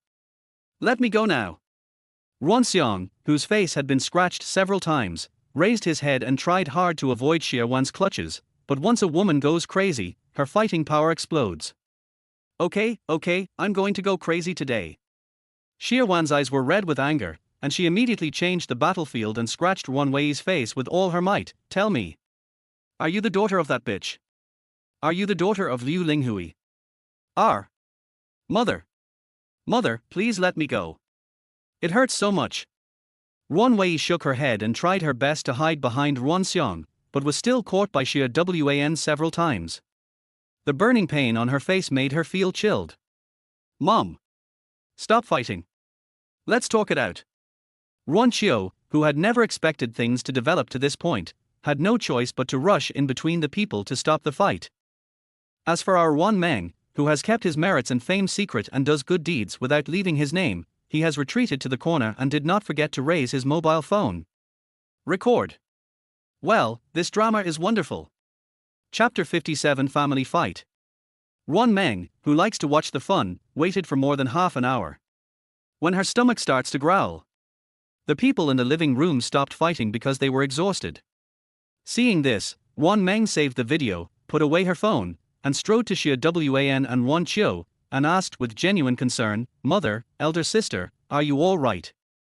As the main combat force, Wan really didn't have the strength to respond to Ruan Meng at this moment, and the assistant Ruan Chiu could only wave his hand weakly. No. That's good. Ruan Meng, possessed by the spirit of drama, suppressed the smile in her heart. She looked at Ruan Xiong and Ruan Wei, who were in even more miserable situations, and then pointed at Ruan Wei's face again with an exaggerated gesture. Third sister. Your face. Frightened by Ruan Meng's finger, Ruan Wei immediately covered her face, which caused her to grimace in pain. Hiss. My face. My face hurts so much. Broken. Her face. Her face was scratched. Oh, daddy, my face, it hurts so much. Wei Wei, don't cry. Let's go. Dad will take you to the hospital. Now, the only person who still truly cares about Ruan Wei is Ruan Xiong. He really wants to take Ruan Wei to the hospital like a good father. Wait. Xia Wan, who was excited when she saw Ruan Xiong being nice to Ruan Wei, immediately stopped the two of them. Why are you leaving? This matter is not over yet. Madam, the child is already injured like this, are you still going to make a fuss? Child. Xia Wan sneered unceremoniously, and her poisonous eyes flickered across Ruan Wei's face. Liu Linghui's child. When Xia Wan mentioned Liu Linghui's name for the second time, Ruan Xiong's eyes flickered slightly, and Ruan Chiu immediately caught it. Mom, who is Liu Linghui? She is a bitch who seduces a married woman. Xia Wan's tone was too vicious and frivolous, and Ruan Xiong immediately roared, enough. You keep calling me a bitch. Where is your upbringing? He couldn't remember how many times he had said enough today, but this time, he could feel the anger in his words was the heaviest. Xia Wan, who was on the verge of collapse, naturally felt it as well. I guessed right, didn't I? I was right, didn't I? Ruan Wei is indeed Liu Linghui's daughter, didn't she? It's been more than 20 years. How dare you put that bitch bastard under my nose and even tried to replace my daughter? Seeing that Xia Wan was about to start a fight with Ruan Xiong again, Ruan Chiu and Ruan Wei immediately stepped forward, grabbed the two of them, and prevented a new round of family fight. Dad, can we go to the hospital first? I'm in so much pain. Ruan Wei kept crying to Ruan Xiong, and Ruan Chiu also hurriedly persuaded Xia Wan, Mom, we need evidence. No matter what you want to do in the future, we need evidence. Ruan Chiu, who also puts interests first but is not as selfish as Ruan Xiong, immediately thought of divorce and dividing the property to protect the interests of his mother and himself. Receiving the gaze of her eldest daughter, Xia Wan took a few deep breaths and her eyes suddenly changed. Yes. We have to go to the hospital. Let's do a paternity test now. After a while, Ruan Xiong, knowing that he was beyond help, was pushed into a car by Ruan Wei and Xia Wan, mother and daughter, who cared more about his appearance, and rushed to the hospital together. The completely forgotten, spendthrift girl, money loser, Ruan Meng patted the non-existent dust on her hands and smiled a little coldly. It's really pathetic. Ruan Meng. A familiar male voice suddenly sounded. Ruan Meng's heart suddenly skipped a beat. She turned her head quickly and saw Mo Yuting, who was sweating profusely and seemed to be rushing over. Chapter 58. I'm here. Why are you here? Ruan Meng, whose heart was harder than stone, hesitated for a rare moment, and an unknown emotion flashed across his eyes.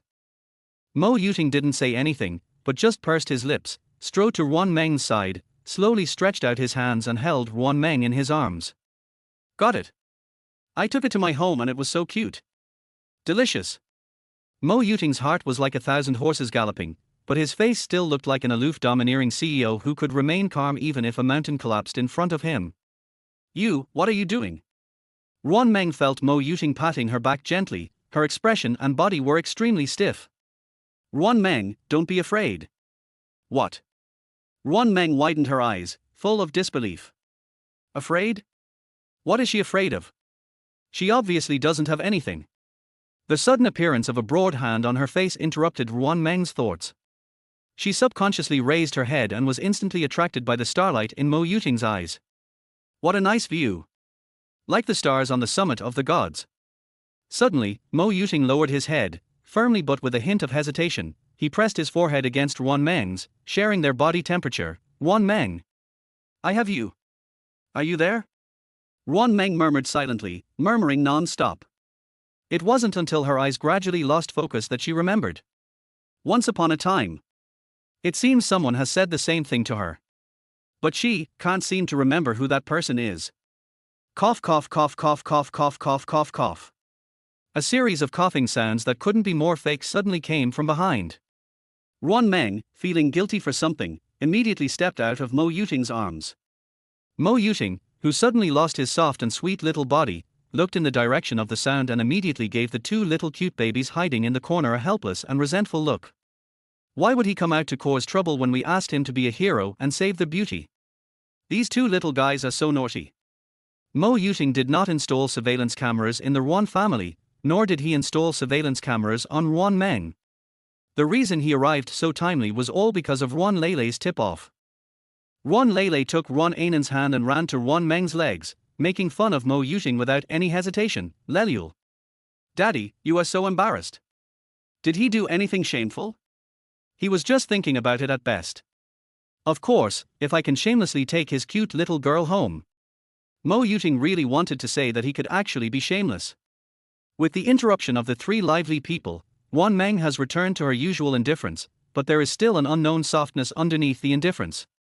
She glanced at Mo Yuting obscurely, then squatted down and ruthlessly pinched the two little guys' noses. Did you call Daddy here? The two little adorable babies looked at each other, and Ruan Leilei, who loves his brother, stepped forward without hesitation. Yes, but we are also worried about Mommy. So Mommy, please don't confiscate my sword, spear, and halberd toys. Ruan Meng noticed the little thoughts in Ruan Leilei's eyes, and suddenly she showed her evil humor. But I told you not to disturb Daddy casually. Isn't it not good for Xiaobao to do this today? Should he take away a toy? Buckle toys. No, no, no. Absolutely shouldn't. Ruan Leilei suddenly looked as if the sky had fallen, and she was eager to explain, but Ruan Meng didn't intend to listen to her at all. She just stood up and walked out. Mommy, please listen to my explanation. I can explain it. Ruan Leilei, who refused to give up, chased after Ruan Meng with her short legs. Seeing this, the Buddhist Mo Yuting took the Buddhist Ruan Ainen by the hand and followed the big queen and the little queen leisurely. Chapter 59. No matter what result you want. All Mo Yuting learned from Ruan Leilei was that Ruan Meng had a quarrel with the Ruan family. He didn't know what specifically happened, so when Ruan Meng suggested going to the hospital to see what was going on, he couldn't help but show his concern. Do you need me to help you with it? Whatever result you want. Whether you want the identity of the second young lady of the Ruan family, or not, or you don't want the existence of the Ruan family, Mo Yuting will get it done. Ruan Meng raised her eyebrows and shook her head indifferently. I'm just joining in the fun. No matter what the result is, it won't harm my interests. Okay, as you wish. Mo Yuting curled the corners of his mouth slightly, then carried the two little guys into their special seats and walked towards the driver's seat, but was stopped by Ruan Meng. Let Dufei drive, I'll take a taxi myself. What's wrong? Ruan Meng leaned over and poked Ruan Ainen and Ruan Leilei's deflated bellies. The little guys are hungry, and that kind of occasion is not suitable for them. Mo Yuting shook his head, wanting to fight for the benefit of having dinner together, but in the end he was unwilling to go against Ruan Meng's wishes, so he nodded sullenly. I'm going to take you to their hospital first and then take them to dinner. Yeah, that's fine. Ruan Meng sat in the passenger seat slightly neatly. After the vehicle started, Dufei, who was forced to eat a large bowl of dog food and was thrown into the bodyguard car, rubbed his face vigorously. Isn't it just a family of 4, with a son and a daughter? What's so great about it? I can have it too. In my lifetime. Half an hour later, Ruan Meng, who had learned the address of the private hospital from Ruan Qiu, stood in front of Xia Wan and Ruan Qiu, where a father and Ruan Wei. Ruan Meng's words seemed to have touched Xia Wan's wounds, and she immediately became furious. Oh. He is accompanying the little bitch born by that bitch. What? The identification results are out. Ruan Meng's tone was full of unconcealable gloating and affirmation, which made Ruan Qiu very puzzled. Second sister, did you know this a long time ago? What do you think I should know? Ruan Meng said a few perfunctory words and found a small sofa to sit down. The vice president of this private hospital is Xia Wan's good friend. Ruan Meng thought that the hospital would send the results soon, but she never expected that it was Ruan Xiong who came back first. Xia Wan glanced behind Ruan Xiong, but did not see Ruan Wei. Hey, why aren't you accompanying your disfigured baby daughter? Xia Wan, is there anyone like you who curses a child like this? Ruan Xiong originally wanted to follow Ruan Wei's idea and give in, making a big thing into a small thing, but he still couldn't help it. Child. My child is fine. Ruan Wei is not my child. Xia Wan smashed a water cup at Ruan Xiang's feet with a bang, and Ruan Qiu was so scared that she hugged her quickly. Mom. Think about what I told you before I came here. Ruan Qiu had been doing ideological work for Xia Wan all the way, and Xia Wan was able to suppress the anger in her heart and put herself in the position of the victim. Ruan Xiang, I have been married into the Ruan family for so many years, I have taken care of everything at home for you, and raised 2 good daughters for you, how could you treat me like this?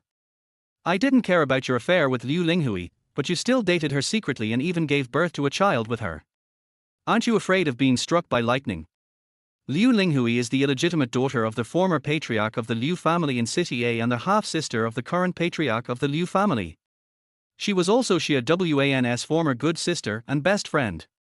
It was not until shortly after Xia Wan gave birth to Ruan Qiu that she found out that her best friend had been involved with her husband.